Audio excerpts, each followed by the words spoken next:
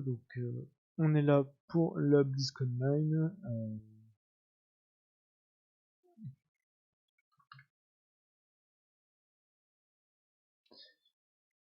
Merde. Je voulais faire un truc, mais bon, non.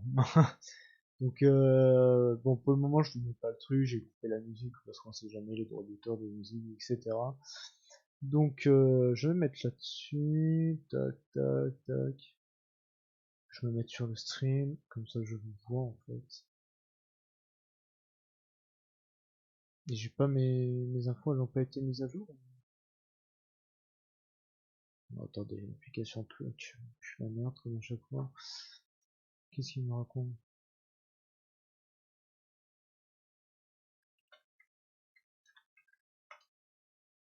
Donc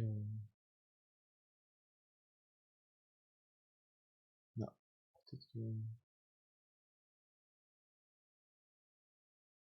ok, donc en attendant ça, je voulais aller voir un truc sur Twitter. Il y a ce cheveu qui me gêne.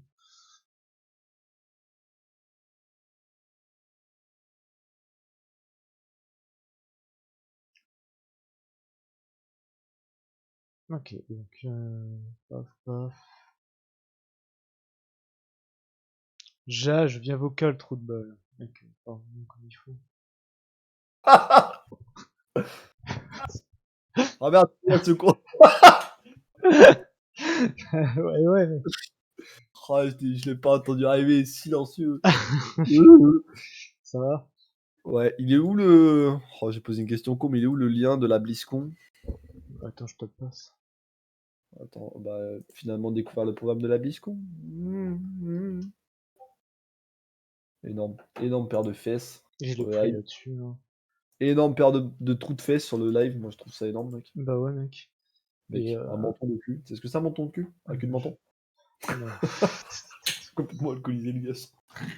Voilà, je regardais un peu pareil vite fait le programme, mais attends, je vais montrer aux gens. Mam. Tu savais que le programme ça rime avec Hammam?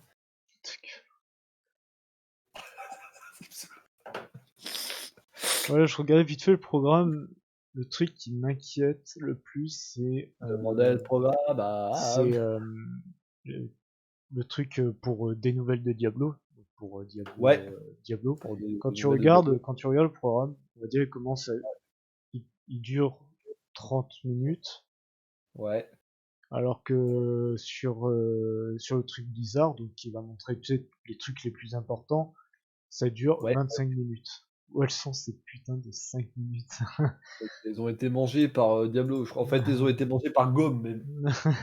Avec sa grosse En bouche. fait, j'ai trop peur là-dessus que Ouais, mec, ils vont nous dire, excusez-moi, on va prendre 25 minutes pour Diablo Immortal et 5 minutes pour vous dire qu'on sort ça pas dans avant 2022, quoi. en fait, c'est ça, c'est vraiment, j'ai trop peur que, genre, il y a 5 minutes qu'on rate alors qu'elles sont importantes, tu vois. C'est ça. Par contre, attends, j'espère que quand ils disent la voix de Dekarkane, c'est A en anglais, mais on s'en bat les couilles des anglais et roast beef de merde. Donc, s'il te plaît. Oh, j'avoue que ça me donne envie de manger un roast beef, c'est chiant. Donc, tout à l'heure, j'ai mangé un steak de cheval, il était succulent. Un steak de cheval. Ça, non, j'avoue. Ah, est-ce que c'était aussi bon que les pavés de zèbre qu'on avait mangés à Noël, je sais plus quelle année? Bah ouais, parce que j'ai l'habitude de les manger. Oh, Mais attends, j'ai une question trop con. Tu t'avais déjà vu Pollux, toi, le film de merde avec le chien qui ressemble à une brosse à chaussures? Pollux, tu m'en dis tant, mec. Mec, Oui, bien sûr. Zébulon, c'était quoi? Mais oh, c'est trop laid, Zébulon, mec. Ah oui, mec, c'est trop. Ah oui, c'est lui là, le truc en ressort là, tournicoton. Oui, mec. C'est quoi ça? C'est pas un chien, c'est un Wookie. Ah bah si, mec. Mec, c'est une vache ça. Attends, Elle est blanche avec des taches rouges. Zouze. donc, C'est pas- moi, surtout, il y a un truc qui Ah non, oui, non, j'ai eu peur. Parce que je me disais, tu sais, sur le programme, je dis pour Overwatch 2, ils mettent rediffusion, et pour nous, j'étais en mode, bah, Diablo, ils mettent même pas rediffusion. C'est marrant, Diablo il est nul là dans votre programme. Et après, c'est quoi, des quoi en plus, il y avait l'équipe sur Diablo, il y avait l'équipe développement. J'ai trop l'impression, tu sais, genre, ça commence à, on va dire, à minuit 5, Et Oui. qu'à 1h40 c'est fini. Tu sais que après, Mec, bah... apparemment, juste il m'a appelé, je suis Ah un oui. daron. Ah. Ah, bah, qu'est-ce que... Bah, félicitations. Enfin, j'espère pas, c'est ça le problème. Hein. N'oublie pas, hein, va chercher les cloques. Hein. Mec, bien sûr que ouais, je vais jamais revenir comme le veut la coutume. Oui, tout a commencé le premier mec. Les légendes de StarCraft. Un... Mec, ça me fume trop. Tu sais, t'as les mecs de StarCraft, ils en peuvent plus, ils veulent un troisième StarCraft. Et là, Ouais. mec, dans stratégie, t'as les légendes de StarCraft, il te dit, regardez les plus grands joueurs de StarCraft et StarCraft 2 s'affronter pour une gloire intemporelle. Genre, les gars sont là en mode, eh oh. Allô. Mais, par contre, là, il y a un truc qui est assez dommage, c'est que par rapport à Blizzard qui va tout mettre, il y a que sur Hearthstone où il y a rien, mec.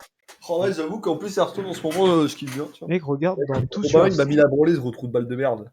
Bah, Avec mon deck, non mais tu sais qu'en plus j'ai fait un deck provoque de fou. Tu sais que, alors, je fais un champ de bataille à un moment, il y a un mec en face, en plus j'ai trop bien joué, j'ai fini 3ème, mais j'aurais pu être mieux. J'ai remarqué mon pouvoir héroïque à la fin. ouais. Et genre j'avais des invoques genre provoque, réincarnation, bouclier divin en même temps. Et il gagnait dès qu'il y en a un qui mourait, les autres à côté ils prenaient plus de.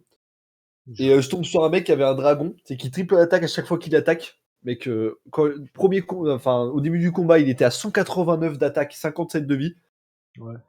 Genre, je le flingue quand même son dragon. Hein. Et à la fin du combat, son dernier mob que j'ai tué, il me restait 3 invoques sur le tour. Il avait 567 de vie. D'attaque, pardon.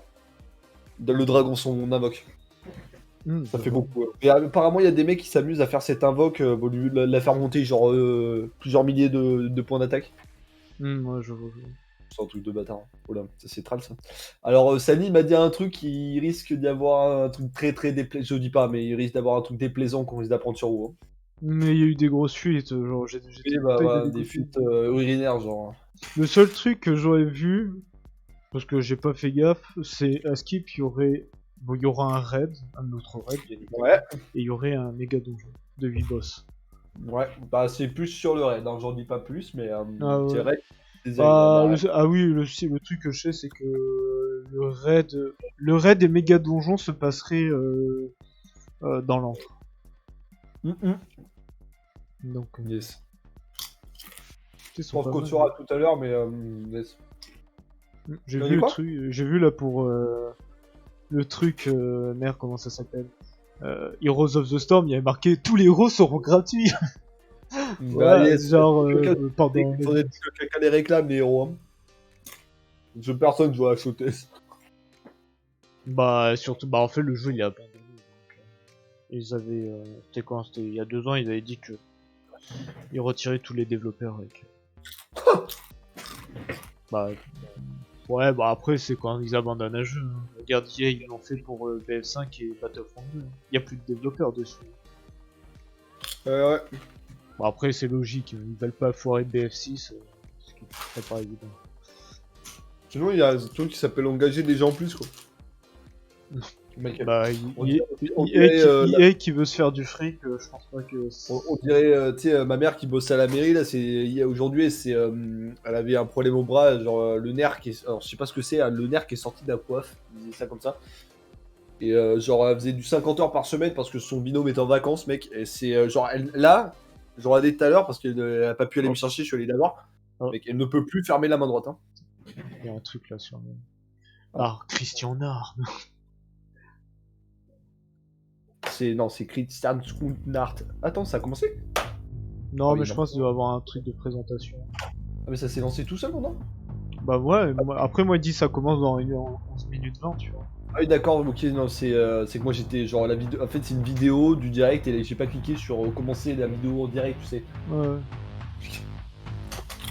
On dirait, tu sais, moi à l'époque, sur la télécommande du décodeur, genre je mettais pause, je fais ah ouais, je peux mettre pause à la télé, tu sais, je reprenais, ça reprenait 20 minutes après, je fais attends, je vais écouter le son, voir s'il passe. Yes. This is Christian Nerd. Ouais, c'est bon, j'ai mis le son assez fort. Oh, ok, c'est DJ. C'est Big Bad Hater. Oh, c'est Big Fat Hater, non. Non, tu sais, non, il me fait plus penser à Mister V. Non, qu'est-ce que je dis? Ah, merde. Genre un nain. Non, le streamer. Ah, Big Daddy, genre V. Non, je sais, merde, j'ai oublié son nom, putain. Comment je peux- Non, Mister MV, voilà. Big Mr. Daddy. Il fallait juste que je rajoute une. Oh mec, il est chaud. De fou. Il appuie sur des trucs, je suis sûr, il sait pas ce qu'il fait. Bon, là, surtout, c'est du montage, donc. C'est Oui. pas du direct. Oui, oui.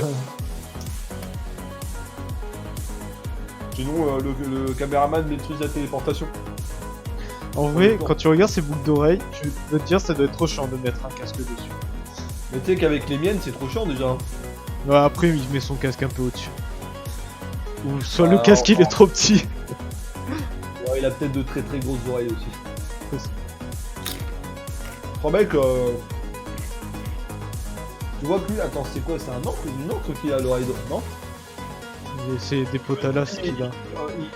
Il a dû farmer le bataille d'Azaraor pour récupérer la pile du Gonzalez. Ah non, c'est pas Ah ça. oui, c'est une encre, oui, c'est bien. Ouais, il a une encre et à gauche il a une potalas. Donc il a farmé Jaina, je crois. Ouais, c'est le moment posant. Mais ça, attends, mais c'est un tas de mec, c'est un problème. Il y a des lentilles là. Il y a des lentilles dans les yeux.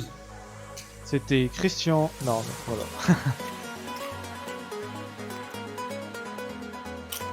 Tu vois, ta touche qui va aller, fait oh, droit d'auteur, connard, tu fais quoi? Il arrive, mais c'est moi qui possède les droits. Oh, en Oh. fait, on va vous payer la facture et on va vous payer. D'accord. Ok. Le mec, il se paye tout seul. Fais des virements interbancaires. Ah bah ça va.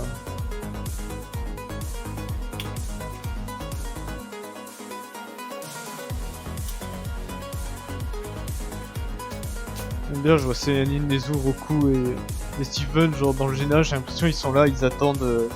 Tu sais, ils attendent quelqu'un pour aller faire. Merde. C'est que, en vrai, ça me monte. Parce que. Pardon, je le dis Attends. là, mais. Attends, au pire. Attends, viens sur mon Discord, on va se mettre en vocal privé, en stream.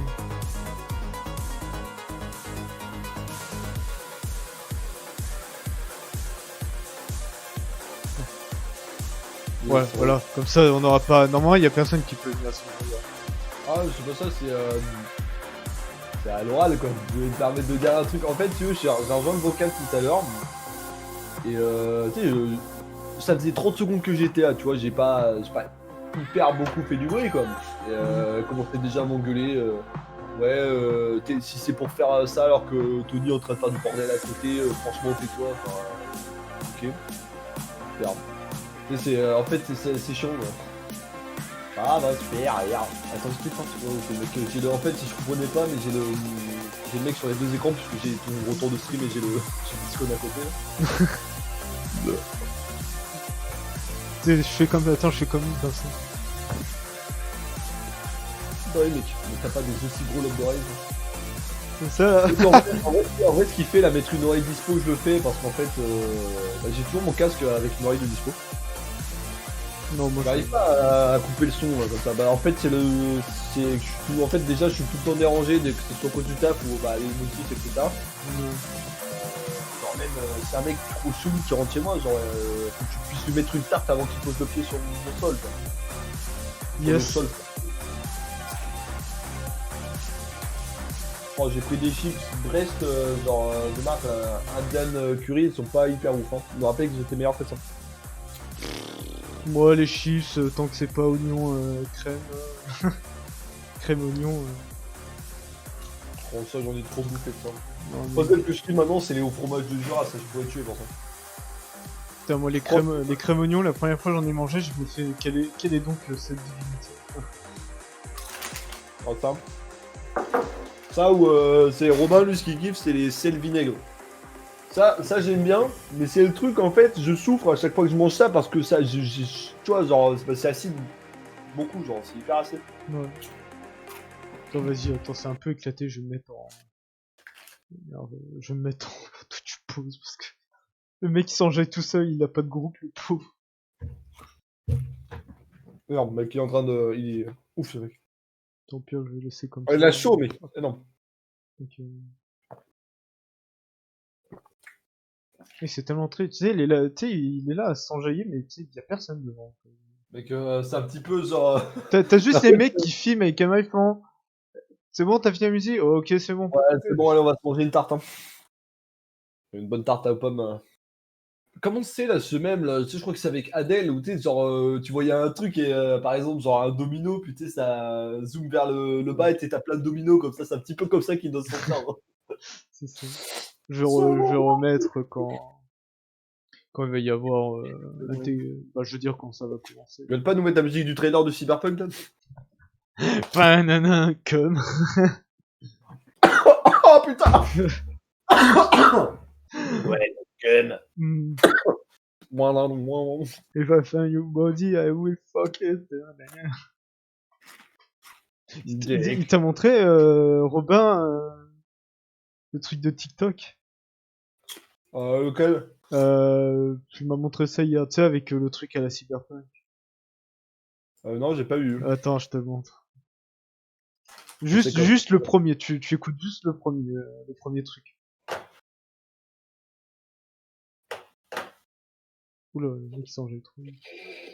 Avec des PD. Le mec, ça va trop tuer. Après, le reste, ça pue la merde.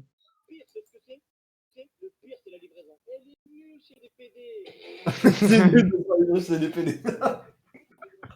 Le mec, ça m'a tué. Oh, mais attends, je vais me faire ban Twitch, là. T'as dit de... Non, mais oui, mec, après, j'avoue que eux, comme ils s'appellent FedEx et les autres livreurs, c'est des merdes. Ça. Mais c'était qui la dernière fois? Oh, c'est DH. Non, c'était quoi où j'ai dû payer 43 € de douane là. Ah ouais, c'est DHL. Big Bad Eater, il a dit non, je vous le jure, c'est pas moi, surtout. Mais qu'est-ce que- Il devait savoir que la vanne serait faite. Oh, il y en a, il a fait Odor. J'ai fait Odor. Oh non. Odor. Ah ouais, c'est un peu ça, ouais. Les gens, hein. Odor. Carlito. Ouais, il y a Carlito en TT là. Putain, je... Meilleur montage, mec qui a mis des mecs des Jawa là. Ils ont mis ça, Ah ouais, je peux... robot de Mars, alors, Destiny 2 et faire que mec, nous sommes entrés en guerre avec des cabales sur Mars. Trop bien. Mec, même Destiny 2 qui réagit, énorme. Tiens, Ah, mais non. Mec, on fait un montage, ils ont mis sur Mars, ils ont mis Xavier Dupont de Ligonnès. Oh On l'a non. retrouvé. Ah oui. Moi, j'ai vu, si t'en avais un, c'était... Je crois qu'il avait mis, merde, comment il s'appelle, là, le Chris Cosmique. Oh, ils ont mis E.T., mec, ils ont tout mis. Ah, ils ont mis le vieux là qui est sur sa chaise avec les jambes croisées. Mais le vieux, c'est... oui, c'est... Merde, comment il s'appelle? Bernie. C'est ça. Apparemment, il fait chaud sur. Ta gueule. Attends, je vais couper la musique. J'ai peur de me faire niquer par d'autres temps. Tiens, je vais voir ton truc. Qu'est-ce qu'il fout là? Il y a Macron, genre. Oh, t'as vu le truc avec Carlitos? Avec, merde, McFly et Carlito? Genre, t'as Macron, il a fait, ouais, ouais, vous avez le droit de venir à l'Elysée si, sur une vidéo de sensibilisation des gestes barrières, vous faites 10 millions de vues. Oh, mec, Mec, on était là en mode... t'avais les gens. Mec, t'avais les gens avec McFly et Carlito, ils étaient là en mode...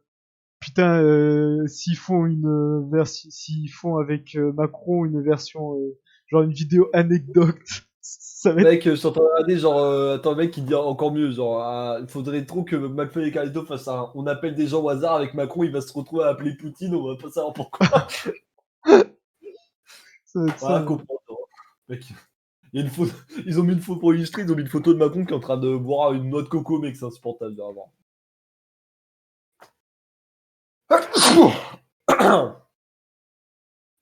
L'anecdote est fausse, Macron pétait d'air, bien vu. C'est trop drôle. Bon, allez, mec, dans une minute. 50 secondes. Oh Attends, je me suis mal mis, je me remets sur mon stream. Ah, mec. Macron, j'ai déjà soulevé ma prof de français pendant une heure de colle. Elle est vraie ou fausse? Oh, il nous a fait un cœur. Merci, Christian. Non, mec. Merci, Big Bad Hater. Ah non, c'est Christian Merde. Merci, gros cœur sur. Allez, dans 30 secondes, les amis. On va faire la fameuse blague 3-2-1, abonné. Ah, Macron avec Stonk. Non, tu sais, le 3, 2, 1, étoile, comme ça. Et après, tu vois, tu vas voir. Merde, comment il s'appelle? Celui qui fait les 12 coups de midi. Ah, Patrick Sébastien. Patrick Sébastien. C'est pas Patrick Sébastien. Un bon alerte. Et toi, bon, et non, c'est le Ah. Ah, allez, let's go. Attends, c'est parti. Je crois. Ah, non. Ah putain, c'est Ah, du non. gore. Mais oui, c'est la cérémonie d'ouverture. Mais c'est la route, ça. Ah non. Y'a pas les sous-titres, on n'est pas. Bah si, regarde les sous-titres. Ah, j'ai que sous-titres anglais. Ah, ok, bon. Ah d'accord. Anglais, ok. pourtant moi ça me traduit en français. C'est marrant parce que c'est exactement la même chose, ouais. Écoute, on va pas chercher à comprendre. Je joue aux jeux vidéo parce que j'adore les histoires. J'adore ces cérémonies d'ouverture où les mecs sont en mode Waouh, c'est ouf, j'adore mon métier, franchement, on découvre des trucs. je suis bien payé pour bien dire. On rentre, on allume le PC énorme, j'avoue. Voilà, c'est quoi, c'est une machine qui parle? Le showtist, c'est Je jeu m'explique ce que Anto fait avec Alex Straza là concrètement. C'est Heroes of the Storm. Allez, la mec, imagine Reinhardt qui fait une grosse claque là avec Ah le ouais. au milieu. 저는 제 와이프랑 게임을 가장 많이 해요. Oh, ça c'était coréen ça. My children. My little sister. Ma petite sœur. Between video games, Tu connais la allowing us petite to sœur. connect with each other, added a lot to our relationship. Games like the World of Warcraft let me meet people Voilà, that I ça c'est probably mieux. never Ah ouais, je suis would con, c'est have. Warcraft I 3. can honestly say, Non, ça, I c'était met some of Ubisoft. my best friends through playing games. We have this connection that allows us to share our joys, to share our achievements, to share our growth together. Every time I'm able to Putain, le achieve cul something, I'm de able to- Tracer. Oh, mec. J'aime quand c'est mignon. Ça, c'est tout dire. Irel de retour. Oh, c'est inutile, il était tellement. Diablo. Tu sais, il est là en mode je meurs, mais nique ta mère. I had someone say, "Oh, I can't lose to a girl," and I beat that guy. I was able to slay this warlock as a little gnome. Oh, c'était moi, je crois, qu'il a tué les gens. Adrenaline through my body was going crazy. Pela caminhada ter sido tão prazerosa e pela conquista ter vindo. A gente se sentiu muito, caramba, a gente conseguiu algo incrível aqui. J'aime bien le mec quand il a dit ouais, j'ai tué un démoniste avec Prêt sacré, c'était. J'en pouvais plus. Bah non, c'est juste le démoniste, il puait la merde. Many years ago, I was doing a quest in Tirikar Forest, and a lovely little mage came up and said, "Would you like a hand?" They helped me for the rest of the day. We've been married now for over a decade. Oh, mec. Those video games filled Quoi, the elle est void mariée avec they filled Agda, the hein? friendships I didn't have. There isn't a huge Ouais, j'avoue que- LGBTQIA+ community in my city. So Ah, I was c'est able to chiant. play a video game. I was Je vois able to pas start le talking to rapport. people. Ouais, bah écoute, le rapport c'est qu'il a voulu en parler parce que ça Ah, me fait ok. plaisir. Video games were my escape. When I was Ah, a écoute, teenager, tu peux être my dad content. was diagnosed with ALS, Le and SLA, I looked c'est at quoi le video SLA? games as a way to Le SLA, il se escape trouve, from c'est that le, c'est ce qui permet de calculer combien on a pris d'appels par rapport aux demandes. C'est compliqué. Ah. I'll never stop playing video games. Non, puis je suis con, c'est pas ça, c'est le flux de. Oh, c'est chiant. One day being an 80-year-old 100% c'est grandpa pas ça. gamer. Playing video games has shaped me. I don't think I would Oh be mec, who elle I a am jamais été today. aussi réaliste My cette passion, mail. my interest, my Tu sais, genre, je serai un papy gamer, jamais je pourrai arrêter les jeux vidéo. 10 ans plus tard, Apocalypse. Zut! Ah, c'est pas grave, c'est un jeu de survie. Oh mec, tu sais que j'avais failli l'acheter ce putain de masse de trucs, je l'ai même pas eu, genre ça me saoule. J'aurais pu l'acheter. Merci d'avoir participé au raid, d'avoir créé avec nous, accompli des quêtes avec nous, récolté avec nous de l'argent. We have the money. Bien sûr, tu vas récolter quoi d'autre que de l'argent maintenant? On récolte que de l'argent, on a des minerais d'argent, des fruits d'argent, tout ça.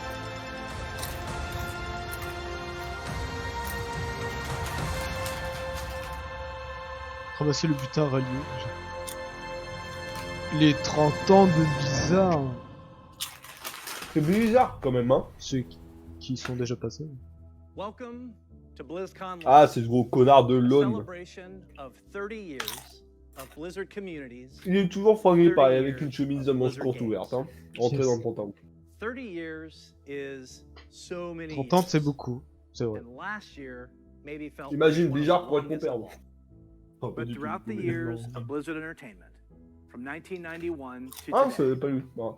many of us can associate certain games with milestones in our lives.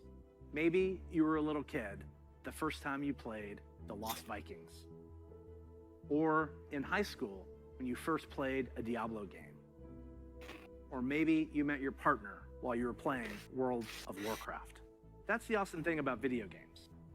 They give us experiences that are relevant to the times in our lives and experiences that we carry forward with us. Games are here for us during good times, and they're here for us even when we feel alone or maybe uncertain. Games are coming home, familiar, comfortable, with a connection. Pourquoi t'essayes d'étirer la montre de...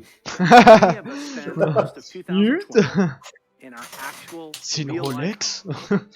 Games became Oh, ils sont even pourtant more of couillons. a place to get away, Je sais pas, to be c'est pas free revenu. from outside Pas concerns, Je Charlie. sais pas, la montre, elle est derrière les even if sous-titres. just for a little while. La montre est sous-titrée? Elle est sous les This is sous-titres. pretty weird. Elle est sous les sous-titrés. Usually, when we start BlizzCon, the opening call is to my favorite Warcraft faction, the Alliance, L'Alliance, par quoi? or my favorite faction, the Horde. Ouais, préfère ça, ouais. Ouais, je sais plus. Non, non, c'est la Horde. I'd be speaking to 40,000 of you in person at the Anaheim Convention Center, and millions of you around the world. And usually, that would be a perfect way to celebrate. De faire la fête. But nothing about the last year has been usual. The pandemic has been hard on everyone, and for many different reasons. But if there's one thing that the last year has taught us, it's that being apart physically doesn't stop us from moving forward.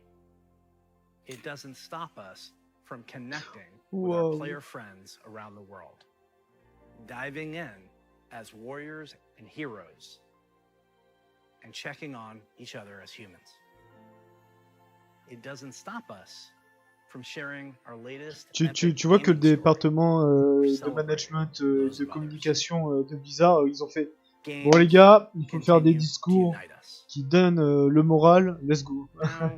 Oh bah là, oui. To be honest, I wasn't sure how well Blizzard could work from home. Mais t'es compatible avec le télétravail, on a dit Creating our universes, games, and experiences. Never has it felt more true that it takes a Blizzard to make a Blizzard game. C'est bizarre, genre il faut faire 3 ans. In 2020, it became clear that the magic of creating at Blizzard isn't just tied to a physical location.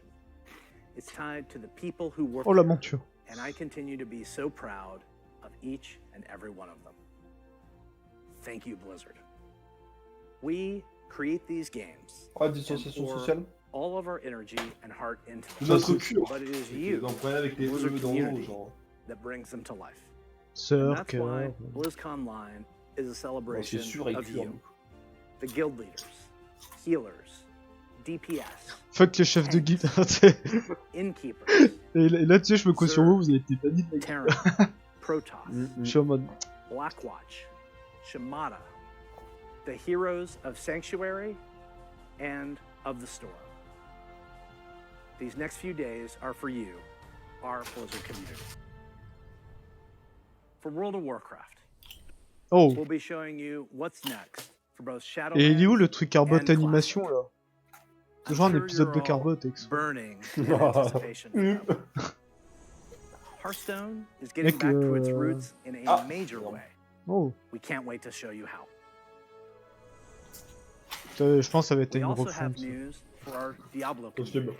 Pour notre côté Some Diablo, non, were Diablo able 4, to on s'en dip fout your de nous. toes into the depths of hell in the Diablo Immortal. Oh putain! I En fou! personally, I really enjoyed seeing players embrace the multiplayer aspect of meeting in town. We can't wait for more of you to get your hands on. Tu veux voir pourquoi il So, parle Diablo Immortal? Parce qu'il y a only the beginning personne of the qui year, peut huer, and tu vois, already there comme, is comme so much to look la forward dernière to, BlizzCon. even though we can't yet be together in person. The Overwatch League will be kicking things off in spring, and we'll be watching closely to see if the San Francisco Shock can continue their championship run. World of Warcraft esports is back with the Arena World Championship and Mythic Dungeon International. Non, c'est Robin qui veut venir. Attends, je vais lui demander de... Quoi, il est... Il est dans le Discord, mais il faut, je sais pas s'il a le droit de venir dans le stream. Si, je peux le déplacer au pire. And qualifiers are already underway for the first online stop of the 2021 Hearthstone Masters Tour, with the first event taking place next month. Allez, qui brouille là. But before we get too far ahead, let's take a look one last time to when times were a little simpler. In the early 1990s, the internet was a baby. CD sales had finally eclipsed cassette tapes. En raison des cassettes, logique. J'aime bien comment il explique. Alors pour les jeunes, tu connais pas. On peut décaler sinon dans le mien. De quoi? On va décaler dans le mien sinon, parce que là il a pas l'air de... Oh mais si là. Ah mais non c'est bon. Ah bah voilà. Ouais, j'ai pas suivi. Comment ça va? Bah bien toi. Ça va, moi j'ai vu des images de Diablo déjà, donc... Oui, ils ont parlé d'Immortal, en tout cas. Oui. On va voir, vite, on va très vite. Wow. Voilà. Ouf, oh le vieux. Oh mais c'est... Ah non mais c'est Cabot, ça va être Cabot. The stage is set. The green flag drops. Let the carnage begin. Holy Toledo! En vrai, il y a plein de streamers qui sont en live ce soir pour la BlizzCon et qui sont en mode on va se faire full strike avec la musique en fait. Ah oui, mais c'est clairement ça. Bon, moi je risque rien vu qu'on est que 2 spectateurs. Oui. C'est pas comme ça, on est là en mode bonjour, on survit. Et vu qu'ils vont se faire strike, il y a tout le monde qui va venir survivre. Et après c'est toi qui te feras strike et voilà. Voilà, et moi... Pendant 2 jours ça fait ça, genre. Et le temps qu'il le détecte, il aura déjà fait évacuer l'argent. On parce que tu dis tu manges en fait. Ah gueule. Non mais de toute façon sur la musique, Blizzard sont cool. Ils jugent pas. Attends mais attends, on est d'accord que là on se tape juste c'est même pas un... En gros c'est un truc arcade 3 en 1 avec les 3 anciens jeux Blizzard. Super. J'en avais entendu parler qu'ils allaient faire. De la BlizzCon ça, hein, rappelez-vous. Diablo 4 et Diablo Immortal. Même pas sur PS5 et Xbox Series X. Ouais le mec, le ray tracing. Alors, bon, je vais pas trash parce qu'on en a avec mes gros son t-shirt. Oui. Ah oui. Et ouais, tu m'as compris. Voilà. Partageons nos pensées. On continue à discuter en télépathie. Les pieds de Petit. Ils ont... With a couple of quality of life upgrades. As an example, we include very modern, cutting-edge functionality that wasn't available in the early 90s. Quelle est donc cette fonctionnalité qui n'existait pas dans les années 80. Non mais... And for those of you who purchased any Blizzard Digital Anniversary Bundle via Battle.net, you'll automatically receive the Blizzard Arcade Collection on PC today. Ah bah tu l'as Tom. Voilà. Il a pas d'Apple Watch, tiens. Je l'ai. Bah t'as acheté le truc d'anniversaire toi. Ah oui, énorme, bah je l'ai du coup. T'as acheté quoi d'anniversaire? C'est le pack anniversaire de... C'est World of Warcraft les amis. Hein? On parle de WoW 2 genre?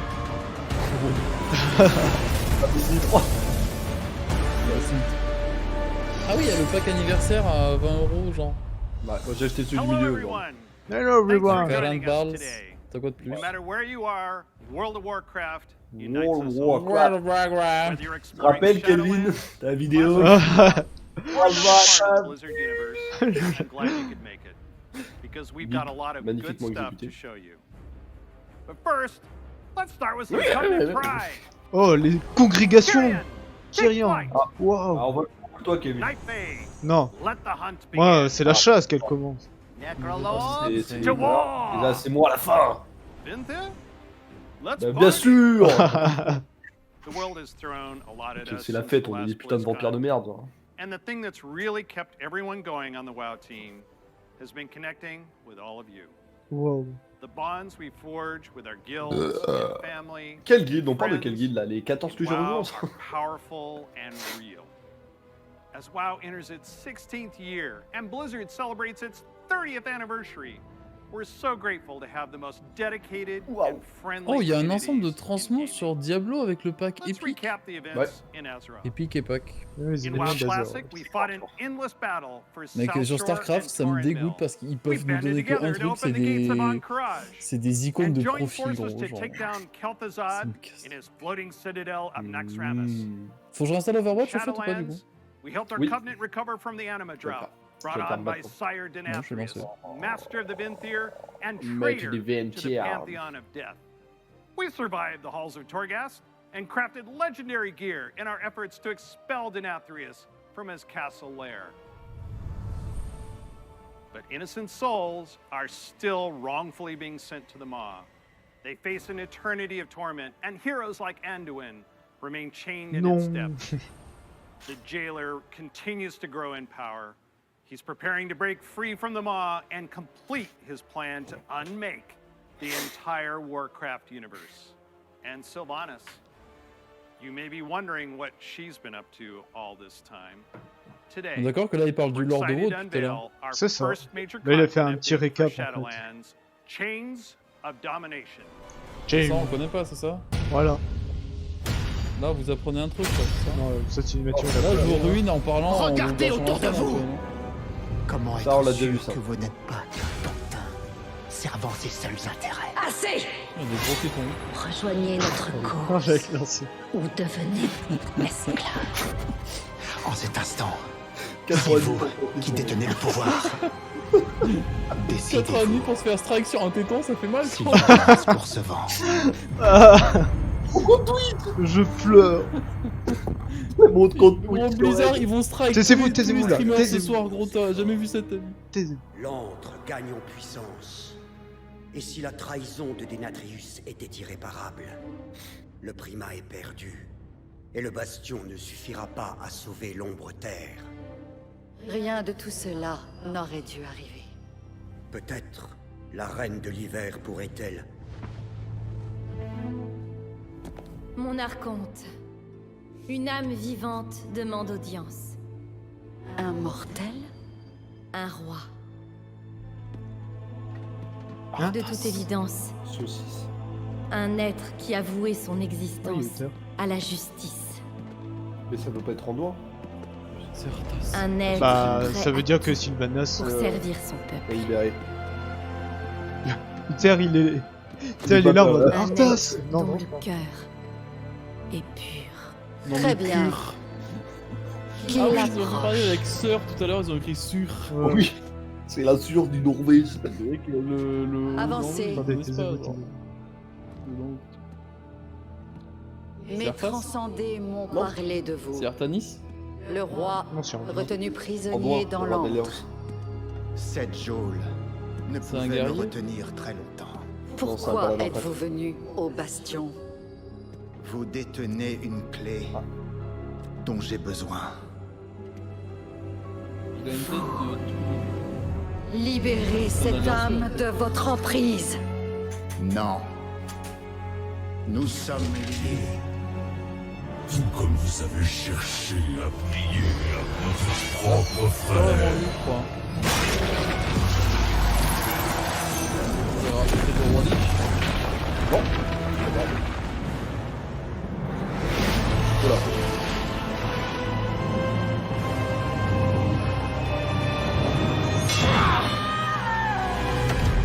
Attends, il l'a tué comme ça. Ouais, C'est un peu ridicule, on va pas se mentir. Bah oui. Ça fait une attaque surprise. Hein. Ouais, il ressemble un peu à Arthas quand même. Hein. Bah, t'as vu comment il t'a réagi? Bah oui, Non, mais c'est il est un peu, un il est un peu mort. décapité quoi. Non, c'est la horde ça du coup. Non. C'est le fléau. Pardon. C'est après. L'autre a parfaitement rempli son rôle. Ah, encore. Il reste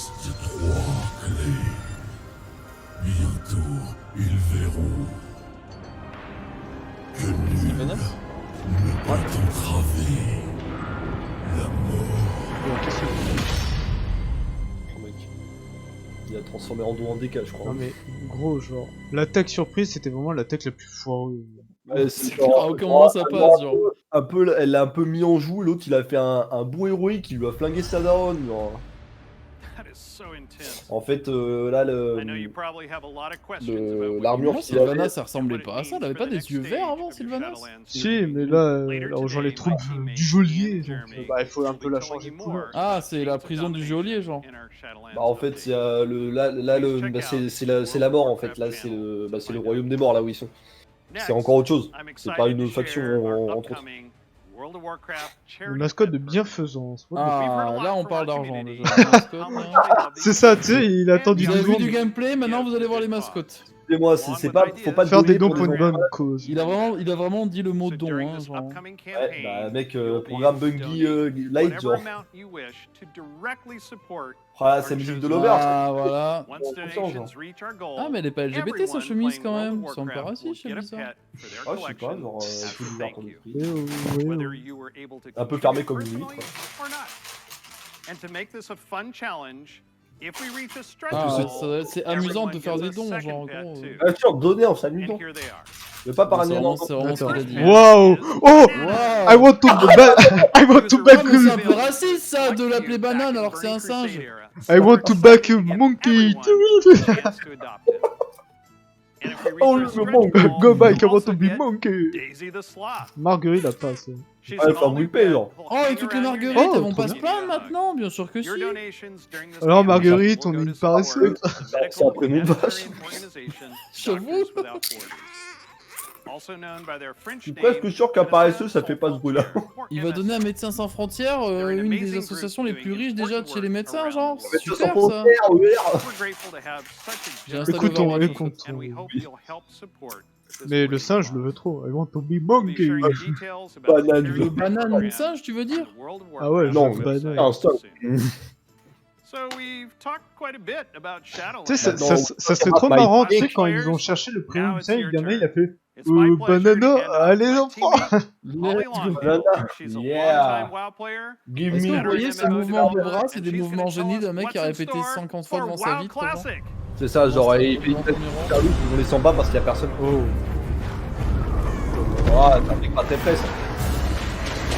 Ah, c'est le film WoW 2, genre? Non, ça c'est On va pour faire un deux. classique. Voilà. Hi everybody. Ah, c'est une sorcière de Salem, bouh. Oh mec, son manteau il est trop stylé par contre. Oui, oui. Ah, je reconnais, c'est les gens qui ont un tronc qui fait 20 cm. Ouais, par contre c'est grave. Le mec, elle a. Son corps, il est composé à, je crois, c'est 80% de viande. I remember hearing that Blizzard was going to be making their own MMO. And I thought, well, I guess I'll check out that beta. Oh, j'ai un coffre à ouvrir Sure, sur we all Overwatch. call the game WoW. But really, wow. Ouais, les waouh. Oh, trop bien, j'ai une skin sur. Again. I was so Sur excited to be Macri. able to make a night elf hunter Wow.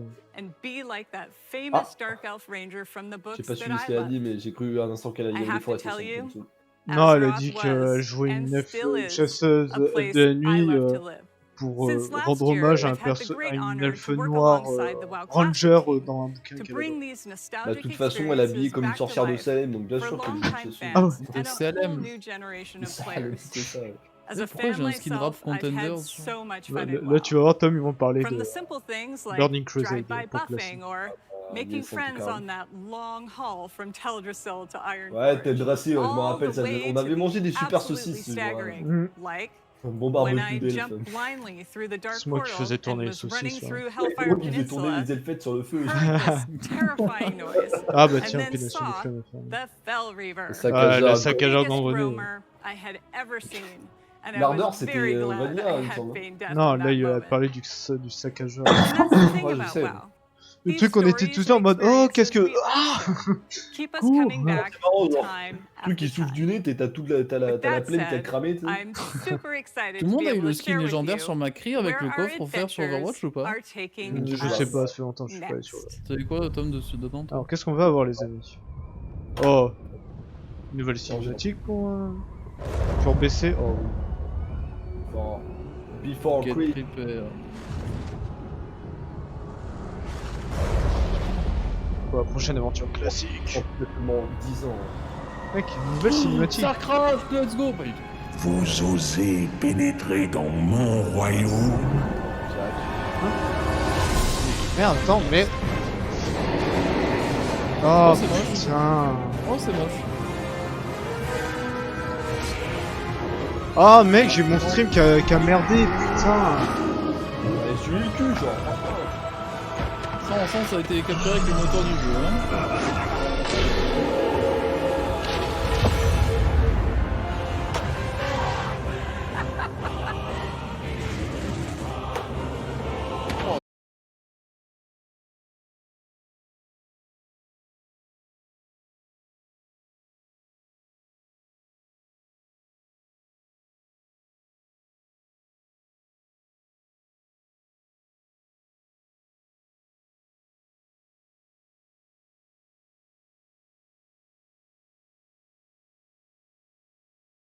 Il vous étouffe. Ouais, là c'est bon, je vais remis. Vous allez me trouver renversant. Excusez-moi, les gens du stream. Vous n'êtes pas prêts. Mec, en fait, genre, ça freeze quand je fais un alt-tab. Genre, qu'est-ce qui se passe? Attends, je vais... Mec, mon stream il va recrash. Attends, tu sais quoi? Tu sais ce que je vais faire? Je vais pas me casser. Brings back so many memories, right?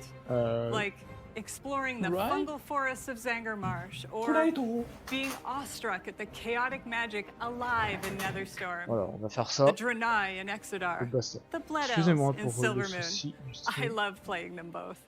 Do you choose to enlist the Aldor j'espère or que the maintenant ça Scryers marche. in your quest to fight the Legion? Ouais, le And of capteur de course, fenêtre we qui can't crachait. forget gathering all your Ouais, il faut friends lui to fight Illidan mettre at the un top of the Black baillon. Temple. I Illidan, can't c'est wait pas to un mec de relive it la all Horde? with you. Non. Since the team first set Non, out pas on their Illidan, own c'est quest to bring the original avant, WoW back c'était to un life, elfe de la nuit, maintenant we c'est un have chasseur de learned lions.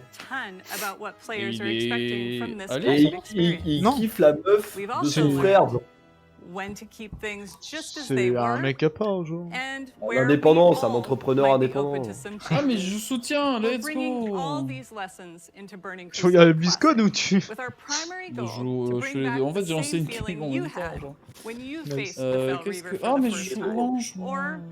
when Par you contre, c'est là, je were me pose la digging question, through c'est est-ce piles que of Fellhound. pour machin bitule, Of course, pour we Burning can't Crusade, get ça this sera right un truc without à part you, ou ça sera our dans vos incredible classiques? community. Non, je pense que ce sera un classique. Soon, you'll be able to Parce que revisit techniquement, mon Outland classique, c'est pas yourself Vanilla. when Enfin, beta c'est on starts l'appelle and Vanilla parce tell qu'il y a us what you que think. Vanilla Oui, oui, dessus. mais Later, parce que ça serait des all builds, tu WoW sais, de Classic refaire en players mode, are going to be oh bah tu sais, presented genre with a ressortir meaningful les choice extensions for les unes each après les autres, one tu vois, of your et beloved que bah ceux qui jouent à characters. vos classiques, bah ça Do you sera want plus to vos move on classiques, into tu vois, genre Burning Vanilla. Crusade Classic?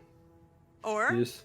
do you Ah want voilà, to stay 144 FPS. in the original classic era forever? Ah tiens, bah attends, je vais répondre à la question. Whatever you decide, you can do it all with your one WoW subscription.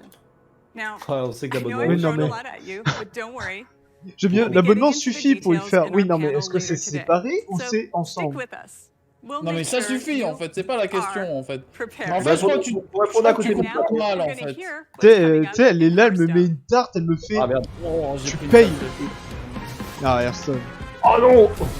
Oh, Ah, Hearthstone c'est ton jeu ça Tom hein? Ouais, c'est vraiment. mon fond là.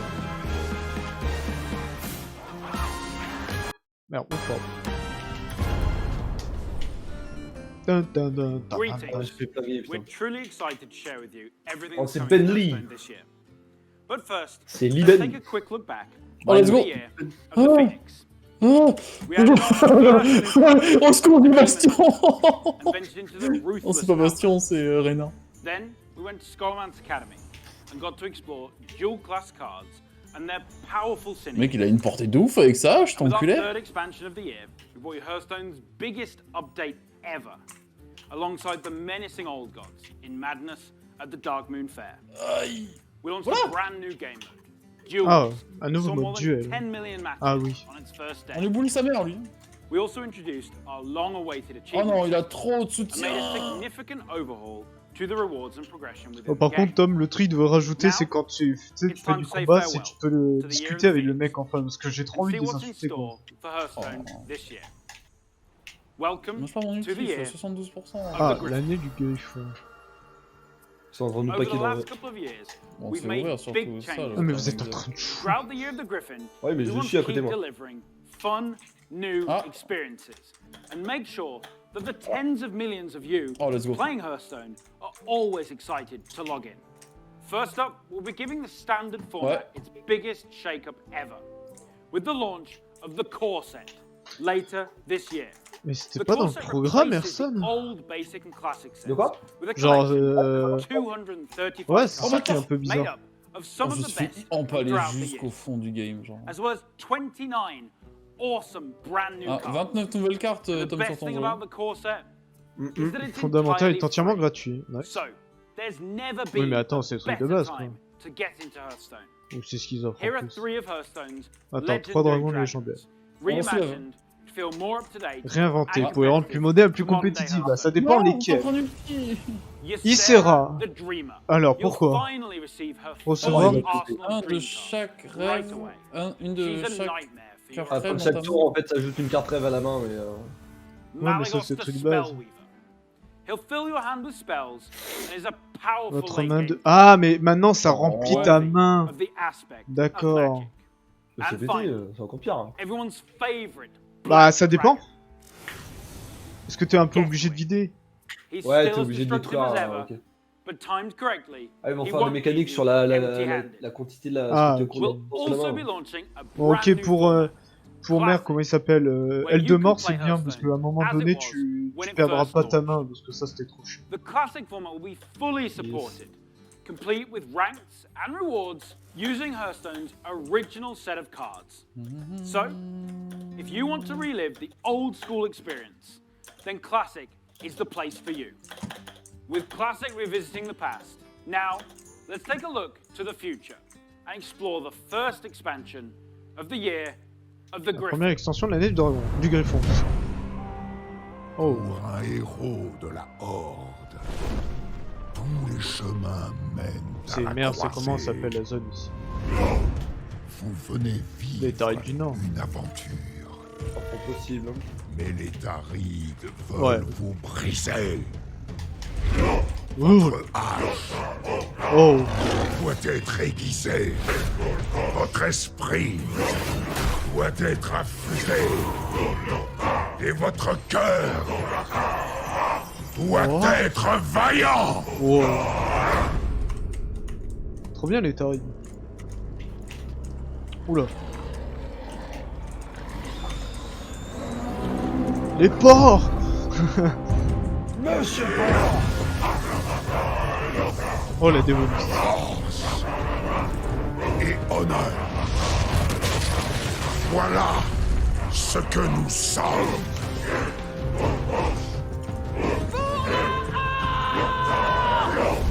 Ouais, forgé dans les tarides. Let's go. Mais gros, ils ont tous un bouclier en face ou... Ouais, We're heading to one of Warcraft's most iconic locales. Ah mais Lazaria là. And we'll come face to Ah, face les with the tarides. heroes that inhabit it. Starting with one of the Horde's most lui, il me saoule, par iconic and well-known Personne bien characters. connu là. A fierce loyalist, Force one-time loyaliste, war ancienne chief chef de that guerre. embodies the honor, Oh, loyalty, c'est celle and spirituality of the Horde. Shadowhunter de Draenor. Vol'jin. Chasseur des ombres Vol'jin. Oh. Shadowhunter Qu'est-ce qu'il fait mon Vol'jin is a outil? neutral legendary that Est un allows légendaire you neutre. to either bolster your Vous own permet soit de renforcer votre or propre plateau, weaken that of your opponent's. soit d'affaiblir celui de And votre to adversaire. celebrate the announcement of Forged in the Barrens, this card is available Et la carte for elle sera free gratos. for everyone later Oh bah dis today. donc, faire des Pour trucs tous gratuits. plus tard dans la journée. Claim Connectez-vous à your free Hearthstone copy of et Shadowhunter demandez votre Vol'jin. exemplaire gratuit. And, Et as en a bonus, bonus, Dispo quand? we're also plus tard dans la journée. brand new Le tout nouveau 30 years Blizzard dos de card. cartes des 30 ans de Blizzard. Next, we have another hero of the Horde. Un autre héros de who la is Horde making his first appearance in qui a fait sa Hearthstone. première apparition de Hearthstone. The legendary Blade Ah, Master, le maître lame Samuro. Samuro, featuring the Oh, new Avec un nouveau Ouais. mot-clé frénésie, d'accord. Frenzy activated Attends, attendez, là il Ah, montre ce que non, fait. il- S'active la première fois and survives. qu'un serviteur avec des dégâts This sur can be lui. used to clear your Oh opponent's nice! board. Il sert à vider le Heroes plateau de of son the Horde, adversaire. like Samuro, are famous for their combat prowess. But others, Oh, c'est pas like mal, ce Thrall, truc. are known for their powerful elemental magic. Take a look at this Mais new non, shaman let's spell, go. Oh, Chain nouveau Lightning. chaîne éclair. Chain lightning is a spell in a new peur. cycle. Sort d'un nouveau cycle de cartes avec des rangs. Alors plus simple, plus forte, avec 5 et 10 de mana. J'ai pas compris, mais on s'est fait ouvrir. Ensuring that they're always useful Pour qu'elle soit toujours utile. every stage Oh, in the 4 game. de dommages. Un mignon et You'll un also random. know C'est moi. they're categorized as nature Oh, spells. cette portée incroyable, With genre. Forged in the Barrens, Oh, il t'a we'll envolé, be mec. permanently introducing spell schools across the entire game, which enables a whole host of Mec, j'ai exciting joué new support, strategies. genre, super. And don't worry, Tout le monde a un support members of the positif, en plus, Alliance c'est pour l'XP. will be featuring some of your most Vas-y, beloved quitte la heroes recherche, and la minute. locales later this year. But what I love Si. most about the Warcraft universe is its amazing characters. And our final announcement is our most ambitious addition to Hearthstone yet. It introduces a brand new way to play Ouais, with your toujours favorite Hearthstone. heroes. Oh. Hearthstone Mercenaries. Les mercenaires d'Hearthstone. Mercenaries features strategic RPG gameplay, where you build teams consisting of some of the most iconic heroes and villains from the Warcraft universe, including timeless characters like Oh, the nice. infamous Sylvanas La femme Windrunner, aussi. Oh, il y aura différents trucs de tir. Ragnarok, Le petit Ragnarok. Bah attends, You mais can je also reconnais, c'est expect to see TFT. some of Hearthstone's fan favorites, De quoi? like the unstoppable Devil Bah Sword, mec, c'est comme sur King TFT, ton Crush, perso, tu l'as en 3 versions, and the genre en ever-growing gentil, Gruul en the gentil Dragon et Slayer. méchant, genre. You'll lead them in battle through highly Bataille replayable contre eux lors de roguelike missions de voleurs. missions, where the map is randomly lancer. generated every time Oh, you play. nice, un And truc. each node represents a unique challenge Oh, for your c'est team cool, to ça. take on. Your heroes gain levels, new abilities, equipment, and can even evolve into more powerful versions of themselves. We're thrilled to finally show you Hearthstone Mercenaries. It is scheduled to launch later this year, and we'll have more to share with you down the road. Everything you've seen today is just a taste of what's coming in the Year of the Griffin. So don't forget to tune in to our deep dive panel after the opening ceremony, where we'll share more details on the core set, the new classic format, Forged in the Barrens, and our plans for Battlegrounds and Duels, as well as our upcoming single-player content. I want to thank the team for their amazing work, and on behalf of all of us at Hearthstone, we want to thank the many millions of you who play our game. Your dedication and support is what drives us to make awesome updates and pursue ambitious and fun ideas. We can't wait to kick off the Year of the Griffin with all of you, and we hope to see you in the game soon. Next up, you'll get an update on all things Diablo. Ah, enfin Diablo. Oui, attends. Oh mec, la musique là, c'est bon, j'ai du la question qui traverse. Scène. Hey everyone, thank you very much for joining us. I am so excited to kick off the Diablo segment Oh mec, il est en of train our de show, doubler, and I am honored to be here on behalf of all of our Diablo teams to share the news and updates we have in store for you today. We've got a lot of Diablo to cover, and I hope you'll agree with me that it's a great time to be a member of this community. All right, let's kick things off with Ah, comment ça, Diablo 4, merci. We first shared our game with you during BlizzCon of 2019. Pour la première fois à BlizzCon 2019, parce que les gens ils ont gueulé qui l'ont demandé Kept surtout. in touch through quarterly updates and sincerely appreciate the thoughts and valuable feedback you've provided as we unveil more and more of the game and share in its development. After all, Diablo belongs to you as much as it belongs to us. Ah. Most Bah, je suis recently, pas sûr que mon we compte en banque teased an pense la même chose par update to our contre. campfire screen. And savvy fans, of L'écran course, du feu, understood that we meant more than just the character lighting and fire visual effects. That's right. Today, we're happy to announce a brave new soul joining the barbarian, the sorcerer, and the druid on this dangerous journey back to Sanctuary. A class is one of the most exciting things you can announce. Ah, in ils ont a rajouté Diablo. des nouvelles classes sur Diablo 4? Une This seule. one is especially exciting to me J'ai pas as entendu it's a dire. re-envisioning of one of the first classes to ever appear in the series. Let's have a look. Mais non, je suis encore fait flinguer, mais c'est pas vrai. Ouais, petite cinématique, les amis.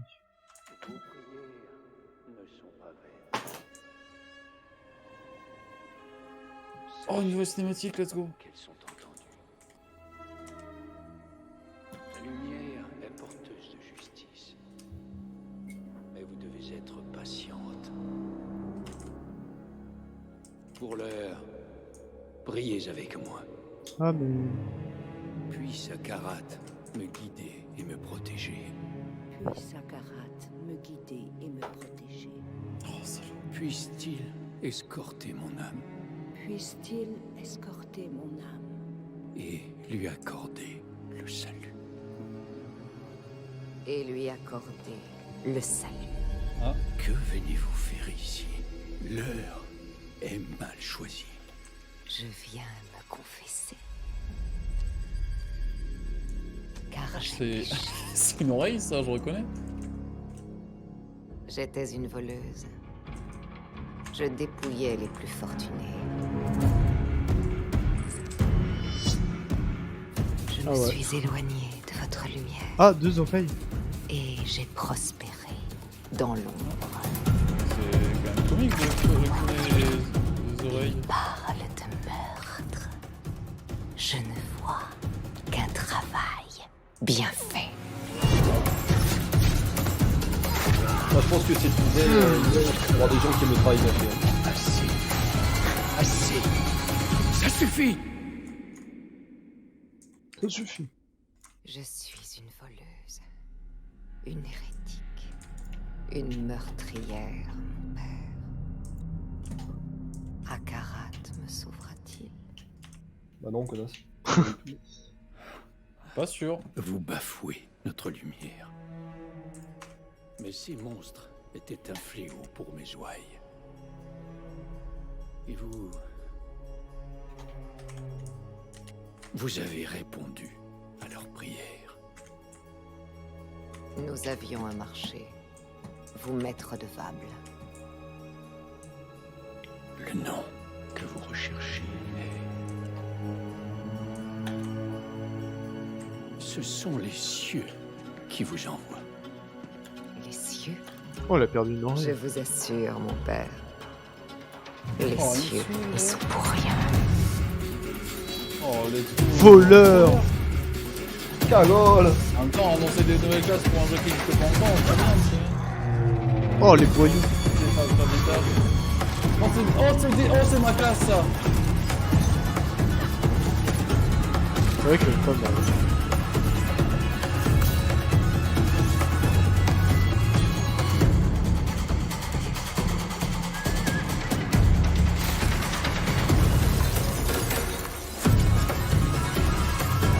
On dirait un mixte entre le chasseur de... On dirait un chasseur de démons en fait. Non mais... Mec, c'est quoi ça?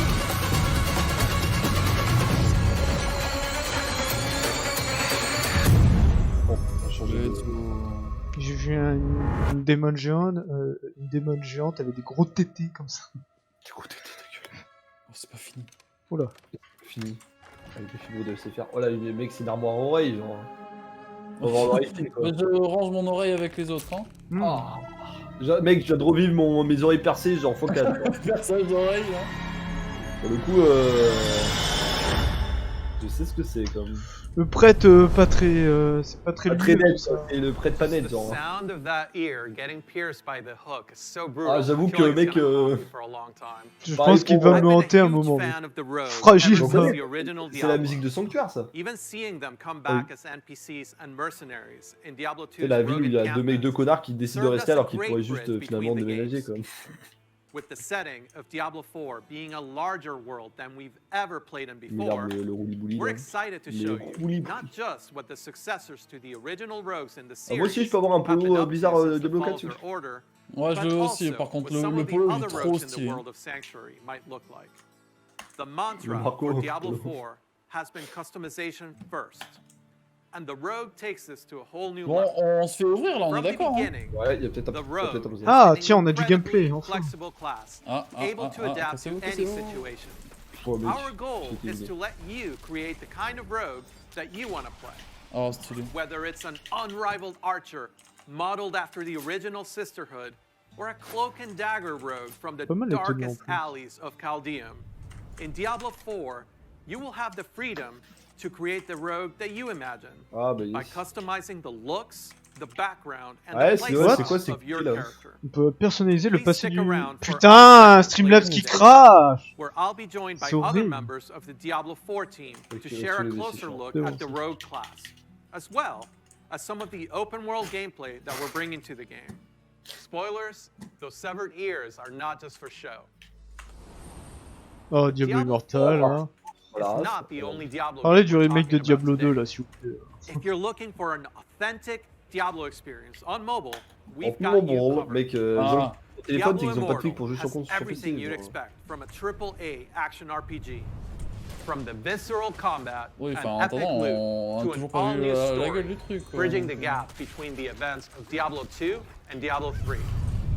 Later today, you can join the Immortal team, where they'll talk about some of the things they've learned from their recent alpha test. Tu vas voir and pour what's Diablo next for the Immortal game. payer 20 But balles. that's still not all. We have one last bit. Il y en a, ils ont very pas le téléphone exciting pour le faire Diablo tourner et news il to faudra cover. payer. When you hear us talk about the classes, Parce que parlons des items, classes. or the stories of the early Diablo games, Ah, premier jeu Diablo, you may ouais. have Le picked remake up du on 2, the hein. absolute reverent tone we reserve for that golden era of Diablo. Maybe you share that love of the classics, and just hearing us talk about them makes you want to take on Mephisto or Baal one more time. Or maybe even for the first time. After all, some of our Ah, favorite le remake de moments Diablo happened a long 2. time ago, and not Super just in Sanctuary years. Quel plaisir. If so, we have a special surprise for you today. Ah. Let's check it out. Voyons de quoi il s'agit. Les enfants release. Non mais... Voyons de quoi il s'agit, non mais dis-le. Mais tu sais parfaitement de quoi il s'agit, genre. Lord. Maintenant tu sais tout, Marius. Ces démons ont d'échapper de mes... Il me semble que vos conditions sont inacceptables. Regardez ce qu'ils ont fait. Il sera la retapage du Diablo 2. Ah, ce petit bruit là. Putain, Cette heure qui est la plus sombre. Ces heures de souffrance sera peut-être celle de ton triomphe. Les dieux souffrent déjà. Oh, ils vont remaster le Diablo 2 là. Ouais. Let's go. Non, ça c'est... Oh, ça c'est en entendant parce qu'on n'arrive pas à faire ce qu'on veut sur Diablo 4. On vous ressort un petit peu.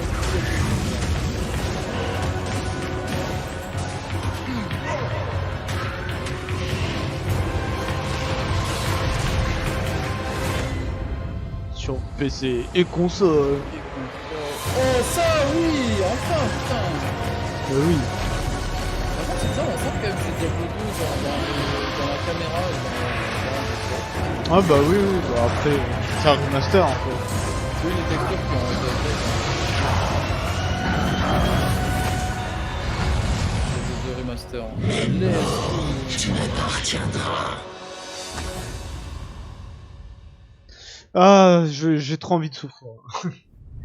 Grave stylé. J'arrivais dans le donjon, je vais faire oh trop bien. The Dark Wanderer has returned, and once again he travels east, To the always east. Diablo 2 is a landmark game for Blizzard. Diablo 2 Resurrected is a full HD remaster of both the original game and the expansion Lord of Destruction. Tu dis quoi, Romain? It takes the 2D sprite-based classic that we Non, love, je croyais que tu m'avais dit un truc particulier. Non, j'ai demandé la date, il y avait in marqué 3D, 2021, mais j'ai pas vu. la date. utilizing up-to-date graphical rendering and lighting technologies. It also includes modernizing all 27 minutes of cinematics, Il y a 27 minutes de cinématiques qui seront malheureusement shot pour for eux shot, skip en fait. with the explicit intention of preserving both the look and the pacing of the original movies. Blizzard has a long history of games. Blizzard. And when we think about Blizzard. Diablo 2, we think about it as a definitive pillar in our foundation. Now, it's funny to think that some of you weren't even born when D2 was released, which makes it all the more Mon dieu, important n'était pas né comme le to poisson. deliver an authentic experience Je t'ai pas wherever dit comme you le play. poisson. moi. We want everyone to relive their memories Ok Google. or experience Quand the est game sorti for the Diablo very 2? first time on their Selon platform of Wikipédia, choice. 29 juin 2000. Ok, my bad. J'avais pile poil 3 ans ce jour-là, d'ailleurs. J'avais pas 3 ans. Along with cross progression. And for those of you Quand ça, en 2000, en quelle année? Le 29 juin 2000. C'est mon anniversaire, le 29 juin. J'avais qu'un an. Mr. Llama Non. will host a roundtable with members of the development team on the dedicated Ah, je partais Diablo sur les channel. deux. If you are a Diablo 2 fan, I encourage you to take a Peut-être look. que le pire, j'avais déjà parlé hein, à ce moment-là. Non, parlé, marché. À moins le gars, il a moins d'un an, enfin il a un an, moins de deux, il s'est déjà parlé. Et ils ont dit quoi sur Diablo 4 en fait? Juste ils ont rajouté une classe, c'est tout? Ouais, ils ont rajouté une classe. Ah. It's actually a very small percentage of our developers working on these projects. Bon, il n'y a pas Warcraft 2 Far déjà dans more people la... Il n'y a pas are Diablo 2 working dans la boutique on là the déjà. future of Blizzard. And in addition to what we'll be talking about during the show, we can't wait to tell you even more about our plans over the course of this Il le year. prononce trop mal le nom, en mode blazeuse. If you had asked us 30 years ago what gaming would look like today, none of us could have predicted the current Blizzard lineup of games. Ils ont pas encore parlé d'Overwatch. Technology are one thing. Je me dis, tu sais, je vois ça, je me dis, attends, c'est pas déjà fini. Ils ont dit Overwatch. Non, tu viens de le dire, ils ont montré une image à l'instant T.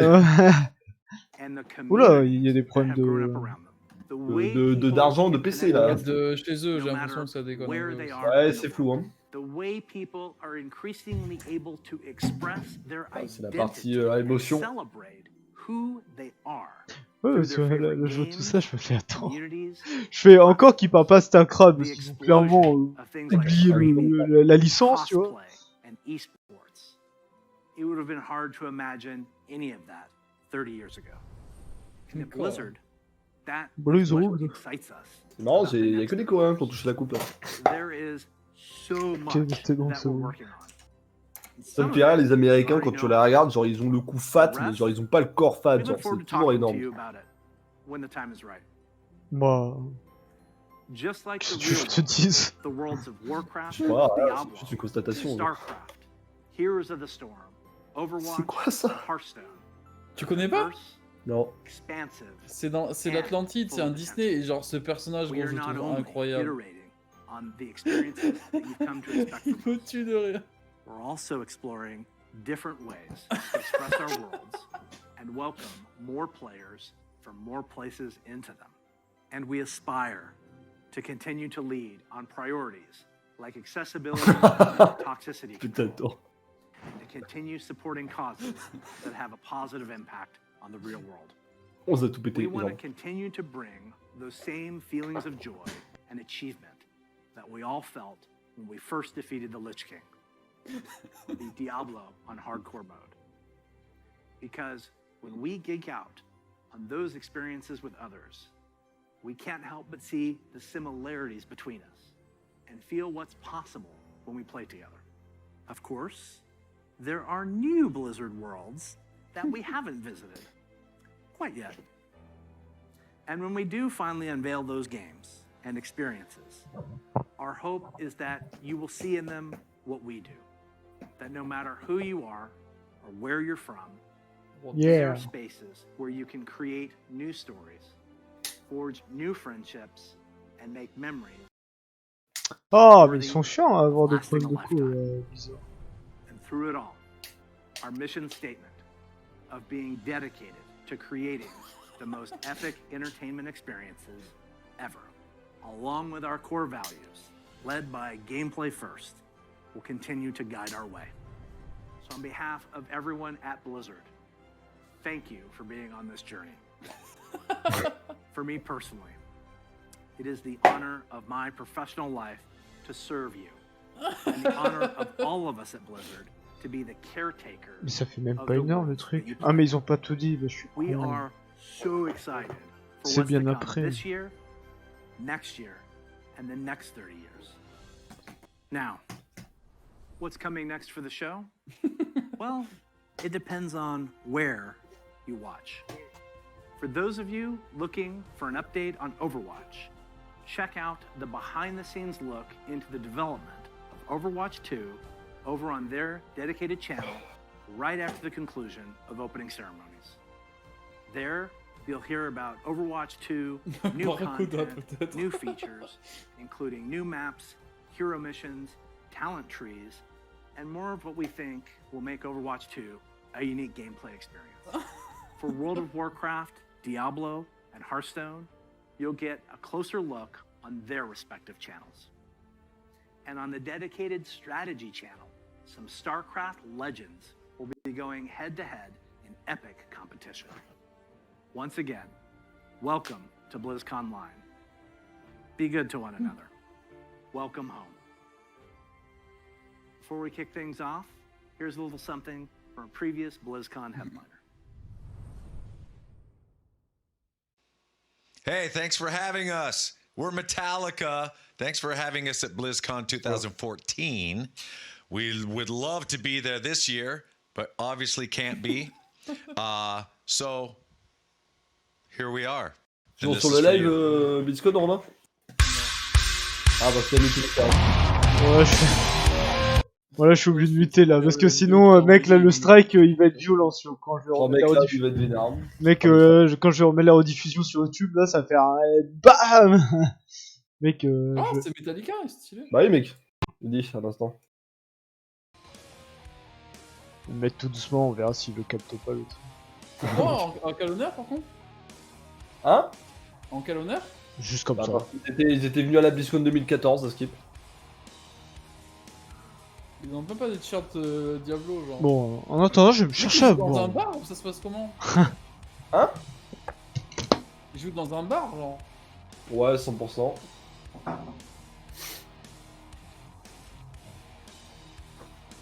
Et chelou, hein, YouTube, il strike pas bizarre. Hein. Ah, putain. Putain, en live ça aurait été incroyable par contre, avec vraiment du monde en face sur le concert, un concert de Metallica en live, genre. Gros, tu vas avoir la BlizzCon et t'as un concert de Metallica en prime, genre. Oh, salut World of Diamond. Alors, tu es hype par quoi? Bah, pour le moment, il n'y a que la cérémonie d'ouverture. Donc, World of Warcraft et Diablo 4 hein, sont les trucs les plus hypants qu'on attend.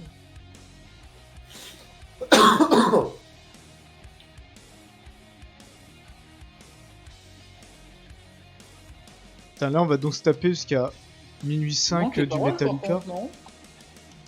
C'est quoi Il manque les paroles, genre. Ouais, il manque les paroles. Bah, c'est juste un petit solo, hein, je dis.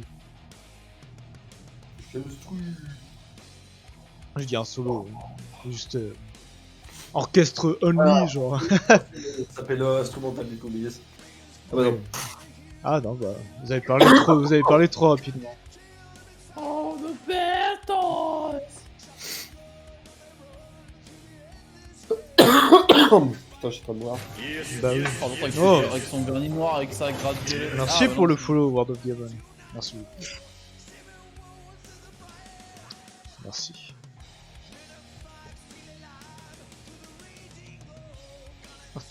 Bon, en attendant, je regarde le programme. Tout sur Diablo, qu'est-ce qu'il dit sur tout sur Diablo? Il est quoi? Il est 9h là-bas, non? Ouais, tu vois. Moi, je pense. Non, il est 11h. Tu me reconnais au moins? Bah, bien évidemment, je te reconnais. Il a joué. C'est avec Tenchi Swag, Arnaud et tout. C'était. Bah, tu me les avais présentés. Mais ça fait que ça fait longtemps. Ça fait longtemps qu'on sait pas. Que je ne t'ai pas revu. Comment va depuis tout ce temps? Bah écoute mec, tu m'as vu hier, ça va bien? Mec, ils sont arrivés il y a 10 minutes, ils sont dans leur local, on en parle ou pas, genre? Qui ça, eux? Bah ouais. Oh, il a mis un shoot sur un tabouret, c'est pas gentil. Ah putain, mais ça fait déjà 1 heure que ça a commencé. Bah ouais. C'est pour ça, moi je dis, bah attends, c'est pas possible que ça soit déjà fini. Non. En vrai, si, la cérémonie d'ouverture dure 1 heure. Hein. Oui, non mais. Moi je pensais que ça faisait déjà 2 heures, tu vois, qu'on était dessus, tu vois, 2-3 heures. Moi je trouvais moins. Pour moi, il était déjà demain. Mais demain dans 2 secondes. La vie professionnelle occupe beaucoup. Le travail, ça occupe. On va passer Alors, le passage à la nouvelle journée. Waouh. On va faire le décompte avant samedi. Dans une minute. Plus que 20 secondes avant la nouvelle journée. Ouais. Ah ouais, tu vas compter les secondes aussi. Tu vas faire 5, 4, 3, 2, 1, bonne journée. Bah mec, 10 secondes en fait, hein. Aïe aïe aïe. Allez, 5, 4, Oh, 3, 2, 1... Bon Ouais. week-end. C'est qui l'équipe avec toi? Alors je te présente... Ah putain! Je te présente Peste Noire qui est en train de mourir depuis je le connais. Hein. Et mec, il y a Rob Ryder qui est un collègue de Peste Noire. Un collègue de travail, super. Voilà, ce sont les potos avec qui je joue beaucoup, notamment à Destiny 2. En tout cas, c'est le jeu de référence. Énorme. Ah, c'est bon, c'est fini. Ah, Carbot. Ouais. Oh.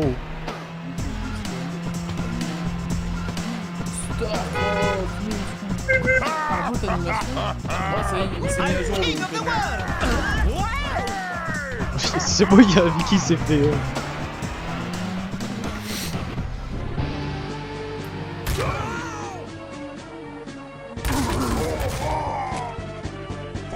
Comment qu'il vient de tirer pour perdre.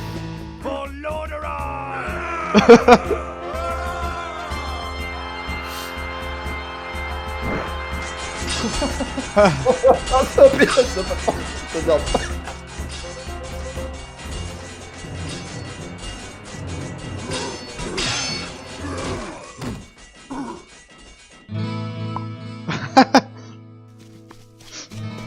Le mec est devenu soldat de Lordaeron, aventurier à la nouvelle Tristram. Your death will.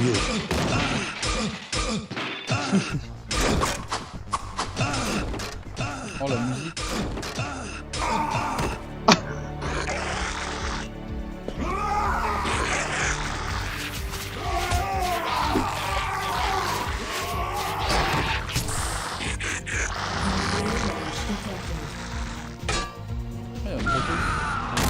Morta Vespa Gaia Inu.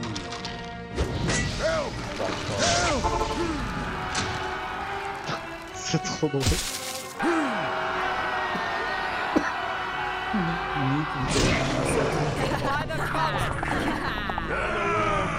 Striking with great vengeance.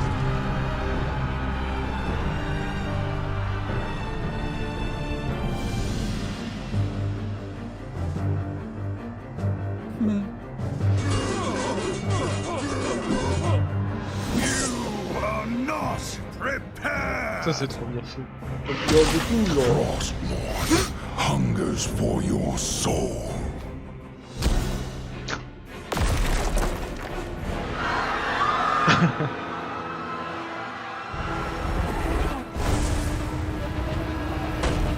Your time has come.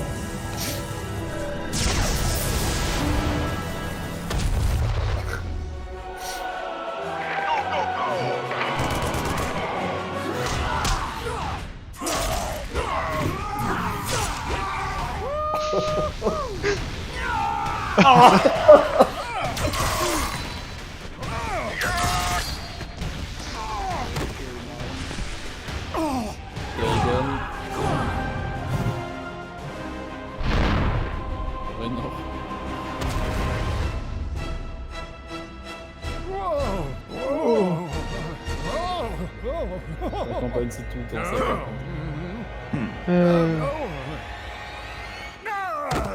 Strange. Question à part, tu joues toujours sur Play? As-tu chopé la PS5? Ouais, j'ai la PS5. Greetings. J'ai fait un problème.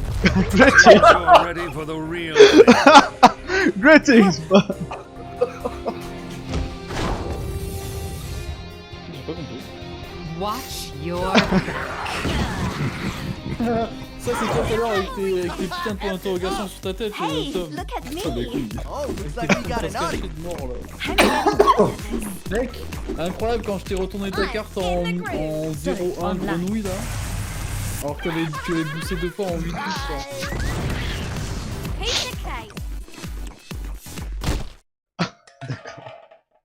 Moi, je suis banane, moi.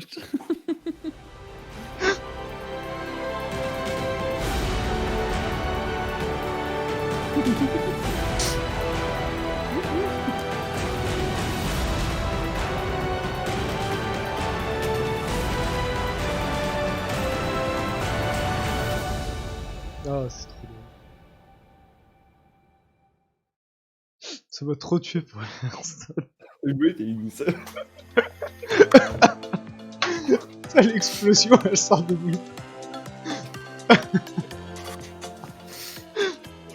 Oh putain. Oh. Aïe aïe aïe. Oh, il y a un truc des nouvelles de Diablo là. Ah, le greeting. 35 chez eux, c'est minuit et demi chez nous. Merci d'avoir regardé, et voilà, c'est la fin. Allez, c'est tout pour moi. Thanks for watching. Le truc, c'est quoi ça? Non, c'est bien ça. Tu peux cliquer sur Diablo, Tom à gauche, et lancer le live aussi. Si ça t'intéresse. Ouais. Je sais ce que je vais faire. Ah non, ok, ça se met sur le truc. Oh mec, son manteau, enfin sa veste elle est trop stylée.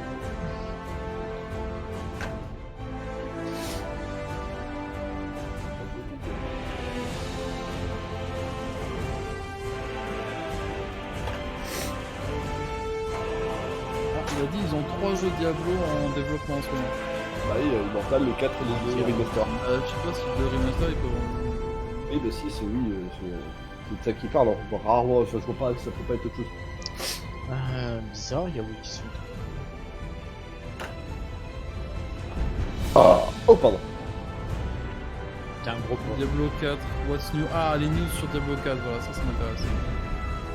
Classique, tout sur Burning, je sais. Non mais, vraiment? Oh, attends, mais... We announced, yay, Burning Crusade Classic is coming. Mec, genre... But there's a lot more to it. Let's take a look at bah, the mec, features, genre, il y a Diablo 4, j'en ai rien foutre wow. de I Burning mean, Crusade. wow, right. Bah, Mec, mec, genre, en fait, quand Diablo 4 se finit, il y a World of opening Warcraft ceremonies, juste après. and also cover some open world topics, including mounts, camps, and PvP. Yeah, this is like the ultimate blog post, right? We get to actually hand deliver it. This is the dream. It's all finally This is out a dream. there, and we can talk about all of it. Just in case some of you guys missed it during opening ceremony, let's take another look at the Rogue announce video. C'est ça. BlizzCon. Ça pour être en forme avec sa meuf ce week-end, genre mec. C'est qui? Oh yes, on refait la cinématique, j'étais à moitié AFK quand je l'ai regardé tout à l'heure. Yes. Ah bah c'est... ouais, c'est la cinématique. Mais sans les sous-titres français. Bah justement, elle sera en VO, je voulais la voir en VO. Parce que je suis un connard de puriste. C'est cool, je vais enfin pouvoir jouer à Diablo 2. Bah ouais, en ça... vrai, Diablo 2, moi je pense commencer avec le remaster. J'ai jamais joué avant, mais ça me tente bien. J'ai juste monté ton son. Mais ouais, moi j'ai déjà joué à l'ancien, j'en ai souffert dans ma vie. Ah ouais? Ouais. Ah, j'avais pas internet. En vrai, genre, les anciens Diablo, c'est... Quand tu rentres dans, on va dire, dans un endroit où c'est un donjon, généralement tu te fais soulever. Mais ouais, non, ça va être cool le remaster. Mec, elle arrive comme ça là. J'ai aucune blague sur les oreilles à faire en plus, ça me tue. Je cherche, mais...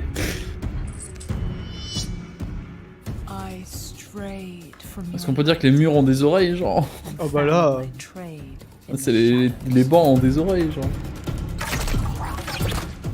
Ça sera clairement la classe que je vais jouer par contre. Ah bah ouais. C'est ce qui se rapproche le plus du DH. On dit un crossover Assassin's Creed. C'est vrai, Assassin's Creed Diablo. Tu fous des oreilles dans Assassin's Creed? Je pense pas.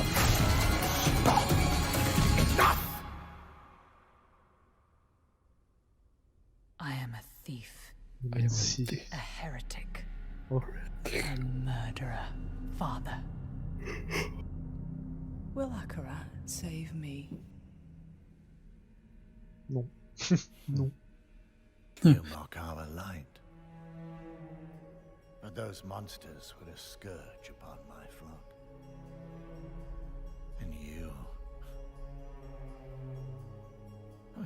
the answer to their prayers. Then we are settled. And you owe me. Tu parais combien que le prêtre dans Diablo 4, celui-là, on va le revoir dans le jeu. Ouais, ce sera un boss, genre. Mais qui va faire... la lumière, comme ça, et tu vois, il va se transformer en démon. Il va être genre... il va ressembler à Maltael, genre. Oh là, il lui manque une oreille à elle. Ouais. Mais peut-être ça va faire comme avec Diablo 2. Parce qu'en gros, genre, je t'explique vite fait l'histoire. Dans les anciens Diablo, tu vois, t'avais les démons primordiaux, donc Mephistos, Baal et Diablo. Sur Sanctuaire, en fait, ils ont créé des religions, tu vois. En mode comme peut-être pas celle-là, tu vois. C'était genre une religion en mode le bien et tout ça, et en fait, c'est complètement faux. Donc ça peut être la même chose. C'est stylé qu'on évolue dans 3 dimensions dans ce Diablo en fait, parce que dans le 3 c'était genre il n'y avait pas d'escalade et trucs comme ça en fait. Ouais je vois ce que tu veux dire. Putain, là. Oh les sorts gros ils sont incroyables. Après, honnêtement c'est pas, je trouve pas ça aussi dynamique que Diablo 3 en fait, genre. C'est vraiment pas le même jeu. Ouais je pense. Tu vois, niveau graphisme, ils ont upgrade et du coup, tu peux pas autant bâcher que dans Diablo 3 où ça dâchait dans tous les sens, ouais. T'as des spells après, qui partaient, c'est peut-être là le chasseur qui est pas... le voleur qui est pas très rapide, tu vois. Mais peut-être pour le chasseur de démons ou le mage, bah... ça va... on va dire, ça va être ultra dynamique, tu vois. Ça, c'est un peu original comme déco, quand même. Ouais. C'est plus les murs ont des oreilles, c'est les armoires ont des oreilles. Wow, I love that ending. Les armoires ont des murs qui ont des oreilles. There's two things. There's the rain of arrows off the mount. Ouais, ça c'est incroyable par contre. When that guy takes the ear and he stretches it onto that hook right at the end, it's like, oh. That ear box never gets old, you know. I always wonder where all those ears from Diablo 2 when you kill other players. Dans le 2, now you know, there's some creepy guy in a church collecting ears and putting them in a box. Just what we always thought. No spoilers, but we're going to be hearing a little bit more about World PvP a little bit later in the segment. But PvP, ça c'est vraiment pas un truc que je compte penser sur Diablo. Ouais, déjà que après ça faut voir si après voilà, si les dégâts ils se comptent pas en milliards de milliards comme dans le 3, bon, on peut discuter d'un truc. Je veux dire, tu vois, s'ils mettent un mode PvP, tu peux le travailler tout, c'est cool. Parce que dans Diablo 3, c'est quoi? Tu t'allais au truc à Tristram, genre tu tapais comme un attardé. Ouais, mais en fait le truc c'est que c'était au premier qui tapait en fait, parce que tout le monde a le passif pour encaisser une attaque et revivre. Et après il faut juste taper assez rapidement derrière.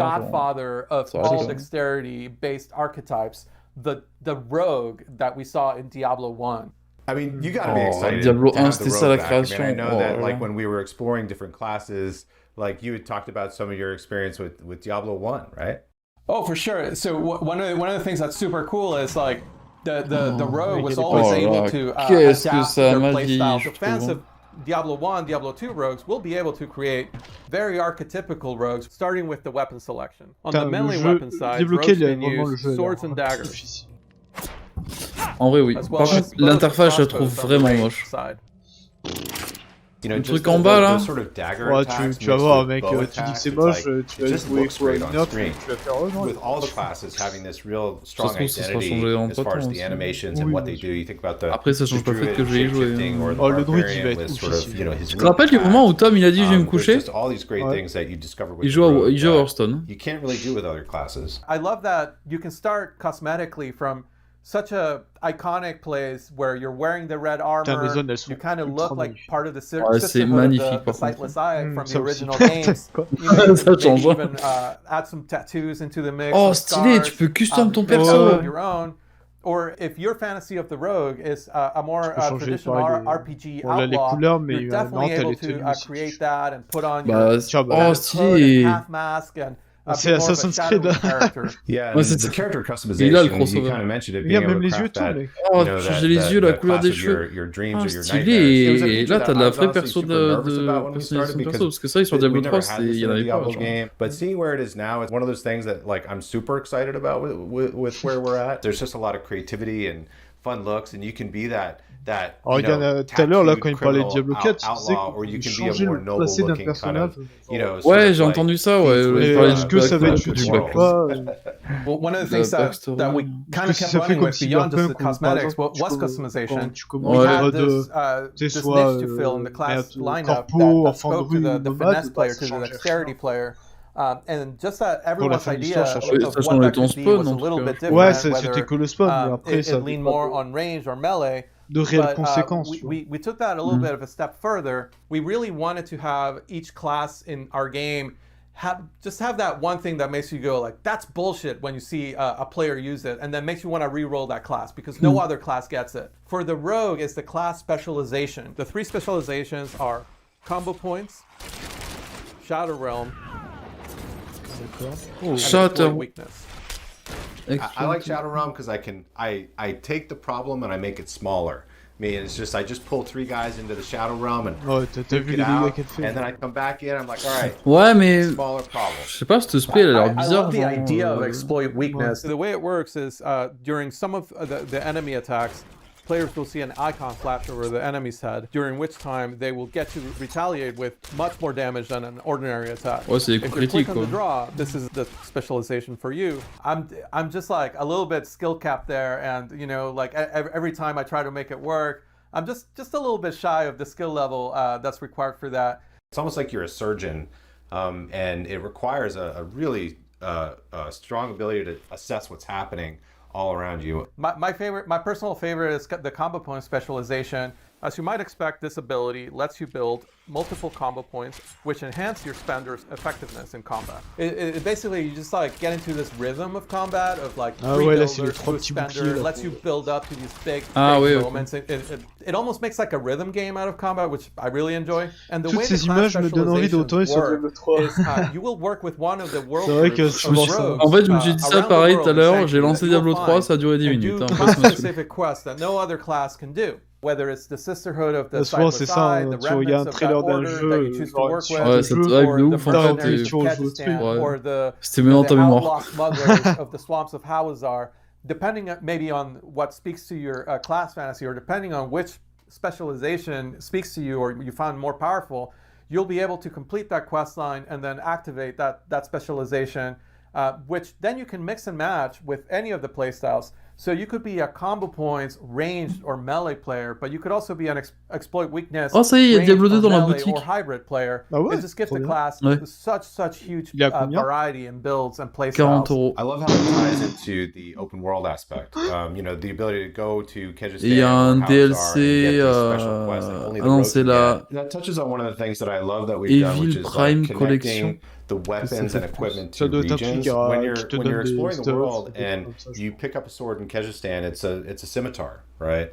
If you're up in Skazglen, which is up in the north, it's more of like a broadsword. You know, it's this sort of like this. It's a subtle thing, but I think it really, you know, different armors that you get in different regions look like they're Diablo from 2 the place. Resurrected sera disponible en décembre 2021. Ah oui, si tu achètes maintenant, tu peux même pas y jouer en fait.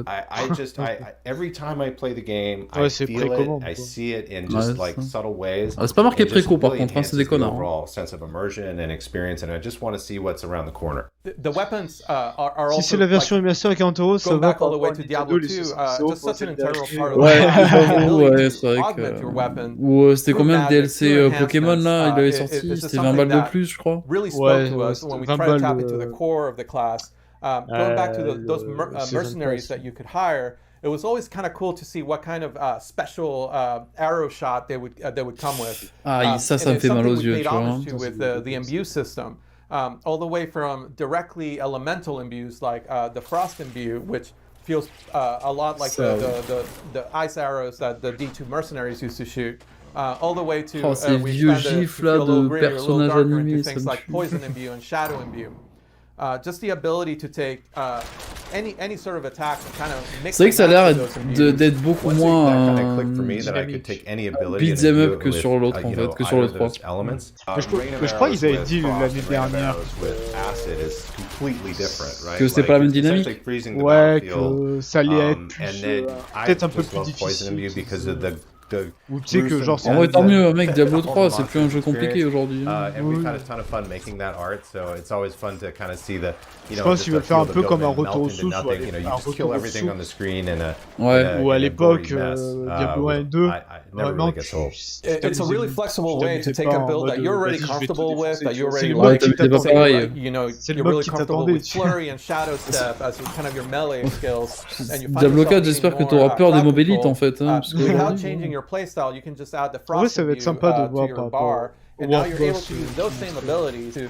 En plus, ah oui, c'est vrai que ouais, il y avait ce truc où on pouvait tomber à des espèces de raids. Pretty well with group play as well, right? You know, where I can freeze an enemy and somebody else can blow it up. Or also the way that like chills work in the game, they build up to a full freeze. So if your best buddy is a sorceress player, your chill spells and your frost imbues chills will actually build up faster than if you were using a single player. So you know, just ask to open with Blizzard before you frost imbue, and you'll basically be freezing enemies twice as fast, which is super awesome synergy. So the last thing that's worth spending some time talking about the rogue is like how mobile the class is, just how able the class is to kind of close the gap between themselves and the enemy. Even while they're mounted, you might find yourself, you know, a full screen away, and just dismounting to a rain of arrows, closing the rest of that gap with maybe like a dash, and then getting back out of there, dropping some caltrops. They can basically control the fluid motion of combat in a way that no other class can.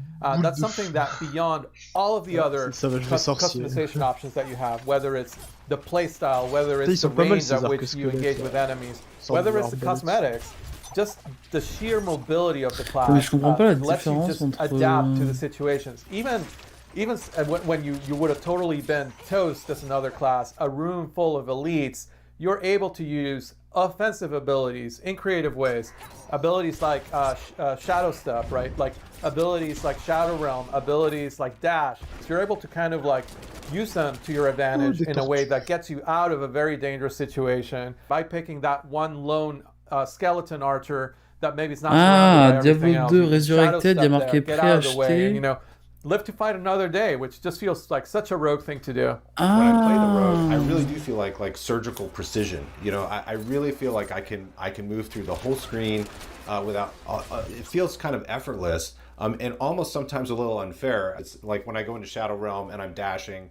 I'm like, am I cheating? Did I just break the game? And we'll hear more about PvP in a little bit, but I just couldn't go without mentioning that some of our most feared PvP players on the team play rogue, and just the way they're able to like surprise you. You might be with a group of friends, and just that mobility lets them go to the middle of the group, unleash a rain of arrows that's frost imbued, and before you know it, you're all frozen. And looking at a rogue while you're frozen, let me tell you, there are fewer scarier things in our game right now than that.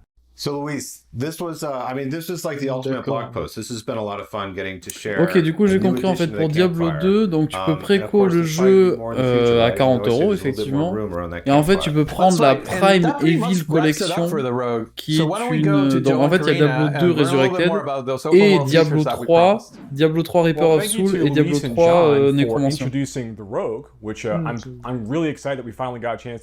ouais, du coup Diablo 2 pour l'instant est que en préco. Diablo 4 in the open world. Now, I think maybe the best way to start this conversation, Karina, would be just for me to ask you, like, what are you most excited about what we're adding in Diablo 4 for the open world? What feature, what mechanic? What are you most excited to talk about first? I am really excited about just exploring the world. I'm a huge completist, naturally, that's the way I play, and I love exploring and looking out at every single nook and cranny. The more this game has been growing, particularly since last BlizzCon, the more fun I am having just riding around the open world on my mount and exploring everything I possibly can. Yeah, it's really fun, I think, now that we've kind of taken si elle a l'aventure, ça veut dire que les maps elles sont game. You know, when you compare it to like Diablo 3 or Diablo 2, ça veut dire qu'ils vont surtout mettre un match de monture genre pour les thunes, genre. C'est ça. Sur là en mode des montures. Pourquoi faire J'ai dit des montures. We can really dive much deeper into like how does Sanctuary Faites un cheval de feu. Pourquoi les gens like be able to ride from Scotland to the fractured peaks, like it's very very interesting that way. One of the things about that I think is really neat is the collection aspect of mounts. So I mean, there's all these horse breeds, other mounts you can find throughout the world from completing puzzles or just finding regarde tous les chevals. Évidemment. Le cheval squelette. Les chevals. Things to customize your horse with, like horse armor. There are hoof plates you can get. Trophies to show off your accomplishments. On parle de Blizzard là, hein, on parle pas de. You really feel like it's your companion. Yeah, and it's really cool that like you mentioned with the horseshoes, you get to actually change the speed at which your horse can run, and it's something I like to be able to customize the horse to the type of gameplay that I like to enjoy as a player. That's Elle a été forcée à dire ouais, j'adore customiser mon cheval, c'est trop bien. There's more to mounts than just that as well. So like one thing we know we didn't want to do with mounts in Diablo 4 is we didn't want to have like jousting. This idea of like fighting from horseback, it's not really the Diablo experience. En vrai, quand je pense, quand ils parlent par exemple des chevaux, tu vois, ils prennent super excited for. Like we showed last BlizzCon, we had the sorceress. We showed her dismount skill ice dash, where she shoots forwards off her mount and destroys everything in her path. Well, with the rogue, we got to have a little bit more fun with it, and the animation department has done a fantastic job of having her leap up into the air and fire down like the rain of arrows that destroys everything. It's really, really cool. It feels really good. The idea of like leaping from your saddle and just raining arrows down on your enemies as you pass le casque a l'air d'être super bon. Genre tu vois, c'est plus comme avant où juste tu mets ton clic et ça part.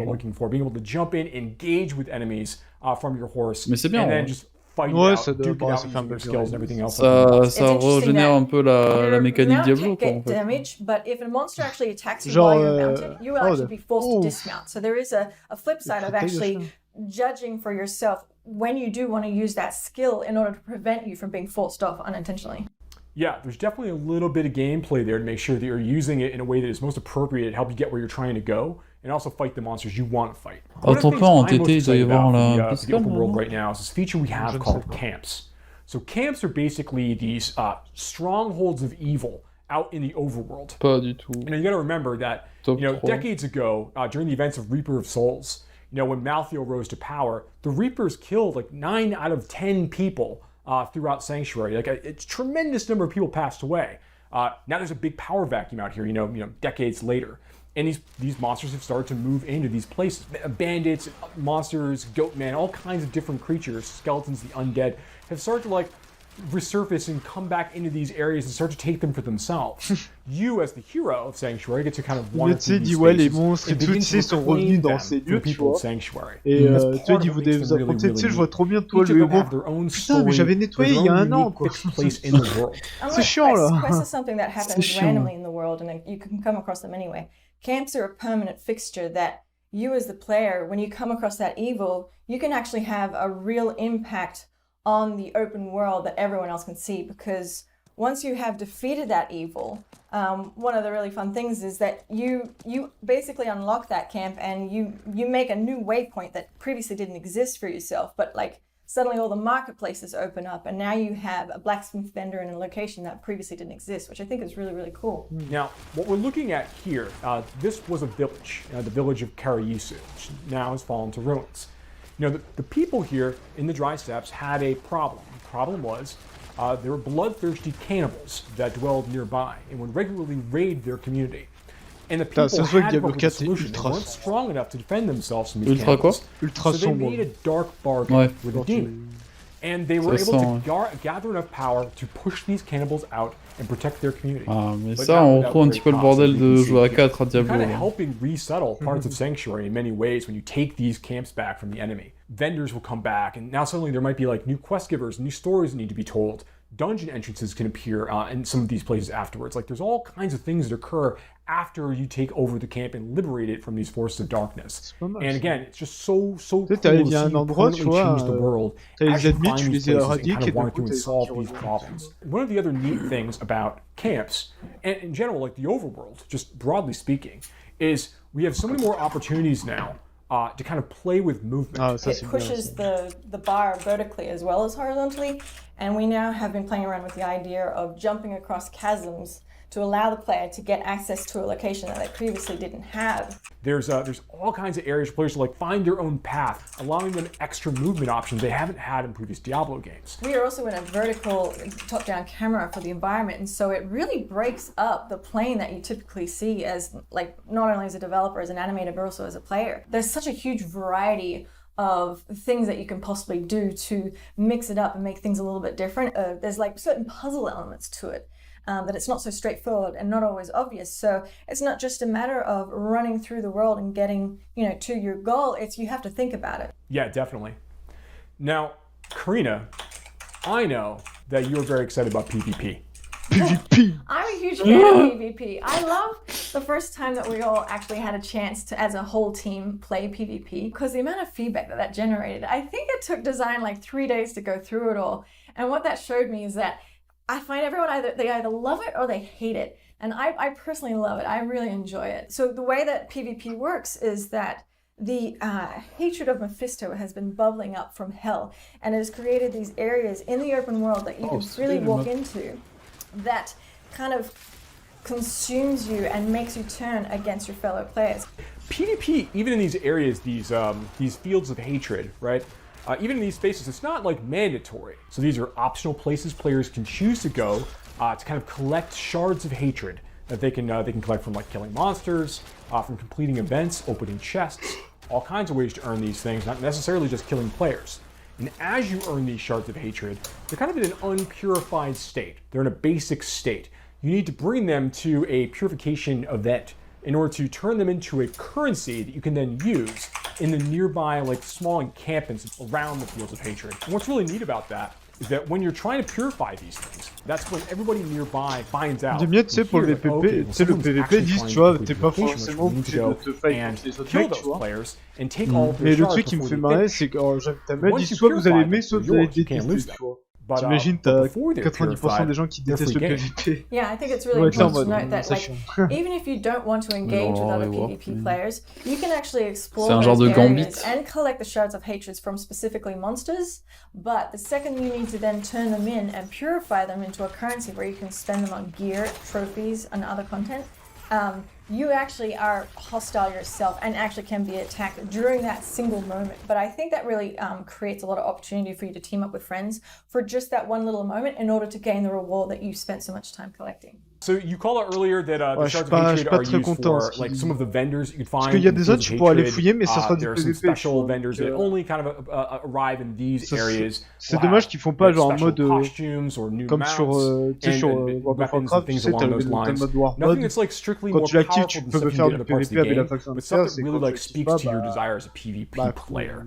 And I think one of the things that's really kind of peux pas neat te about fight this quand in c'est le mec general is adverse, that tu vois. as a player, if you choose to go hostile, betray Tu vois, il devrait faire ça, tu sais, t'as un truc où try to get as many shards of hatred as you can. You're going to slowly begin to kind of like infuse yourself with that same curse of Parce qu'en Mephisto. plus, c'est t'imagines You're genre going to become a vessel of hatred. tu joues, Now, tu sais, once tu you joues do PvP à that, tout, d'un coup t'as everyone 3-4 mecs within a very ultra large radius cheat, of you trois is able types to qui tombent see sur la you gueule, as là. a threat on the map. tu sais, qui sont And they're ultra going to get pétés, a qui bonus te for tombent killing dessus, you. genre. So when that occurs, you have a set amount of time you need to survive. And if you're able to do that without running away or jumping in a town portal and trying to escape, if you're able to do that and finish that period and manage to escape or defeat your people who are coming to try to destroy you, you're going to get a really big bonus at the end. And that's been really, really exciting to watch in our playtests already as people are like kind of wrestling for this status and then trying to defend it once they actually achieve it. Yeah, and there's also the ears that you get to collect as a trophy. It harkens back to D2, where I think you could sell the ears for 1 gold. I don't know if we're going to be doing that. I know we were playing around with them as a currency at one point, but I think right now it's just a cool trophy that you get to collect and show off. Yeah, right now, very, very cool trophy. The thing was really Regarde, j'ai 5 oreilles. Wow, mec. Being able to see wow, j'ai mon trophée avoir 10 oreilles en une-game, genre. Names on there was always like the interesting, fun part. Kind of like proof, like, yeah, I got that person that time, right?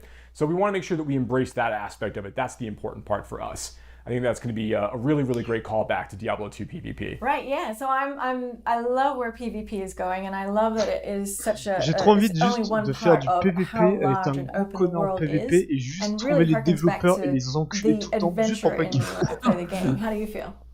I'm super excited as well. On va faire there's alors, so les much gars. to look forward to in Diablo 4 right now. Like what we talked about today just scratches the surface.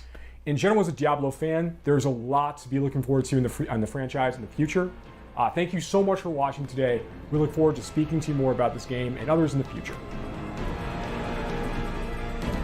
Ok, bah c'est la fin du truc. Bah, moi je vais aller sur vous là. Parce qu'après là c'est des Carcanes, après c'est quoi, c'est Diablo Immortal. Dolby is a proud partner of BlizzConline. Watch Shock versus the World in Dolby Vision and Dolby Atmos, only in the Dolby Access app. Coca-Cola, the official refreshment of BlizzCon. Je me mets sur un World of Warcraft. Wow, cinématique. It's time.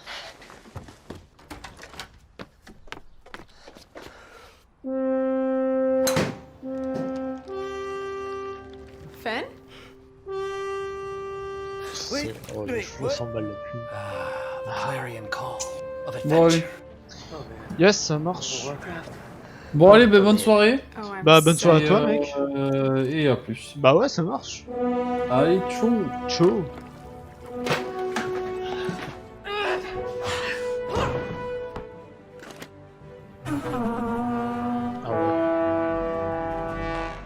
I knew you'd call.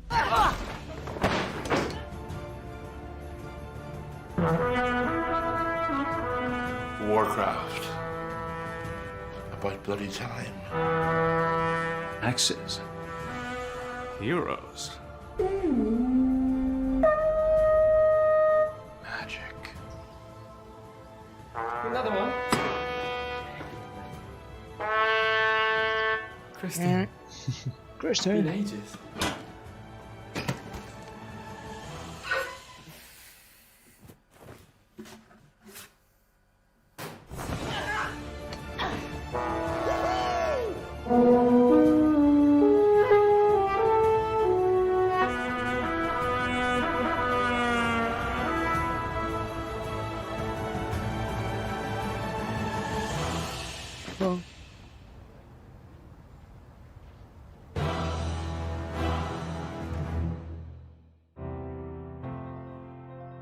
Ok, donc là, excusez-moi. Là, ça va être sur Shadowlands. Hey everybody. Hey. So excited to be here with all of you to celebrate 30 years of epic entertainment experiences from Blizzard. And of course, out of all of those, the one that's nearest and dearest to my heart is the World of Warcraft expansion, Shadowlands. And that's what we're here today to talk about. The development experience for Shadowlands over the course of last year was unforgettable for all sorts of reasons. But it's also something that really has taught the team, taught all of us, a lot of lessons about World of Warcraft and how we can make the game better for all of you going forward. Because Shadowlands wasn't just the product of our development team's efforts last year, it was a product of your efforts as well. It was the product of a conversation between us, the development team, and all of you, the players, the community who inhabit this world that we're the custodians of. The beta for Shadowlands started earlier than any beta for a past expansion that I can recall. And over the course of last year, we had tons of folks in our beta giving us feedback, reporting bugs. But we also had even more people just in the community in general, following developments, following updates, watching YouTube videos, chiming in on Reddit threads, on our forums, on social media, everywhere else, letting us know what was exciting, what was concerning, what you didn't understand, what you were worried about, what you were happy about, and more. And all of that helped shape Shadowlands, and I could not be more proud of where we ended up. And it's been amazing seeing everyone jumping into this new world that we've crafted together and having an amazing time over the last couple of months. That's a conversation, that's a process that I would like to carry forward into 2021. And for that to be a baseline for how we build World of Warcraft. So as we're here today talking about the next major update, what you're going to hear about shortly is where we're headed in terms of the world, in terms of the story, in terms of these epic characters we've just been introduced to, major villains like the Jailer and Sylvanas, and what's up with Anduin anyway. But we're going to talk a bit less, however, about systems. We have tons to share there, but the way we need to work on our systems, as we've learned, is, of course, by first seeing how they're playing out in your hands. We couldn't really plan what we were going to do with legendaries or where Torghast was going to go or what was going to change about soulbinds without having the experience of millions of players dealing with those systems and letting us know what you think. And so I am pleased and excited to say that when we look at our systems, unlike in some past expansions at this point, we're not seeing anything that needs to be completely overhauled or replaced. What we see are solid foundations that are in many cases in need of iteration, and upon which we can build a structure that will sustain us throughout the entirety of Shadowlands to come. So that's a conversation that's going to come when our public test realm goes live, and we'll have lots more information to share with you there. Now, what we are going to talk about, and boy do we have a lot of exciting stuff for you, is the first major content update for Shadowlands. Let me turn it over to my colleague, Jeremy Fiesel, who can tell you all about it. Hi everybody, I'm Jeremy Fiesel. I am a designer on WoW, and it is my pleasure to get to introduce to you today a first look at what's next for World of Warcraft Shadowlands. Qu'est-ce qu'on va voir comme nouveauté? So let's talk a little bit about what we've accomplished so far. The champions of Azeroth have stepped foot in this otherworldly space known as the Shadowlands, the afterlife for all souls from Azeroth and beyond. Within the Shadowlands, we have met new allies, and we've fought a ton of new and interesting new enemies. We've joined covenants, and we've gained great power. And in this time, we have been able to deal with some of the immediate threats to our new covenant allies. We have taken down the Gorm and the Drust in Ardenweald, and the Forsworn in Bastion, and ultimately, we've been able to add some stability back to each of our new allies' home zones. Within the Shadowlands, we have also been able to help out many of the denizens that are undergoing this major lack of anima by sending anima back out into the world, reinvigorating both our allies as well as the military forces of each of our covenants so they can take the fight back to their enemies. And as a culminating element to all of these things, we've been able to take out one of the jailer's main lieutenants, the traitorous Sire Denathrius in Castle Nathria. And yet, behind all of these things is the looming, dark and mysterious figure of the jailer. So what do we really know about the jailer's dark designs up until this point? Well, we know that the jailer is in charge of the Maw, a dark and forbidden place that we can't spend even a moment too long in before getting unceremoniously swept out by the jailer's forces. We know that the Maw has had this huge influx of souls, allowing the jailer to gain massive amounts of power, as well as anima, thanks to the actions of Sire Denathrius. This has allowed the Maw to grow in great proportion, something we've been able to physically see just by looking out past Oribos into the darkness.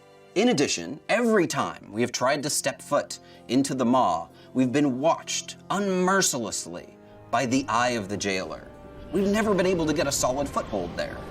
We have spent some time in Torghast, the Tower of the Damned, and we've rescued some very prominent souls. But again, we've never been able to get a solid and consistent foothold there and make any real progress. The jailer remains this mystery of the Shadowlands, and exactly what his dark designs are for the afterlife are still unknown.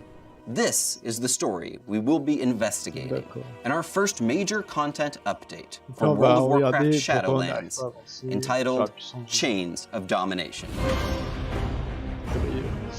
Now you can imagine with a name like that, we're going to be very centered around the jailer's forces and his plans. What do him and his champion Sylvanas have in store for the rest of us? And how does this influence our allies in Ardenweald, in Bastion, and elsewhere? The jailer will make his first attacks, showing his hand, and we'll be forced to defend our brand new allies, as we see what the jailer's designs for the Shadowlands truly are. Let's take another look at that cinematic, showing what fate has in store for Anduin in Chains of Domination.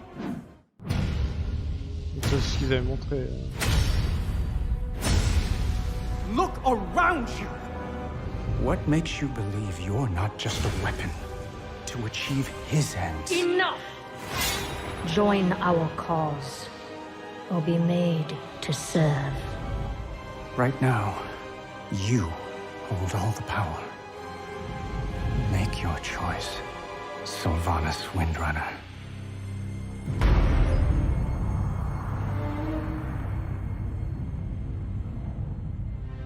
Despite all our efforts, the Maw continues to grow. What if Denathrius' treachery is irreparable? The Primus is lost, and Bastion cannot save the Shadowlands alone. None of this should have happened. Perhaps the Winter Queen could... My Archon. A living soul seeks an audience. A mortal? A king. By all our measures, one who has spent his life striving for justice.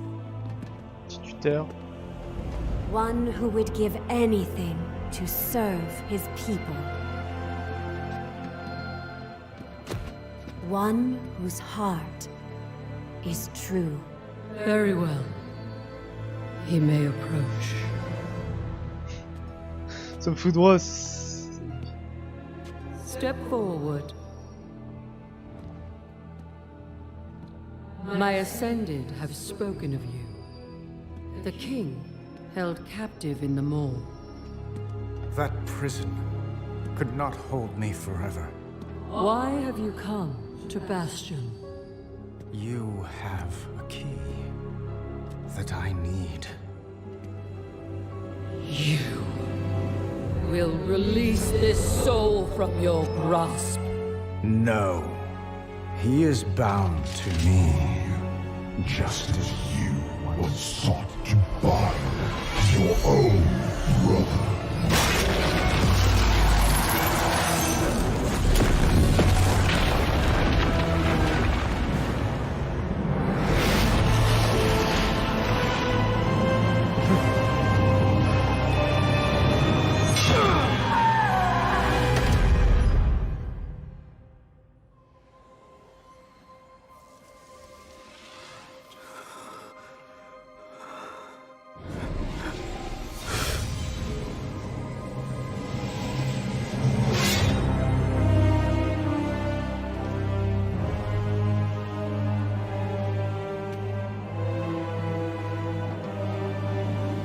Vessel performed its part flawlessly.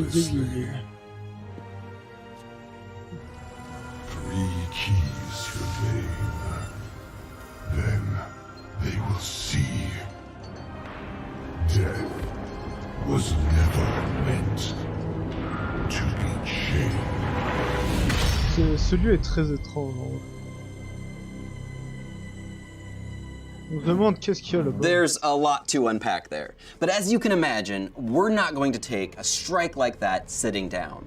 We're going to call in the forces of all 4 of the Shadowlands Covenants. For the first time in years, they will all come together, now reinvigorated by anima and by our actions within the Shadowlands, to take the fight directly to the jailer. Within the Maw, we will uncover brand new, never-before-seen areas. We'll also be fighting off some new and never-before-seen enemies, of course, and naturally be uncovering some brand new Maw-themed rewards while we're at it.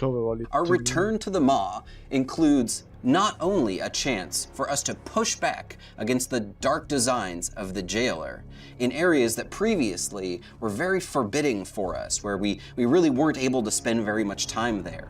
Having a secure, solid foothold with all 4 covenants allows us to push back against that oppressive force.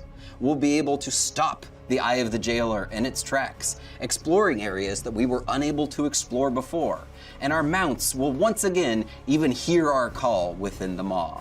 The Maw will not only include some areas that we have seen previously, now with our new allies of the Covenants changing things up there, but also some never-before-seen sections. Let's talk for a second about the largest of those sections. So in the finale of that cinematic, you saw that the jailer had sent his chains off out of the Maw and into the darkness. What he found there, that landmass shown there at the very end of that cinematic, is a landmass known as Korthia, and it makes up the largest new section of the Maw. Korthia is an ancient space that was lost in the in-between, It has its own strange creatures and wildlife that inhabit it, but it's also inhabited by some of the characters that we've previously seen in Oribos, including the attendants and the protectors, and some of their city structures. And very similar to Oribos, it is filled with mysteries, the likes of which the Shadowlands has yet to uncover. It is these ancient mysteries that the jailer is truly after, the secrets of this strange group that we've only barely hinted at, known as the First Ones. Heading back into this area will allow us to explore all of these new sections, entertain new content, meet new allies, and face off against new foes. And in addition, we will also see some brand new rewards. Some of the new rewards we'll find within the Maw include this Maw-themed undead horse, and a Maw hand mount that is actually a giant severed hand of domination that you'll ride on the wrist section of in a really creepy and cool manner. And of course, there will be Maw-themed battle pets to collect as well, including your very own minion of domination. But our true purpose within the Maw is not just to collect battle pets. That's just a part of it.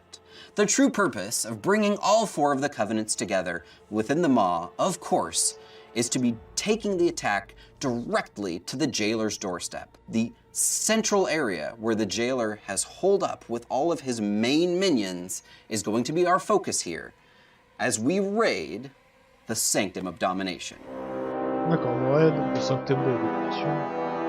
The Sanctum of Domination will be a 10-boss raid, and you'll finally be able to face off against the terrible terror group that I'm sure has kicked you out of Torghast more times than you want to mention at this point.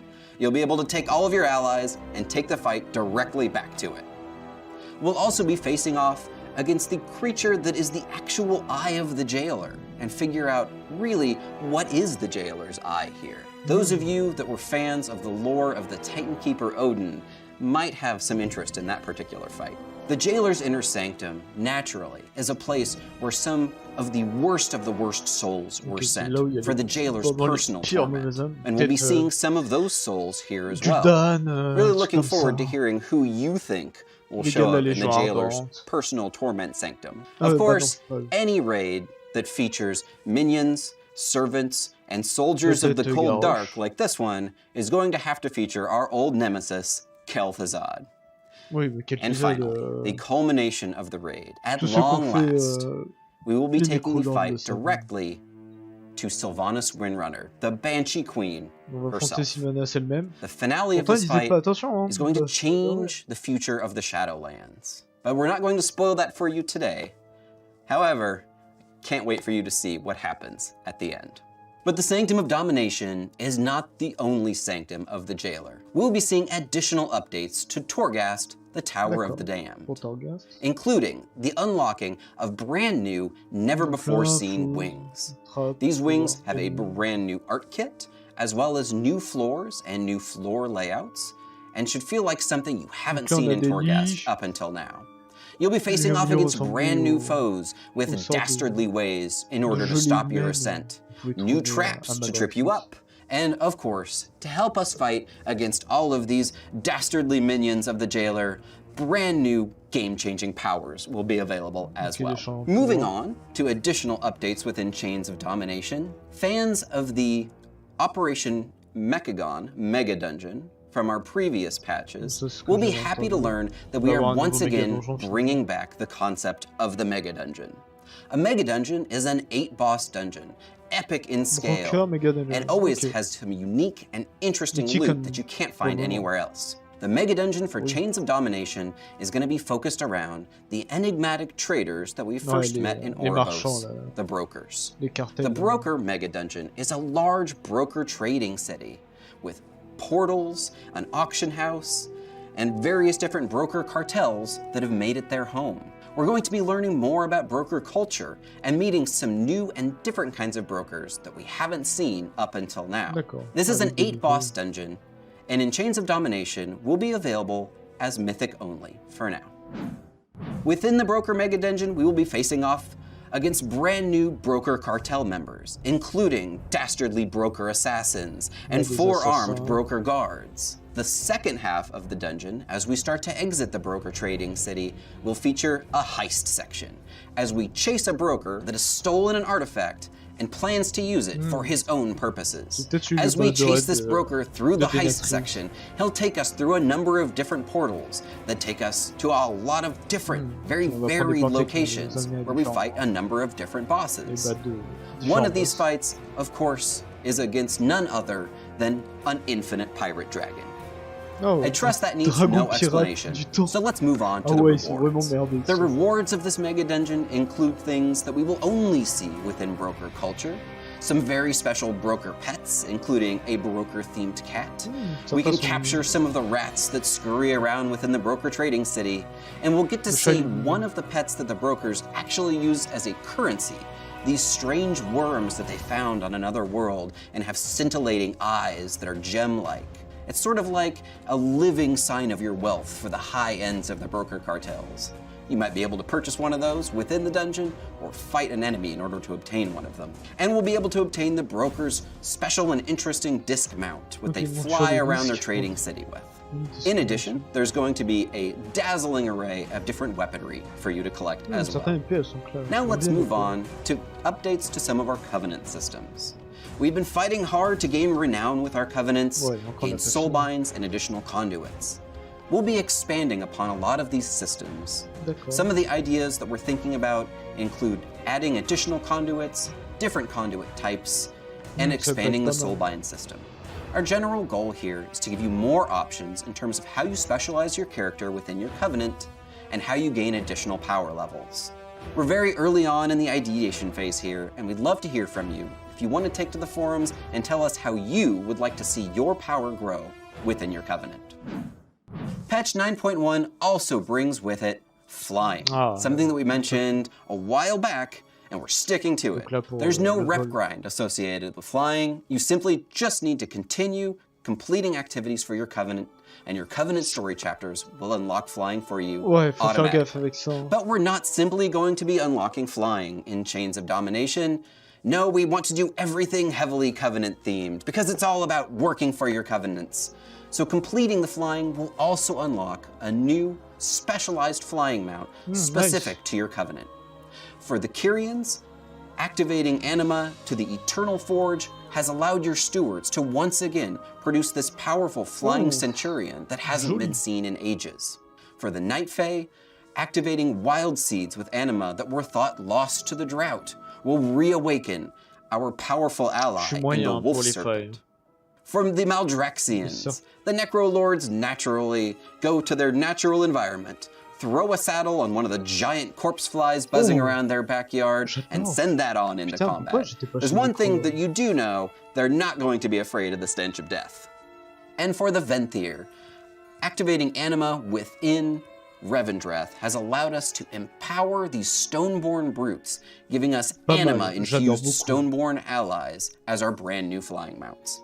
But that's not all. Continuing to advance your Covenant and your renown will also unlock a set of cosmetic armor. Cosmetic armor sets can be worn by any armor type, from cloth to plate, and they can be mixed and matched with any of your transmog outfits if you want to take just pieces of them, producing a variety of different unique outfit possibilities. The cosmetic armor set for the Kyrian is stylized after a Kyrian courier who might be rushing across the fields of Bastion with a missive. It's very lightweight, it's very airy. For the Night Fae, your cosmetic outfit will be themed around the Forest Defenders and includes many natural wildlife elements, including the horns of the Great Stag and the leaves of the various flora around Ardenweald. As you can see, the colors here are actually themed after the seasons as well. For the Necrolords, we went all the way back to the Warcraft 3 initial idea of the Necromancer in this classically inspired Necromancer set, updated with Necrolord colors. Everybody who's a Necrolord will finally get to also have a little bit of Necromancer in them as well. And finally, for the Venthyr, no Venthyr transmog set would truly be complete without a set of finery, just waiting for the next Venthyr fancy party to break out. Venthyr players will be able to obtain these fancy outfits for whenever you need to head off to a ball. Chains of Domination will also herald the beginning of Shadowlands Season 2, where we will be seeing the addition of a brand new domination-themed affix for Mythic Plus, an item level increase across the board in terms of available item levels that you can pick up by doing just about anything in the Shadowlands. We'll also be seeing the beginning of PvP Season 2, and something special in this PvP season that we're looking for is an honor talent refresh. The idea here is to take a look at some of our unused or underutilized honor talents and freshen them up a bit, change things around in terms of the PvP metagame. We'll also be seeing the introduction of seasonal rewards. These include both brand new colors of the Gladiator and Mythic Plus achievement mounts, as well as our new Vicious mounts. In this case, the Vicious mount is the Gorm. The Gorm was already pretty vicious, so slapping a couple of pieces of armor on that and sending them out into combat was a natural thing for the forces of the Alliance and Horde to do. Alright, let's take a second to recap everything coming at you in Chains of Domination. First, we've got some major story quests, including a lot of the main characters of the Shadowlands that are centered most specifically around the designs and plans of the Jailer and his attacks on our allies in our covenants. We will be taking revenge by taking the fight directly to the Jailer in the Maw and forming a permanent presence there with all 4 covenants. We'll be exploring some never-before-seen sections of the Maw, including this new area known as Korthia and its various mysteries. We will be taking the fight directly to the Jailer himself in the Sanctum of Domination raid, which has the final boss as Sylvanas Windrunner. And we'll be making updates to Torghast, including some never-before-seen wings, floors, creatures, and powers. We'll be introducing a new mega dungeon, themed around the brokers as a floating broker trading city, with new bosses to fight there and some very unique loot to obtain. We're going to be expanding upon the conduits and soulbind systems, and adding additional choice and power to your presence within your covenant. And alongside that, we'll be seeing some brand new Covenant rewards, including Covenant-themed flying mounts, and Covenant-themed cosmetic armor sets, both of which will be available in a variety of different colors to collect. And finally, we'll be seeing the launch of Shadowlands Season 2 and everything that entails. Thanks everybody for checking out our Shadowlands update. We've got a lot of really cool stories to tell still here in the Shadowlands, and we can't wait to get this content into your hands. From everybody on the World of Warcraft team, we hope you enjoy Chains of Domination, and we'll see you in the Shadowlands.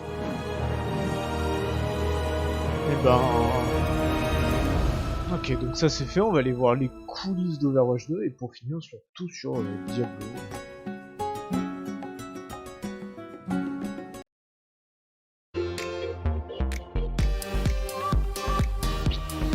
Avant que ça soit fini et qu'on peut pas avoir. Extra space, you know, to sit into Overwatch, Alpha S8, tournoi d'exhibition.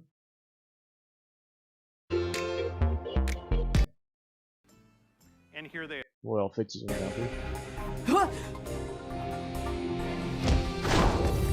Attendez, juste, je vais me retaper ça.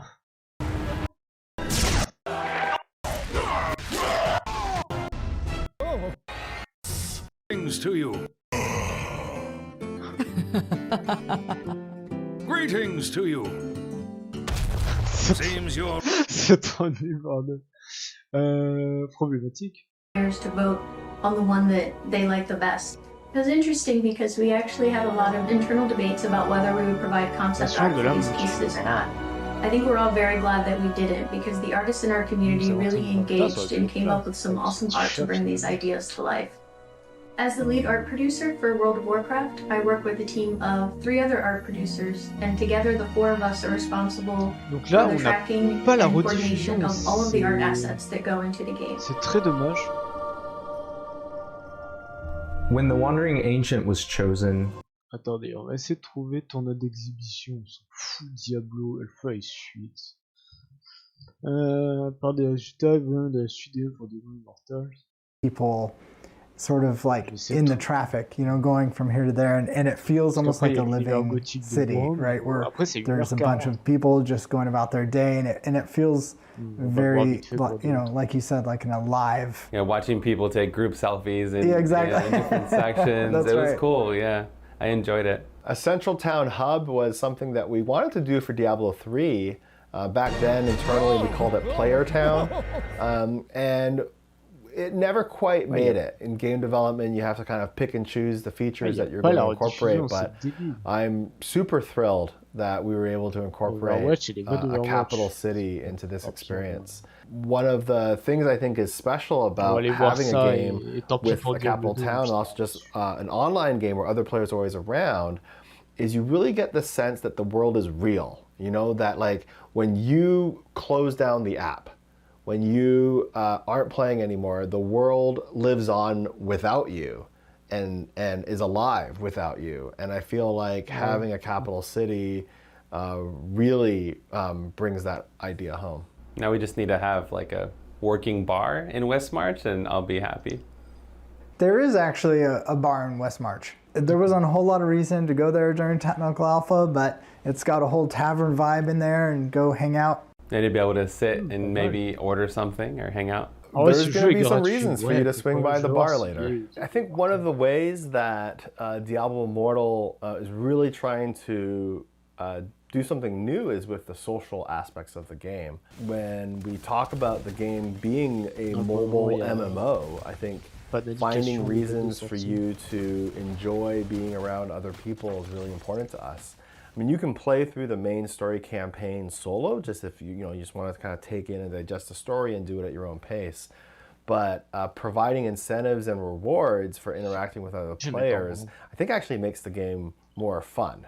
Yeah, speaking of like community, we did a dungeon together on Alpha. Yes, we did. I had a lot of fun running that dungeon with you. So I was just watching your stream. You know, when the Tech Alpha was going on, there were a bunch of different content creators who had their streams going, and I saw you. So I'm like, oh, well, let me jump on. And I remember I typed out in chat to you. I was like, hey, Blood, do you want to run a dungeon together? And you said yes. And so that was cool. I was able to jump on. We were able to party up, no problem. I'm really glad that the voice chat was there because I was like, well, you're streaming. How do we get on voice? Like, do we need to like get onto Discord somehow? But since you were streaming the game, I think it all just worked out and all the audio passed through. And that was a good time. I think that was one of my highlights from the technical alpha. Oh, that's awesome. That means a lot. So I got to ask you guys, are there any plans for controller support? Controller support is one of the most requested things that we got coming out of technical alpha. And so you are not alone in wanting to be able to sit comfortably and play with a Bluetooth controller. We're actually going to be investigating how we can bring in controller support in the future. And we are very excited that the community responded so positively to it. And so, I can't wait for you to play this game. It just gets better and better. There are some things that we just can't do without a sequel. Ok, là avec Overwatch 2 là, voilà, c'est surtout ça que je cherchais. So thank you so much for your patience so far, and I hope you enjoy this behind-the-scenes look at Overwatch 2. PvP, nouvelle map, et heureux. All of our players at home, they want to see one of the new maps that we've never talked about before. Really? I can just talk about anything that I want to.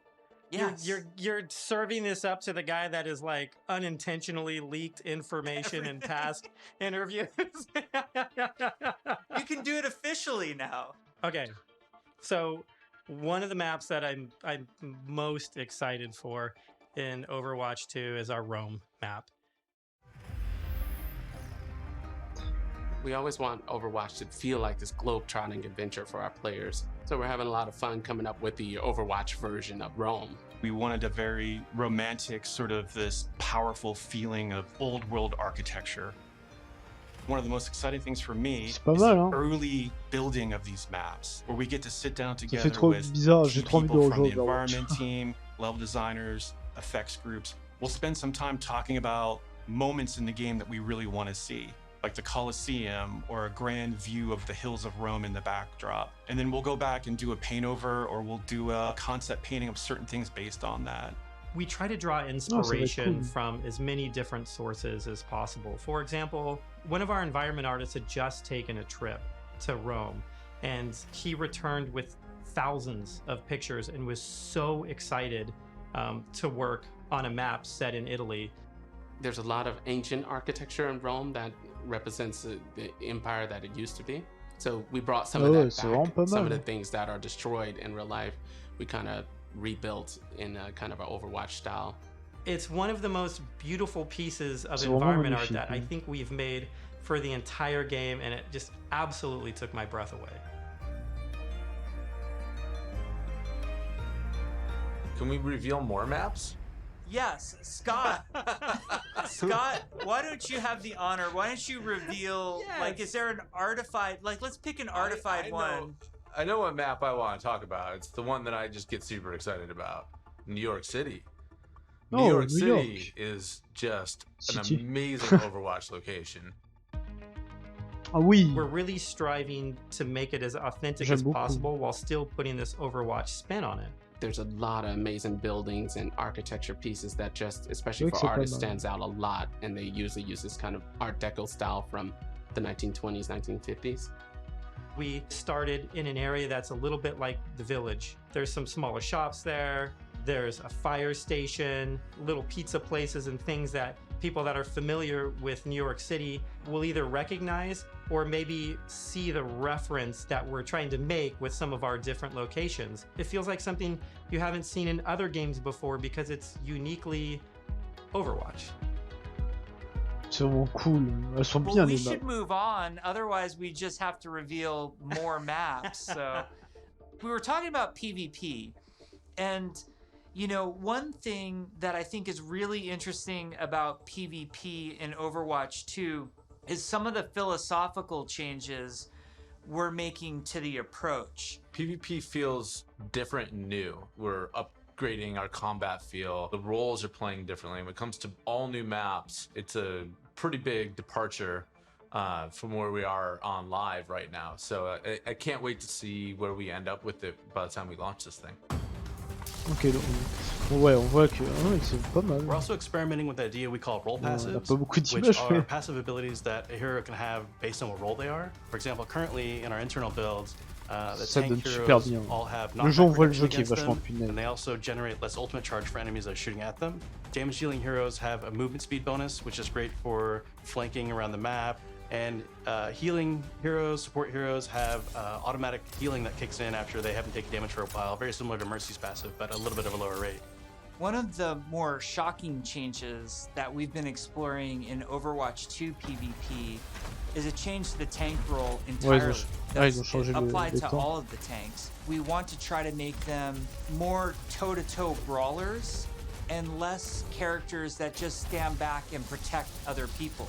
So, for example, for Reinhardt, we've given him 2 charges of Fire Strike, so he can throw Fire Strikes a lot more aggressively and more often. Also, his charge, he's able to cancel it now, and you can steer it more aggressively, so you can, you know, not quite turn a corner, but you can definitely more accurately pin targets. And because you can cancel it, it allows you to use it much more aggressively and, you know, really go after those key targets without feeling like you're going to sacrifice, you know, all of your positioning, everything to get there. He's almost more terrifying now with this, to be able to unleash his full arsenal. Ouais, les tanks sont un peu plus just being the guy with a shield. Pas dangereux, mais en mode ils sont là pour protéger. And they might not ship. That's just the reality. But the changes that we're trying right now are to try to embrace more of that instinct that players have when they want to play a big burly character that looks aggressive and feels like it should be plus agressif. Alors ça peut être bien, mais il faut faire gaffe à ce qu'il soit pas trop cheaté en fait. Un bon équilibre. Shortly after BlizzCon, we spun up this group, our combat field group, to really just work on what happens when a player holds the trigger. We're putting a ton of effort into looking at all of our characters and trying to give them even a more visceral weapon feel.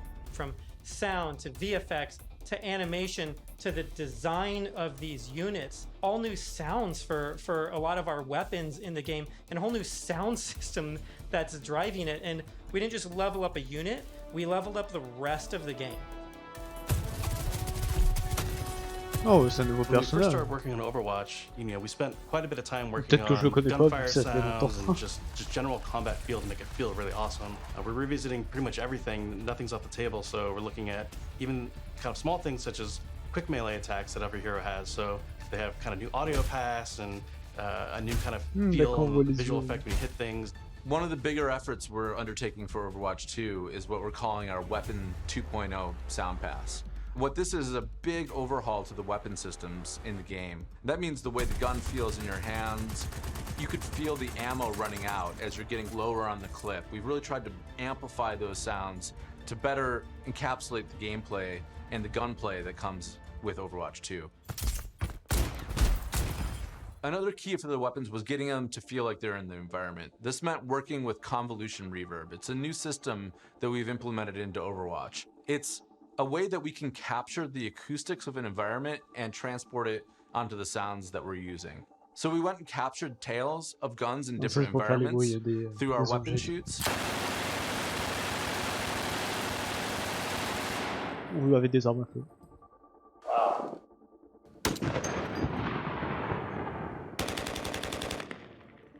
And then we've cut them and applied it so that we can support a lot more environments. Now we're supporting outdoor, urban outdoor, warehouse tales, tight tunnels, small rooms, and it gives a lot more presence to the weapons and the way that they react in the world. The shooter genre has evolved a lot since Overwatch 1 came out. On top of that, I think we really want to push the visceral nature of how we do combat. So we focused a lot, not just on the wonderful sound effects, but also with how the gun moves as you shoot. So you can really feel every single shot leaving the chamber. And there's a lot of subtle little tweaks we have to do on the gameplay engineering side to make that feel really visceral. Everything from making sure that the camera shakes are crisp, making sure that if you get shot, you know exactly these tight indicators show up on the outside of your reticle. All these things play into making the game feel not just tight and responsive, but also modern and up to date. Take 76, for example. What we wanted to do in Overwatch 2 with his weapon was make it really feel incredibly powerful, and that happens with a bunch of different elements that mix together. But it really feels like the gun is almost just outside of your control. A lot of that comes down to this camera shake technology, where every time you fire the weapon, you want to feel like it's running through your entire body, and the camera shake gives that extra bite to every single shot out of the chamber. It makes him feel really great. You guys got a sneak peek of Sojourn from last BlizzCon. She's been under development for quite a while, and she's actually quickly at this point become a lot of people's favorites in the house. When we look back at Overwatch when it was originally created, there was a lot of heroes that were made from a gameplay standpoint kind of surrounding a weapon type. For example, Pharah was based on a rocket launcher hero. Widowmaker is clearly like kind of the sniper. We thought there was a weapon that was kind of missing that would be a lot of fun to play with, and that's a railgun. It's so much fun in the playtest to have this really powerful shot that can, rip through enemies if you really are accurate with it. And she's all about that aim skill. So if you got that aim skill, you'll love her. Faire un coup, te mettre mal et après tirer au pif pour te tuer. And we're also reevaluating older game modes that people are more critical of. We're of the mindset maybe 2CP doesn't exist in Overwatch 2, and maybe there's a new cool game mode that replaces it. We really want Overwatch 2 to feel like the next evolution, a true sequel to the first game, not an add-on. It's not a small part. It's not an extension of the original game. This is an evolution and a replacement to the original game, and I think it's exciting. Il fallait faire un jeu qui allait pas fusionner avec le 1 probably one of the plus things tard. that's the hardest to wrap your head around if you've never played one of them. Ça va être vraiment cool le mode. The goal around hero missions is for these to be this co-op PvE experience. I personally only play competitive mode. Like, I'm all about that competition. And I have friends that they don't want to do that at all. So I'm really looking forward to a game that I can play hours and hours with my friends who aren't in competitive, and it's also something that I'm interested in. Hero missions are the content that people are playing. as they are leveling up their heroes. And so for a system like this to really sing, you need a lot of missions. We don't want players to feel like they're just in this grind to get to the top. En vrai, ils ont mis un mode solo really juste pour good pas que ces back-end technology that we're pour les non-fans exploring. du So the PvP. heroes are constantly bringing their personality and some light story to these hero missions as well. The goal is to make as many as possible, hundreds of hero missions. We've explored a lot of different ways of getting to that much content. So have like different sets of enemy units that people will be fighting against, and there's different hero mission types. At the same time, hero missions can take place in all of the multiplayer maps that we've done, and we're also adding new spaces onto some of these maps. D'accord. It's a huge challenge for the art team. We take maps that a lot of people love and recognize, and we have to add a lot more art and level design to it. In this one hero mission playtest, we came up to an area in King's Row that usually has a gate on it. Suddenly that gate opened and I saw a new area of King's Row that I had never seen before. Et il va You avoir may des be playing a rajouts sur la payload map. game type, Mais pour le and the payload may multi, decide to take this new route instead of going the usual route. That was really, really cool. It was Ça, like c'est this bien, ça. eye-opening special moment. J'allais en parler avant, mais ils en ont parlé là. Lan, our lead tech cool, artist on the environment side, very early on our own free time, made a prototype cool. of a sandstorm on the Temple of Anubis map. And at the time, we didn't know what we wanted to do with that, but it looked awesome. We looked at it and went, oh my God, we absolutely have to do this. So we put some new technology in place that allows us to do this dynamically. You start the mission off, clear day. Midway through the mission, suddenly this sandstorm or heavy weather would show up. It made the world just feel so much more alive.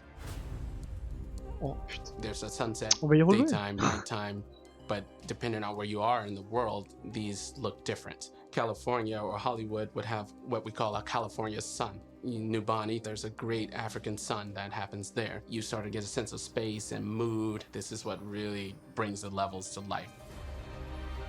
For me, the dynamic world's exciting. Just seeing these dramatic landscapes, the wind and the atmosphere blowing by. It's a much more cinematic experience for the player. Before you start a mission, you look at a map. It's nighttime in Necropolis, or there's a sandstorm in Necropolis. Players can make some comp choices based on knowing this information. Characters like Hanzo or Widowmaker start to be a little more valuable because they have abilities that allow them to see through the sand more clearly.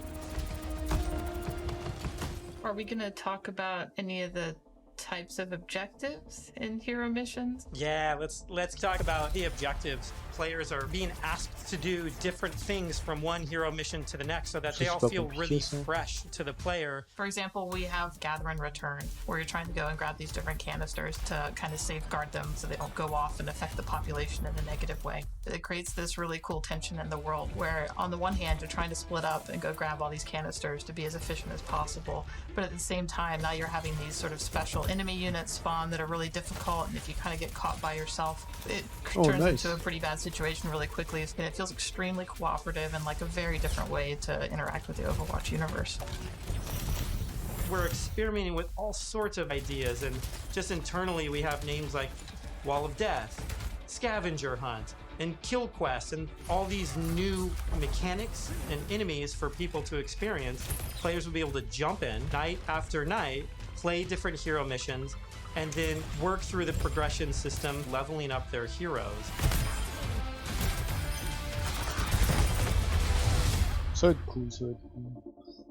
At BlizzCon in 2019, we started to talk about progression, and we showed the very early version of our talent system, which I think was really cool. We had that one talent where like May became the rolling snowball, which was a big hit. We've really blown that system out. I'm real excited about talents. You can play the same hero in so many different ways. Now with the skill tree, you can have fun every night doing different things and kind of experimenting. Yeah, the talent system is like really deep and rich, and every single hero has different trees. You might open up 76's tree, and as you're leveling and picking new talents, you're starting to feel your hero change. Ça fait, il va y avoir some pretty hilarious versions of the healing one where his biotic field travels with him. It also repulses enemies. We called it the snowplow build, where 76 is like running through spaces, pushing enemies away from them.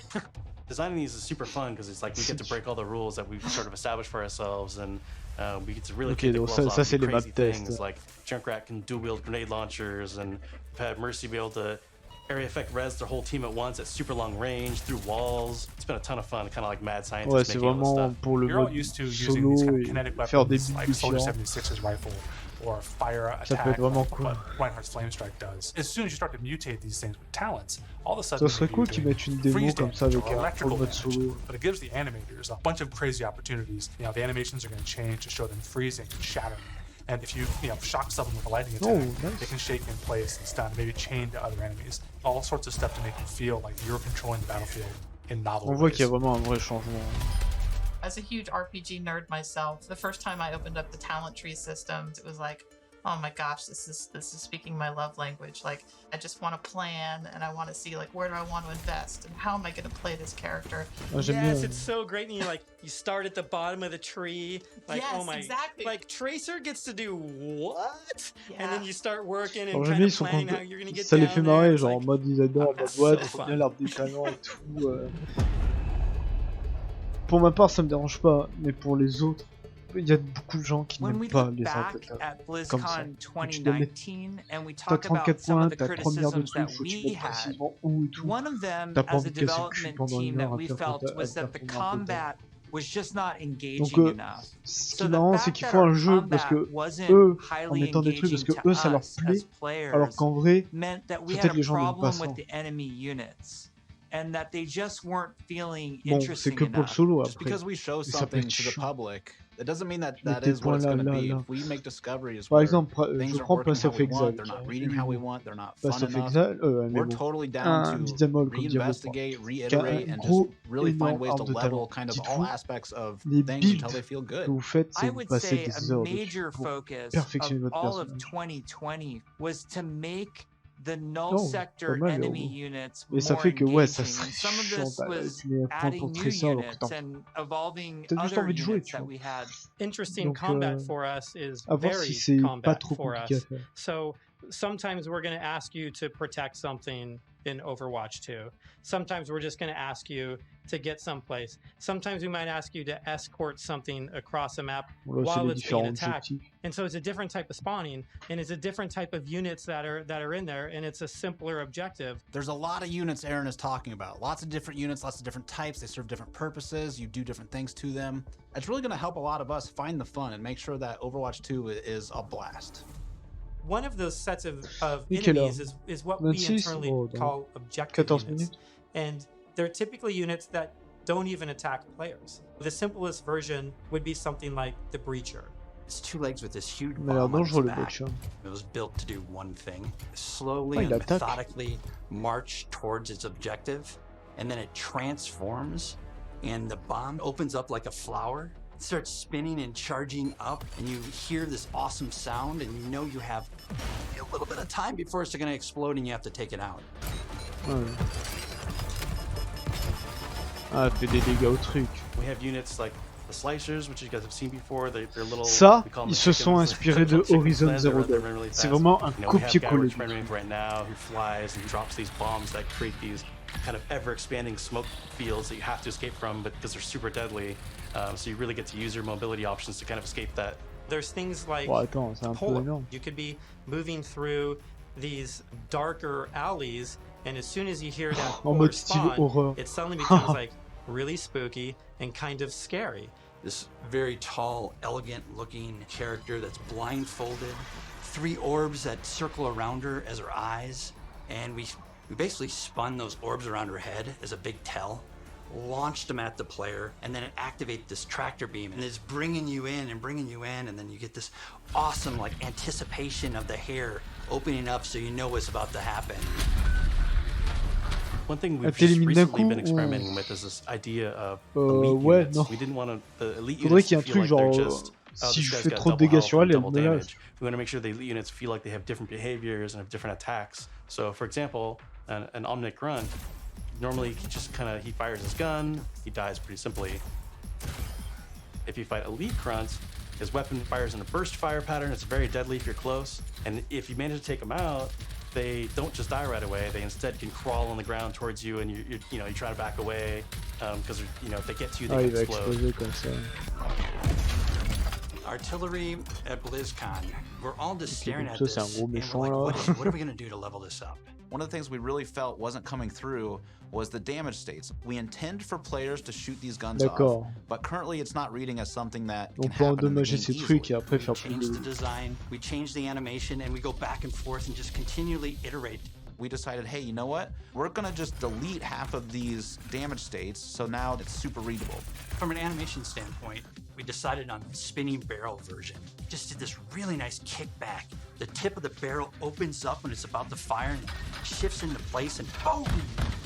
It's really amazing to be fighting an artillery unit and you can see the guns on the side, and as you're shooting the guns, they're actually visibly taking damage, and then you can blow them off and it reacts and kind of stumbles to the side, and really makes you feel like you're there, and it's super fun. Le fait, ouais, c'est que je pète un peu les deux trucs qui meurent. You're fighting null sectors. These are evil killing machines intent on marching you down. The way you're going to stop them is by shooting them, and we want to make sure that feels responsive and visceral. Really making sure that when they take a hit, it feels like their whole body has been punched, almost like hit by a truck. That's what really sells this fantasy that you're playing these superheroes. One of the cool pieces of technology that we created was what we call chain hit reactions. Oftentimes you'll find null sector bunched up marching maybe a half a dozen units abreast. You expect if you shoot one, they're gonna knock into their buddies. So we make that happen. Oh, turns out it's really fun c'est too. Super bien. Mais non, trop bien. Oh, de nouveau zéro. Attention. One of the things that we showed last year at BlizzCon was the new looks for our heroes. The theory kind of going in was like, you want to preserve the essence of your hero, but also kind of show that that hero's evolved and kind of changed and moved forward. So we have a lot more new looks. So I'm excited to see how players and fans react to all of the ones that we've done so far. Maybe we'll share some of those new looks today, which would be cool. We're going to reveal McCree's new look for Overwatch 2 as well as Pharah, and we're really excited to show off some of our first villains with Reaper and Widowmaker. But first I wanted to talk a little bit about technical wear, kind of like technical clothing. What that really is using very techy fabrics as well as having very intricate but functional straps designed in a way that is very aesthetically pleasing. With McCree, we took a couple of different approaches. He's got this classic cowboy look that it's really hard to mess with, because if you try to make him too sophisticated or too techy, it might not feel right for the character. But as a concept artist, you always want to change things around and try different shapes and silhouettes. So we did identify as Red Serape as the main thing for McCree. We also tried a couple different things with McCree's cowboy hat. We didn't really want to mess with that too much because that's a very iconic part of him. So that's another piece that we kept. We tried some retro cowboy looks that mixed in some tech here and there. Some that were a little bit more techy than others, some that were a little bit more classic cowboy. We gave him a little bit of a longer beard, and it really gives him a nice kind of like a more aged look. What's different about Pharah than some of our other heroes is Pharah's completely covered in armor. We didn't want to change her silhouette too much. It was more about experimenting on different colors. So it felt really appropriate for her to be the one to harken back to those original Overwatch colors of white and blue. One of the things that we wanted to update on Pharah was her visor.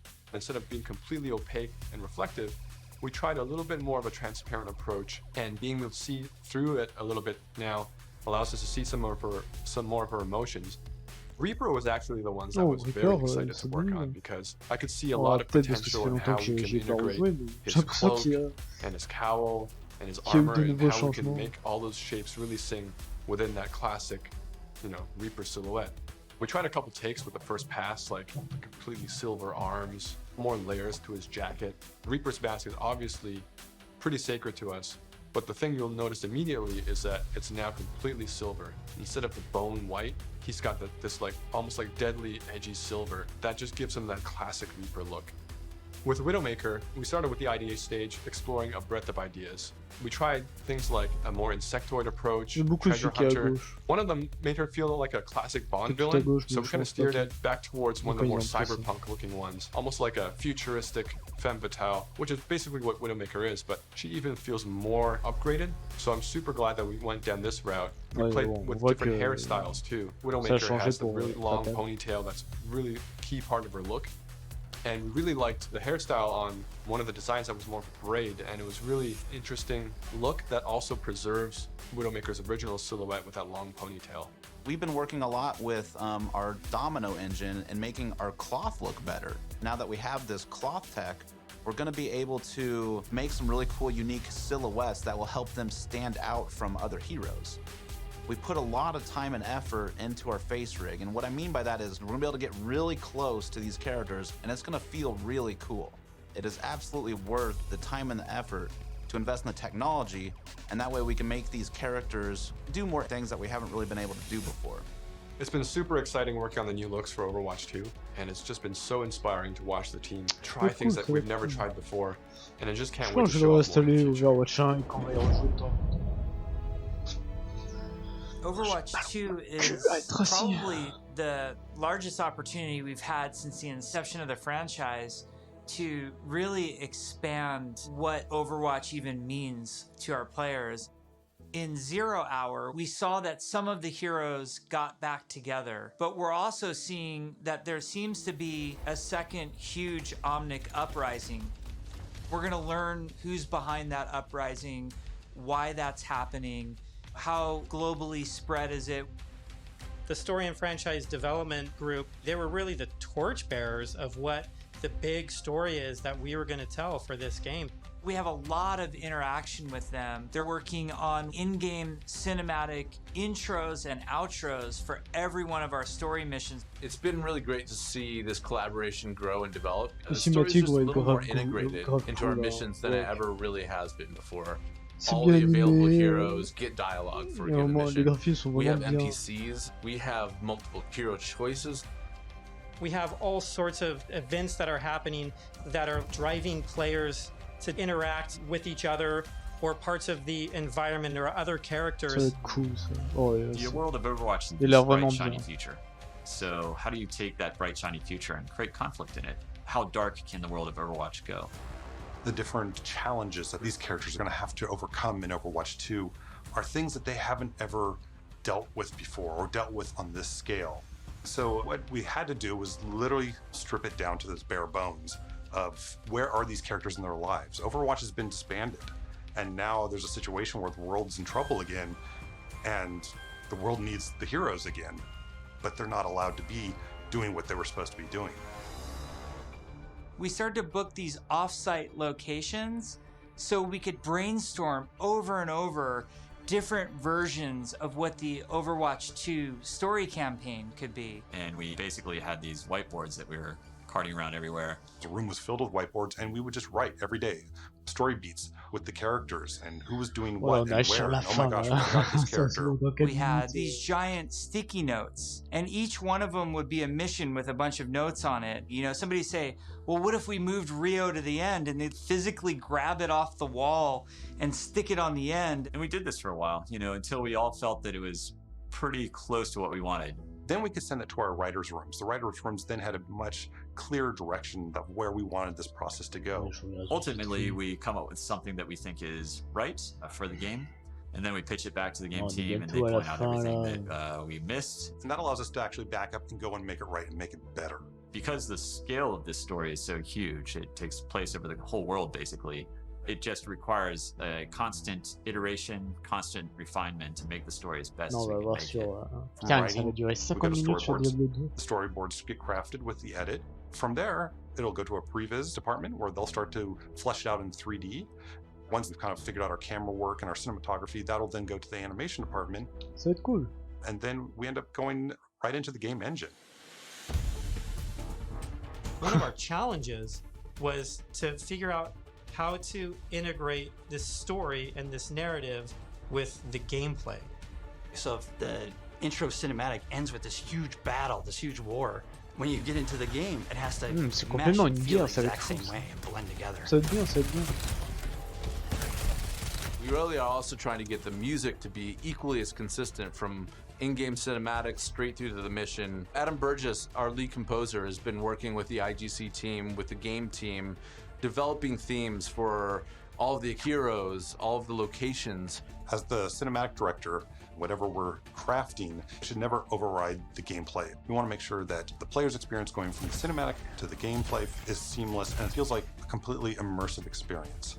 The engineers, we have to find a way to actually make that come to fruition. The choreo tool is a tool that allows people to coordinate different events to happen at the same time. Like in Rio, if you played our demo, one of the buildings explodes. And so that kind of event needs to happen as you're running by, and you need to have it timed, because if it blows up too early, then you don't see it. It allows story moments in missions that interact with the environment, that interact with our characters. The new tech, the new abilities that we have now are allowing us to push our storytelling farther than we could have previously. What's also really powerful about choreo is that, you know, if somebody has an idea, they can mock things up really quickly. We got to show the Widowmaker making this awesome introduction. And Casey was able to quickly put a really rough prototype in choreo. And Philip would come in and on the fly, he's making quick changes. They play tested something that would normally take weeks. It was done in like a matter of days. Each story mission has its own custom map built for it, and these maps are absolutely gigantic. India is one of our biggest maps, and it's a fun map because it has a few story beats that we've taken from recent comics and characters in the game. We've written a history for each city so that the cities feel lived in. And I think that informs the artists so that they know like what it is that the city has been through. Gothenburg was our chance to show Torbjorn's workshop. We created a space that kind of fits his height. So there's, you know, step ladders and scalable tables. We designed the space as if we were Torbjorn. Molten steel is pouring out of walls. It's pretty epic when you walk into it. Toronto was under siege by Null Sector when the players arrive here. There's a dynamic snowstorm.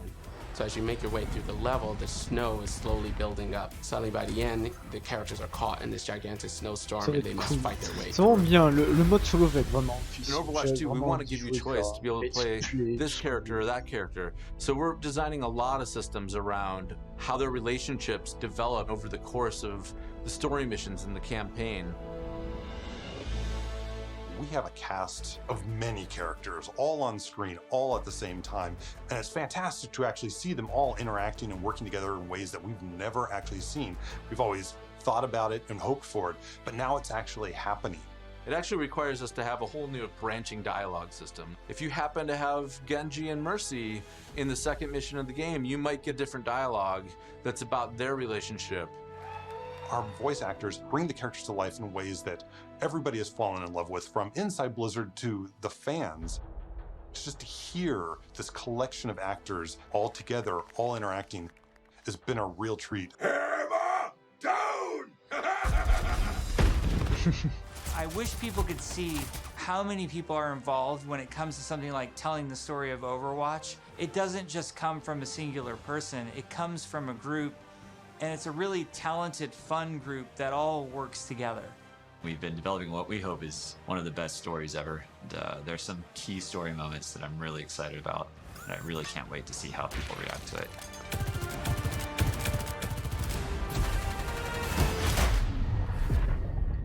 En conclusion, en conclusion.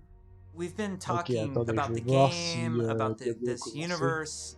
I know you all love it so much. A part right of now, we can one of sit our down diversity and inclusion have a night of efforts, Overwatch 2 the Differing and Abilities have it be Council. a really fun experience. And I think we need some more time till we can say it's perfectly polished in the way that we want it.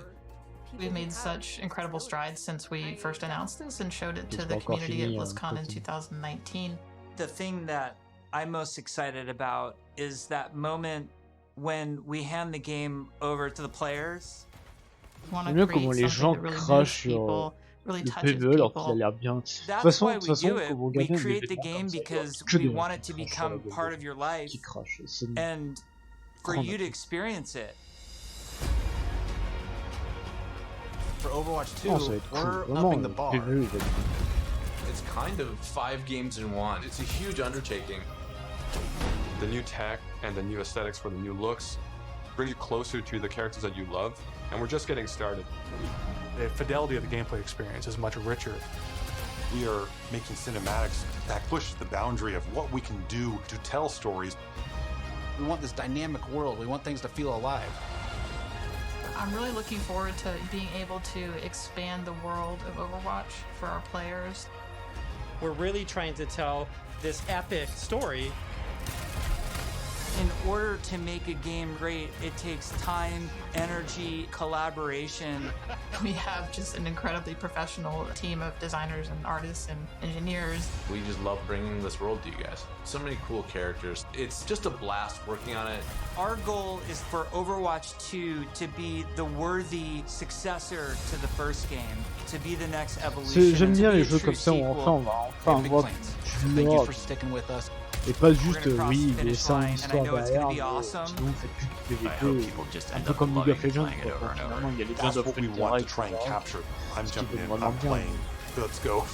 Quand il va avoir le style de Diablo League of Legends, ça va être difficile. Quand il y aura le MMO, ça va être difficile et tout. Ok. Voilà, regardez, vous voyez le commentaire, les gens ça adore, c'est une game, c'est vraiment, allez vous faire enculer. There we go. Ah là on est pour Diablo 2. Somewhere désolé, je mets sa tête sur lui. Alors j'espère que on va pas se taper un mec qui va penser. Somewhere out there. Yo, sick. Vraiment si c'est ça, j'arrête. Love the campfire. Oh, that multi-shot looks awesome. Bon, ça c'est ce qu'on avait vu. Wow. Surtout le mettre en grand alors que personnellement je le connais pas, peut-être dans le stream anglophone pourquoi pas. Mais réduisé, il prend. Je le mets. And console, okay. Vous mettez 9 images, il fait son écran. Alright. That'll be interesting. Et ils mettent un mec qui connaît pas Diablo 2. Oh, that leap attack was awesome. Il met un mec qui connaît pas Diablo 2, c'est débile. Mais tu sais, quelqu'un qui connaît le jeu, qui a joué et qui a passé toute sa vie. Fight is gorgeous. Oh, resurrected. Let's go! Come on! So that was super exciting. I'm Mr. Lamessi. Ils ont mis sa réaction, il connaît pas Diablo. I've been playing Diablo 2 for 20 years, streaming it for 6 years. I probably have over 25,000 hours in this game. D'accord, non, c'est un des plus gros joueurs de Diablo, mais il réagit comme s'il connaissait pas. I have to just, of course, ask a very first high-level question. Why the D2 remaster right now?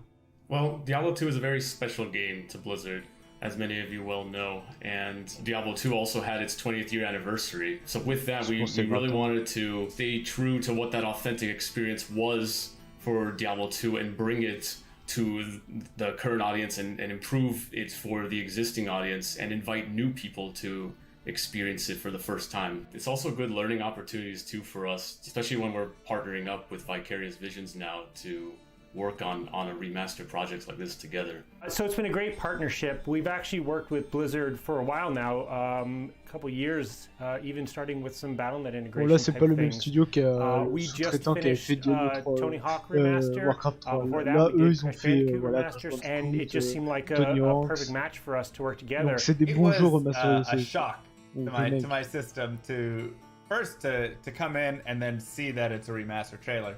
Was not expecting that.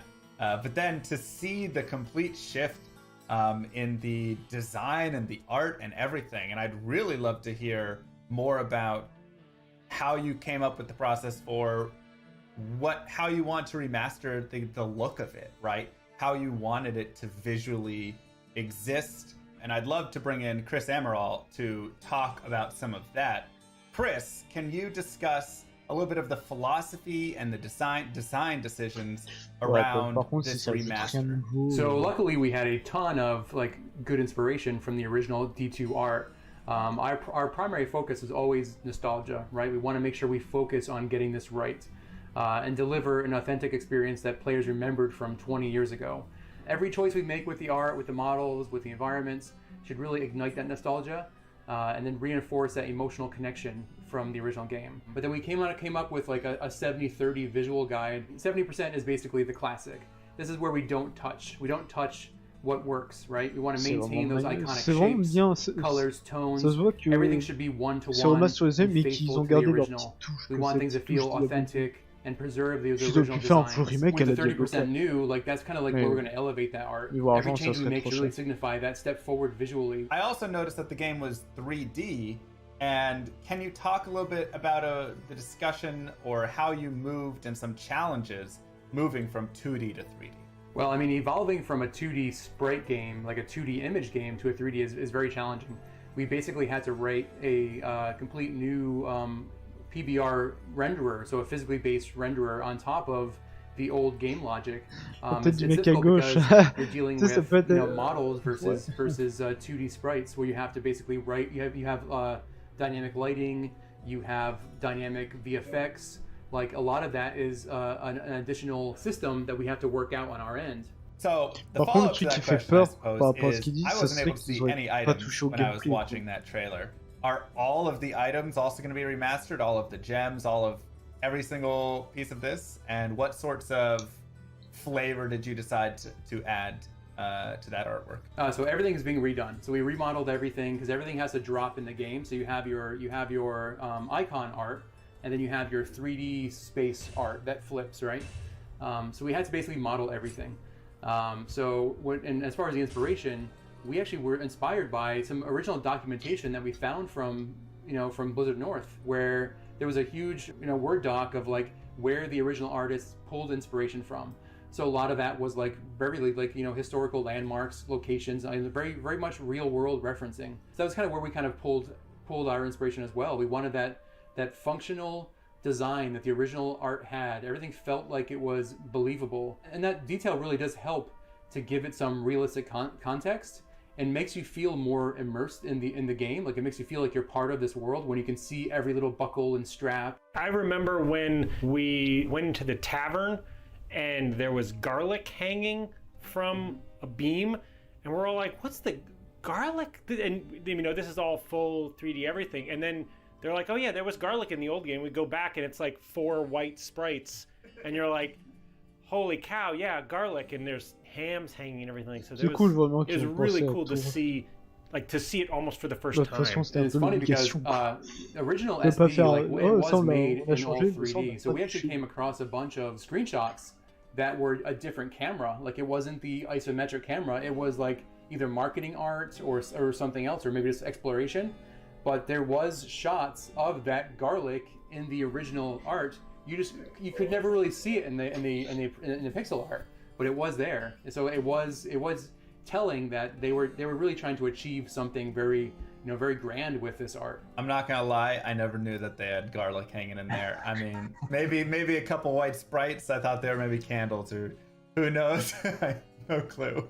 But that makes me excited to go look around now and just like explore all of the areas in the game, just to look at the new detailed art and see what was. Well, you see it now too, because also we have the one new feature for the art on the art side of things is the zoom camera. So it'll help you get in there and look at all the details. Like it was something that I really felt strongly that like a lot of ARPGs that come out now all have a zoom feature. This will really get you up and close and personal with like your armor, your weapons, like everything, the runes. Another way to look at it too is our legacy toggle feature, where you can flip back between the old visuals of the game and our current visuals. It's not even just a simple art swap. It is really the old game running underneath, because like Chris was mentioning, our new art engine our graphics engine is running on top of the game, and is mimicking what is running underneath. It's still following all the same data and rules and timings of everything. So we are still being true to that 25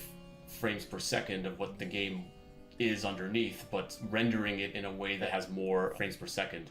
Yeah, I'd love to hear more about that specifically, because when I go into Diablo 2, I'm thinking 25 FPS, and like you said, the game is built on that. My faster casting, my hit recovery, all of this stuff is built on 25 FPS. So how do you create a game at 60 FPS? So all of the logic and how the game talks with the server and everything like that runs on that cycle, and that hasn't changed.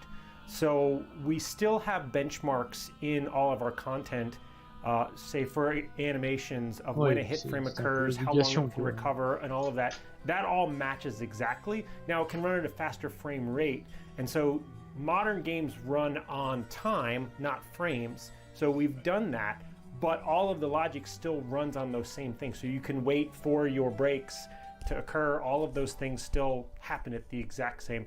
And that was through no small effort, but it's super important, right? Because even if you can't see it right away. Oh, c'est chiant, allez. Ah, je m'en doutais. Bon, en fait, ils veulent juste parler du truc, ils vont pas... Bon, après, est-ce que ça vaut le coup ou pas, je sais pas trop. Excusez-moi, j'attends. And so the game is a grid. So it still respects that grid, right? Like on the controller will still allow you to move small amounts because you push the stick a little bit, but it's still, you're either in a run state or a walk state, stamina is still a thing. You're still on a grid. Like all of that logic, once again, is all being driven by the old game. That hasn't changed. En vrai, c'est juste, j'ai un peu peur, ça prenne trop de temps. Animation is also like, it was very challenging because you know, you only had a few of the frame counts basically to make that animation. So it wasn't like a modern game where you have tons of different keys to make it very fluid animation. But we had to really like maintain that timing, that pace. The posing was a big focus for us too. We wanted to get those iconic poses for each character, and then just align that silhouette. So continuing the talk of visuals, I want to talk about characters, cosmetics, how they look. Because I know something that I love with Diablo 2 is just putting on, you know, a scale mail, putting on a full plate mail, putting on a sacred armor, and seeing the character like have the different change and all of that. But some things still don't like reflect over in the color of it or whatnot, right? Some do, some don't. Is there going to be changes there, or is it just enhancing all of those visuals and making them just look even cooler? So our goal was to basically be one-to-one with parity with the original game. So we built every piece of armor that was in the original game and is now in the remastered version. The only difference we did is with the icon items. So now we have a more connected visual with the icon and the item that drops in the game, where before you had different visuals. That's really the only thing we pushed on as far as modernization. Yeah, so like shields or weapons, a lot of the unique items that you find in the game had special kind of icon arts, right? And that is something we're actually going to be showing on your character in the new visuals. That definitely excites me. I think that's something a lot of people would love to see, you know, a lance guard and have the cool stuff actually on their character there. It will be the same model you see on those icons. Are we going to see remastering of the cinematics in the game? Yes. Yes, we are. Yep, the entire full 28 minutes or whatever is going to be all remastered with new high fidelity art. It's going to look amazing, by the way. Sound in those also be remastered, and any other sound in the game be remastered. All of the audio has been remastered, as well as we've added additional, surround sound features. There's more ambient, there's more effects going on.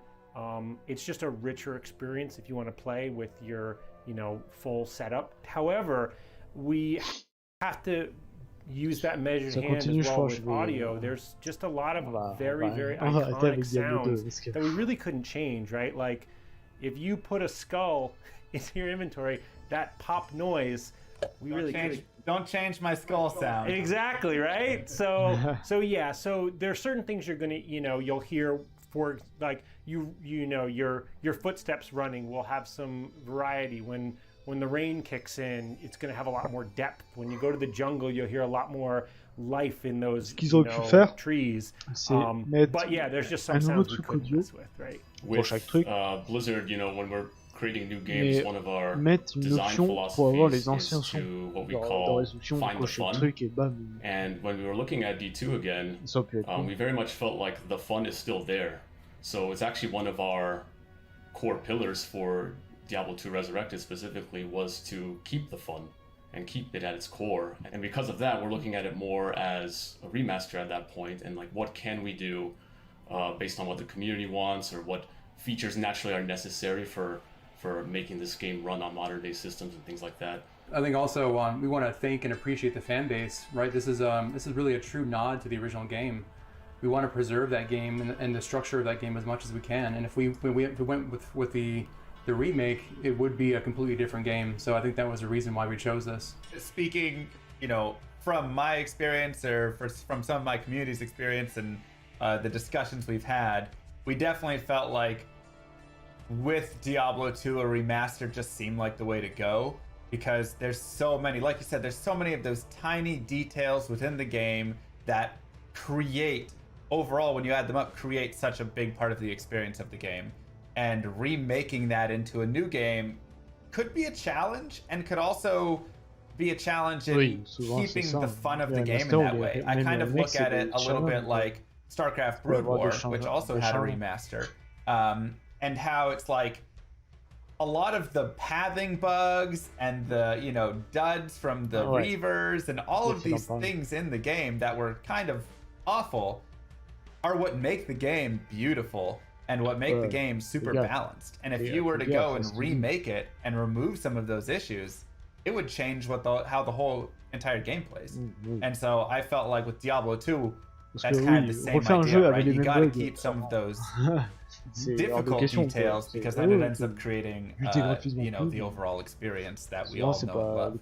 Yeah, we also felt that, like, for a game during its time back in 2000, based on limitations, or everyone was still looking at strategy guides, or just limited internet, it led to that kind of typical game design you see, where there was a lot of mystery, discovery. So we felt like that was another part of, part of keeping the fun, which was to maintain that discovery of the game as well. So speaking to maintaining and possibly changing, what are the pieces that did end up staying the same, or if it's easier to explain the other way, what are the pieces that were really changed to bring this remaster to life? So at its core, we want it to still be the same. So right away, things like the balance, the monsters you see on the spawn rates, item drops and things like that are the same.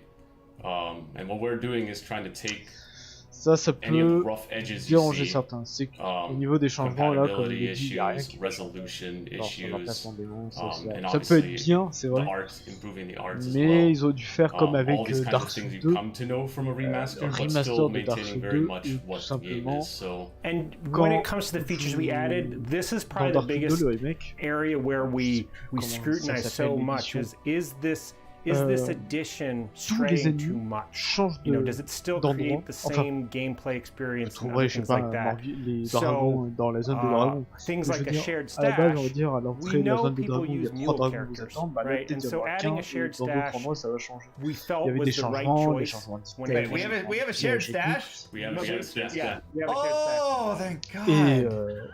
Finalement, now, the way that the shared stash works is there are rules, right? You can't have your ladder characters mixing a stash with a non-ladder character, and you can have your offline characters, can't use your online. But for the most part, we're like, people do this anyway with a mule character, so it's okay to give them this feature. That is like the greatest feature that you could add, because there's nothing worse than opening up the game, going in, dropping all your GG items to mule them over because you've run out of space, and then not being able to log back in, or the game's not created, or it didn't perm in time, and losing all of your gear, or trying to find someone to help you transfer your gear over, because, oh my gosh, a shared stash is amazing. Thank you so much. That's such a help. Like I said, maintaining the core was a thing, but the other aspect of it was to see where we can improve, right? So the shared stash is one of them, because we saw it as a very common concern, especially around muling, which people had workarounds anyway, right? So that is one thing. Another example is we are reimagining the UI in the game. With a new reimagined UI, we're still trying to stay very faithful to what you come to expect. So you'll still have the classic globes on the HUD screen, the skill icons, the potion belts, and all that. But we are reorganizing a little bit. We're trying to integrate the menu buttons and the stamina bars closer together within the HUD, so it's built a little bit cleaner. And naturally with reimagining a UI, we have some liberties to add a few things. So going back to the information I was talking about, a big thing we're doing on the character screen is we're adding an advanced stats screen. as well. So we're going to be showing you all the information you get from items as well. So you don't have to do that kind of math with like looking at each of your items and calculating how much magic find you have, for example. It'll all be like summarized right there for you. Something that we've seen already in a lot of mods where they've gone ahead and taken that information and created a little screen. So that's really nice to see that you guys are implementing that as well. Because yeah, I don't think anybody like sitting down and counting up the magic find of every specific item, you know, and all of their charms and all of everything to figure out what is the number, how much do I have. We've also added auto gold, so you can opt in. It is a feature you can turn off, which is one of the things we have to be careful of. You know, a handful of other things where we're like, if you want this, you can turn it on, but you can also keep it off. This was actually something that we started looking into when we were adding controller support. There's a lot of paths that we could have taken with controller support. Obviously for controllers on console, which we're coming out on, but allowing just plug a controller in for accessibility reasons, for that might be the way you want to play. But it's a PC first experience. Like for example, there's still an inventory grid, there's still inventory Tetris. That's core to what Diablo 2 is, right? Taking that away, it starts to become something different. And I love that. I think that's the perfect way to really introduce it, because you're going to have that split in the community. You're going to have half the people who say, just give me auto gold. It's 2020. I don't want to worry about having to pick up every individual gold stack. But then you're going to have the opposite side of purists who go, don't touch this. Like, that completely changes my game experience. And, you know, if I'm speedrunning through the game or playing through whatever, I want to be able to go over and pick up the gold stacks and take that time, and that's more a part of the Diablo 2 experience for me. I want to jump back to features in a second, but before we do, you just brought up console play, and I feel like we have to jump into console, the decision for console, and how you're gonna make that work. You already talked a little bit about like auto gold, having that to be a little more accessible, but when I think of Diablo 2, I think of a mouse going and clicking everywhere and how does this work on a console? To say it wasn't a challenge would be a bold lie.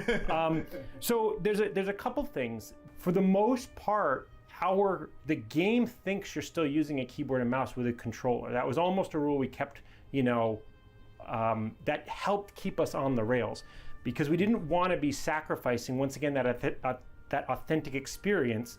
But we did want to make it more accessible, bring it to a modern audience. I mean, there are people who were born after this game came out that we want them to enjoy it and play it. And a lot of those people are used to, just more modern titles that could use a controller.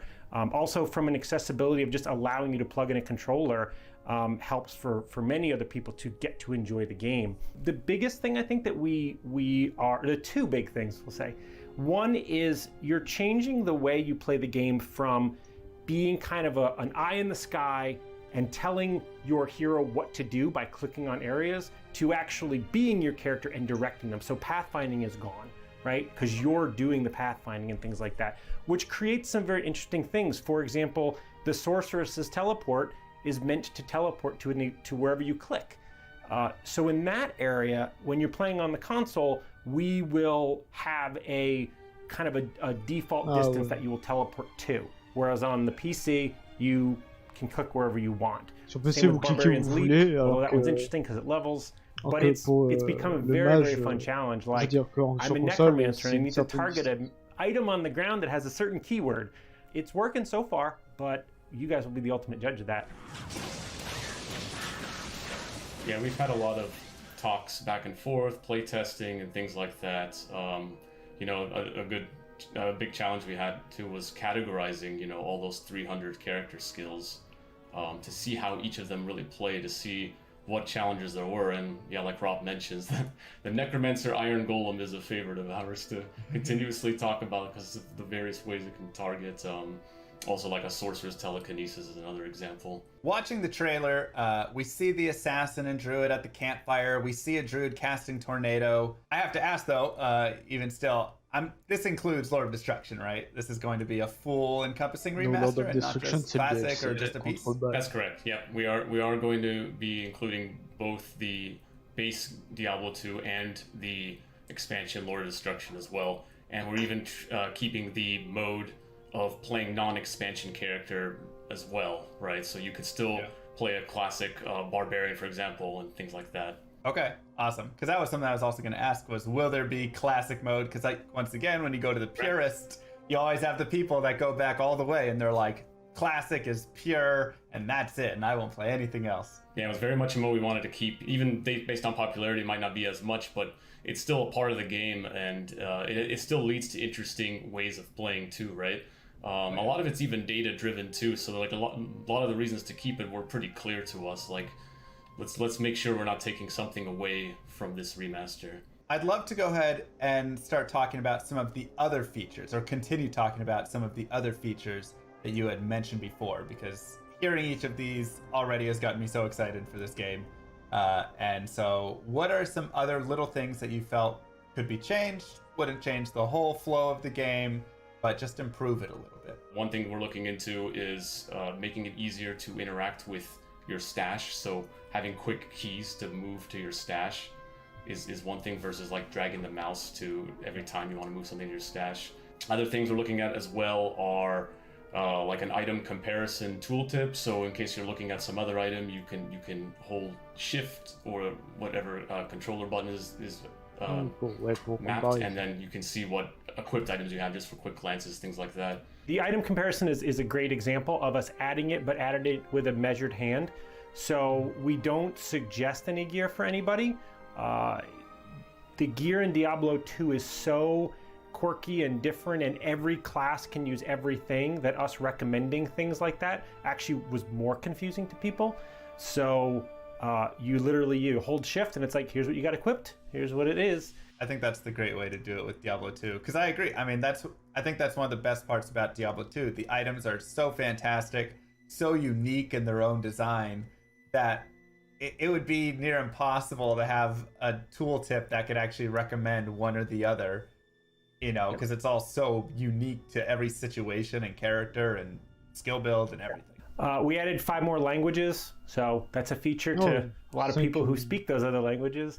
The whole front end is pretty much modernized now, so your character is much bigger front and center right in the beginning, and you'll have a backdrop of whatever act you're in. So that's all been streamlined. You can still, play online or offline, but that flow has been improved. So what are your favorite changes that each of you have within the game so far? There's a lot of fun. It's fun to see a lot of the art come to life with our new visuals. So for me, one of the things I've been waiting for since first starting on this game was to see that character creation campfire scene come to life in our new arts, and I'm really happy to see how far it's progressed, and I love seeing that. It's just such an iconic moment. It's the first thing you really see in the game before you get started, and it's amazing. Can I say all the art? No, I'm just kidding. So we added, like Rob mentioned, we added an act-specific screen in the front end. And it's basically this large screen where we have like a diorama of each act, and it's amazing to see, because it feels like you're really there. Like you can see the detail, you can see every aspect of the scene, and it just has that very immersive feeling to it. So that's probably my favorite part. I think mine is a little bit more squishy.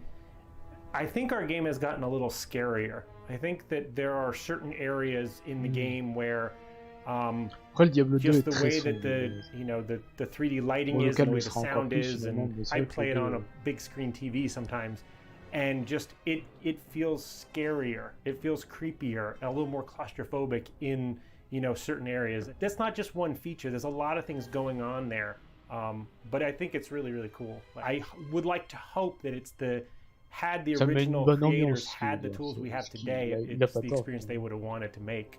Yeah, I think the lighting really helps with that too, because we're a 3D game. That's one of the biggest differences between the original games. So what the game had before with the sprites, with 3D models built into sprites, was not a true real-time lighting system. So because we're pushing that with a 3D graphics engine running on top of the game and getting actual 3D lighting inside of those kinds of caverns and corridors, makes for very interesting experience now because it just feels more immersive with having light react around you like that. Yeah, I would definitely say, I mean, I've only seen the trailer piece you sent me, but even from that, just seeing like down in the tunnels or the sewers or, you know, any of those like you said, cavern, dungeonous zones, the lighting, it was darker and brighter, and then things like the skeletons with the fire, it just had like this different, I agree, creepier feel.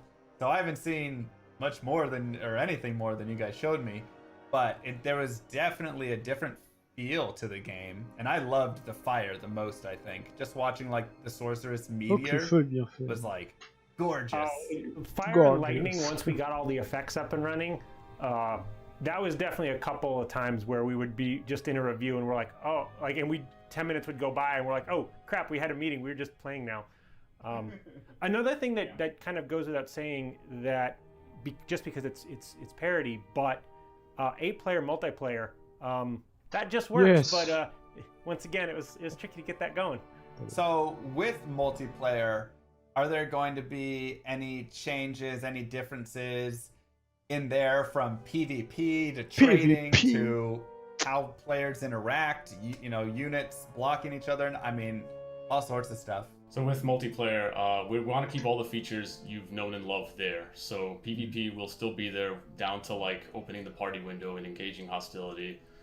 Trading is still going to function the same as you know. You know, you can go into games, trade items, or talk in chat channels and things like that. Areas of improvement, though, like I said, going back to my mentioning of reimagining a lot of the UI, improvements to the battlement lobby. So we're trying to look at some things like improving like how you browse server games. Like, so when you're looking at a game to join and typing passwords and things like that, that's the kind of area we're trying to see how we could smooth out in ways like making sure you can browse normal games, nightmare games, and hell games, even though you've graduated to the higher difficulty. I'm sure you've known that. There's nothing worse than accidentally killing Bale in Nightmare when you're trying to do Nightmare Bale runs and you're like, I can't find any of the games anymore for Nightmare Bale runs. But you can if you log into a separate character. Right, you go to a separate character and then look at it. That was kind of our logic, right? Since there are workarounds there, that made it easier for us to make the decision of allowing some of those things.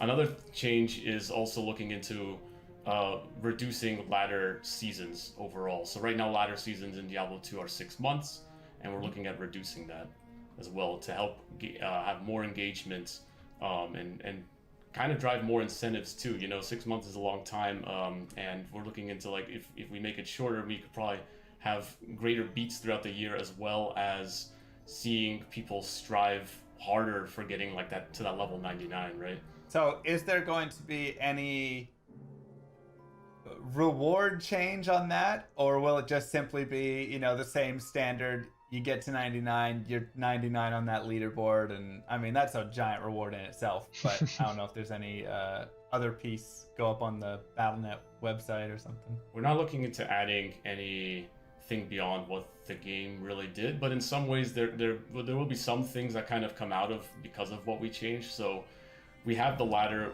the leaderboard, right, where you can see each class going to level 99. There are easier ways to filter through that. And we're also looking into saving that, right? So you can always look back to previous seasons as well. So in a way, we're creating that kind of legacy now that has kind of been dropped from the past. So that's one advantage, is your names could be there. Ouais, c'est intéressant, ça peut être cool. I mean, I think that would be cool enough. Just anything to keep it there as like forever. Like this was season 1, season 2, you know. Like that's when I got my 89. Because I know a lot of people like to go and reflect kind of on their old characters and pushes and...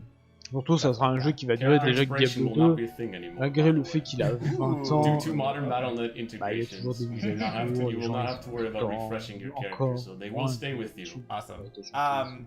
Will there be anything different with like character names then, if that's the case? Oh, yeah. So this was one that we talked about for a very, very long time. So because we are moving to global servers and we have cross progression, we will allow duplicate names because with everyone being in the same thing across all consoles and all platforms and other things like that, you would very quickly bump into duplicates like day one. And so we are allowing duplicate names. However, they will also be appended with your gamer tag or your Battle.net ID or other things like that, so that you are still unique. But this also allows us for people to play the game quicker, because we can autofill in your name, other things like that. Rob touched on it a little bit, but another mention there was going to global servers as well. So this is a new thing we're doing, where the concept of US West, US East, Asia regions, and EU are no longer going to be a thing in terms of like being on separate servers. So now, for the push for a global play with Diablo 2, you can now be able to join across people around the world. I think that's a fantastic change. That's always been one of the like saddest parts, is like they're on EU and I'm on, you know, US East, and then my other friend's on US West, and it's like, how do we get us all together? You know, like, okay, somebody has to make a sacrifice there. And so that seems like a really positive change. So far, you guys are killing it. I'm loving absolutely. I just want to say, like, I'm loving all of the changes and all of the decisions that have been made. It feels like you're really respecting the integrity of the game, but really bringing in a lot of that quality of life, because Diablo 2 just had some of those pain points like muling and separate servers and all of that. So I just want to throw that out there really quick. There's a lot of love and care going on into this. Like we're very passionate about Diablo 2, you know. I can even give you a little anecdote of when I started on the team. I was asking around too.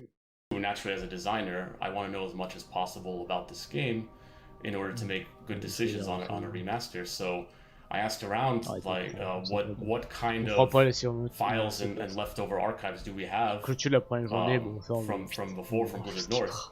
And I was told, like, I was given some, and like this, I was told that was it, which I quickly disbelieved, because I like to just do my own little digging arounds to find out things. So I dug around a lot in a lot of archives, and I looked around in different teams as well, because naturally, a game from 20 years ago, people have moved on different teams, and like, where has data moved around across our other games across Blizzard? So it was within folders within folders, I like to say, that I found a lot of old source files from Diablo 2. A lot of things, like within folders of saying stuff we should archive.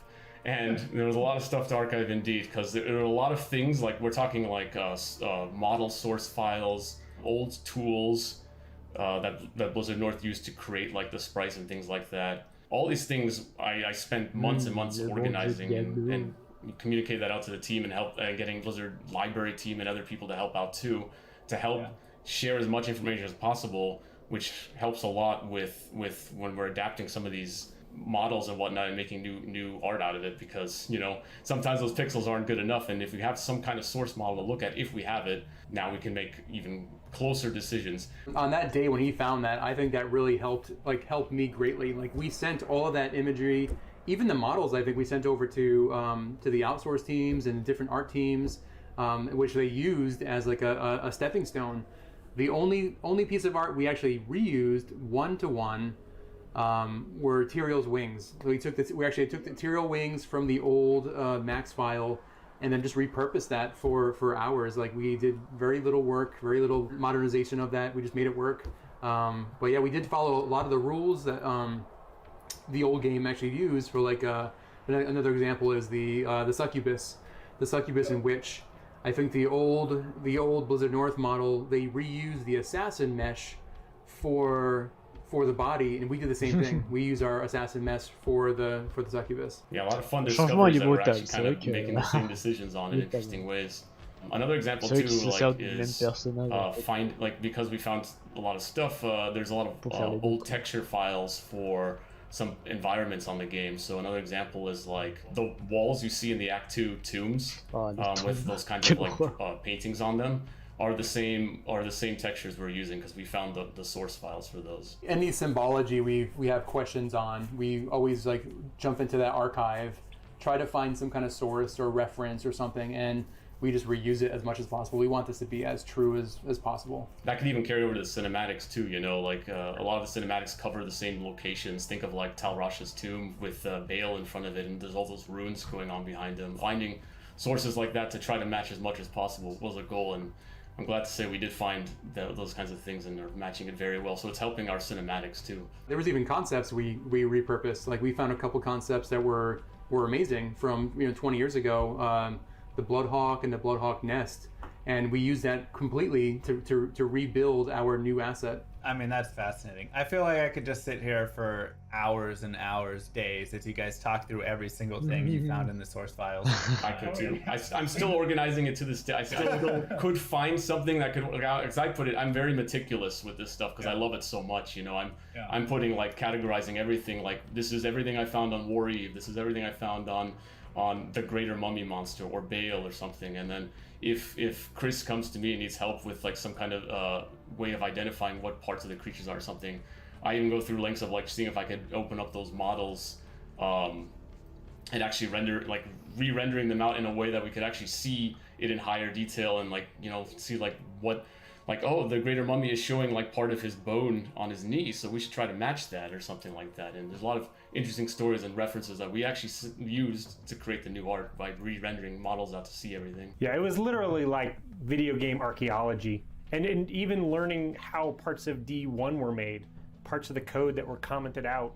Totally geek out on just all of the, you know, because it's a game that we all kind of grew up in, and a lot of us got into the games industry because of these types of games, and this game in particular, right? Like, and so it's almost like we're treating it like a classic car, right? Like, okay, it probably shouldn't run on leaded gas anymore, but you really can't change it, right? You just got to make it, you know, good enough, even better, you know, than they remember, and good for another 20 years. Yeah, and even like, you know, mention of Diablo 1 is very key too. Like we look at Diablo 1 as well, because naturally this being a sequel to Diablo 1, especially within the time span of when it came, like Diablo 1, you know, was 1996 and Diablo 2 2000. A lot of things carried over throughout development. So going back to see Diablo 1 and what it's like also helped us make decisions, even some of the arts too, because like we discovered certain things we didn't even realize before until later down the line. Like an example is in the Chaos Sanctuary,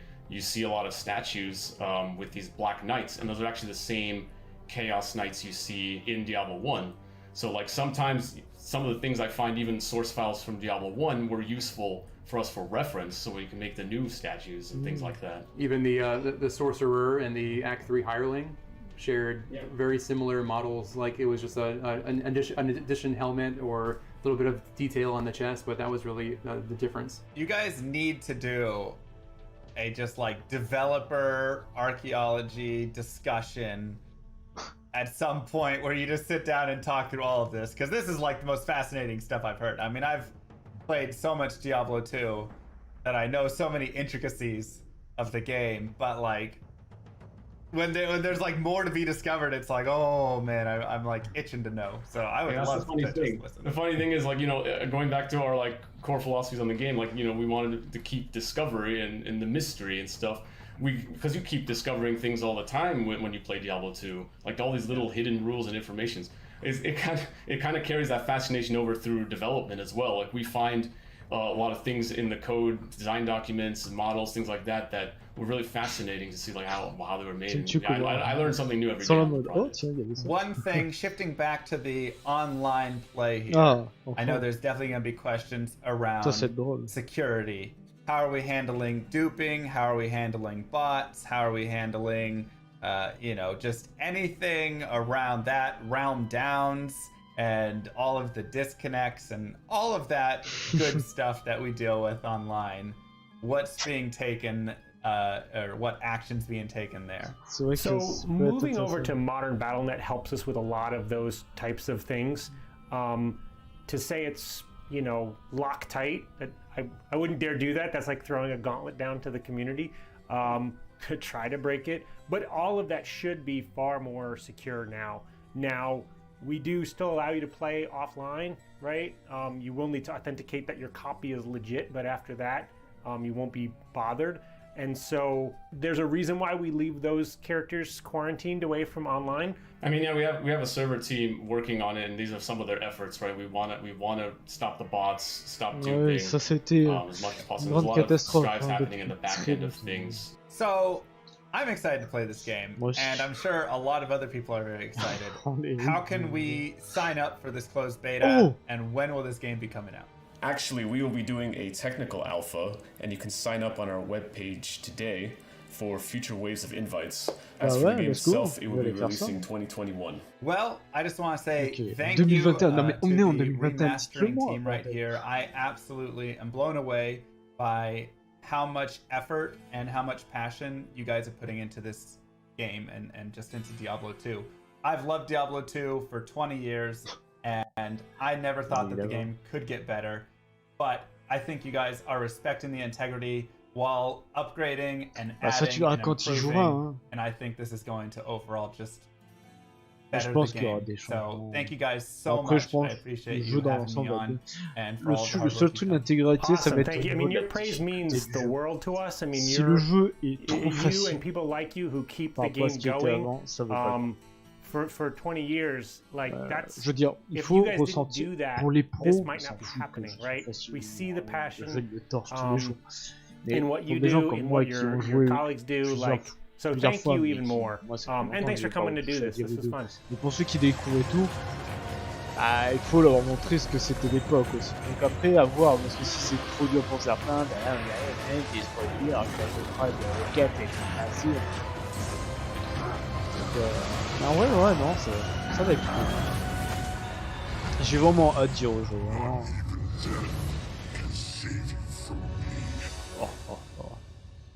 Voilà, donc allez, on a fini la BlizzCon, hein, c'est la fin, on voit que c'est la fin. Attendez, je vais me mettre comme ça. Hop, donc, you know, the original Diablo. Donc on va fermer maintenant, ça sert à rien de continuer. Bon, pour ma part, moi je vais m'arrêter là pour le stream, c'était vraiment intéressant. Je ferai une vidéo YouTube, 2 vidéos YouTube. Je ferai une première où je vais parler de l'ensemble des annonces qu'il y a eu. Plus ou moins vite fait, cela dépend. Je ferai une spécialisée sur World of Warcraft, vu que ma chaîne YouTube, malgré que je fais du multigaming en tout genre, je me concentre beaucoup sur World of Warcraft. Alors, la plupart de mes vidéos sont sur World of Warcraft, et celle qui marche le mieux, c'est sur World of Warcraft. Donc je ferai une vidéo dessus, plus explicative, où je parlerai plus en détail, où je jugerai selon certains trucs. Donc ça sera ça d'intéressant. Puis je ferai c'est surtout pour mes abonnés qui sont là pour World of Warcraft, plus, et donc après donc dans l'ensemble, cela va dépendre aussi, alors je crois que logiquement ça passerait, parce que si je fais par exemple une vidéo sur World of Warcraft, sur la BlizzCon de World of Warcraft, je vais voilà, sur la vidéo je dis oui machin c'est ça vite fait, il y a eu des annonces aussi de ça, avec tout ça, mais si vous voulez plus en détail, allez voir sur mon autre vidéo, voilà.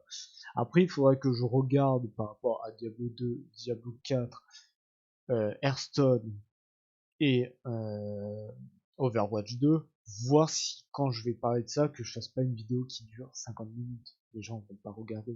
Donc il faudrait que j'essaie de voir, d'actualiser, de minimiser, mais de bien expliquer en détail tout cela en une trentaine de minutes. Je veux dire, allez, moins de 30 minutes serait vraiment le top.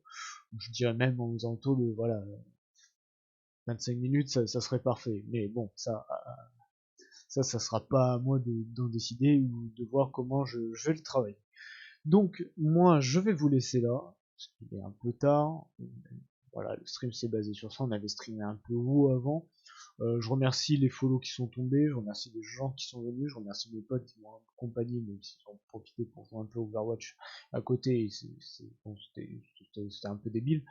Mais donc on streamera ce soir vers 22h30, donc on fera je sais pas quoi, je pense qu'on fera du Valheim, vu que j'avais commencé dessus, peut-être un jeu bizarre, on verra sur l'occasion, mais je pense que ce sera du Valheim.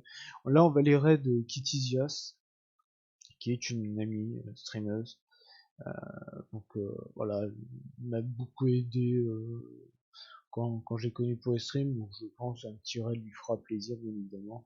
Donc je vous souhaite à tous une bonne soirée, une bonne nuit selon l'heure, et on se retrouve ce soir. Sur ce, ciao ciao et merci.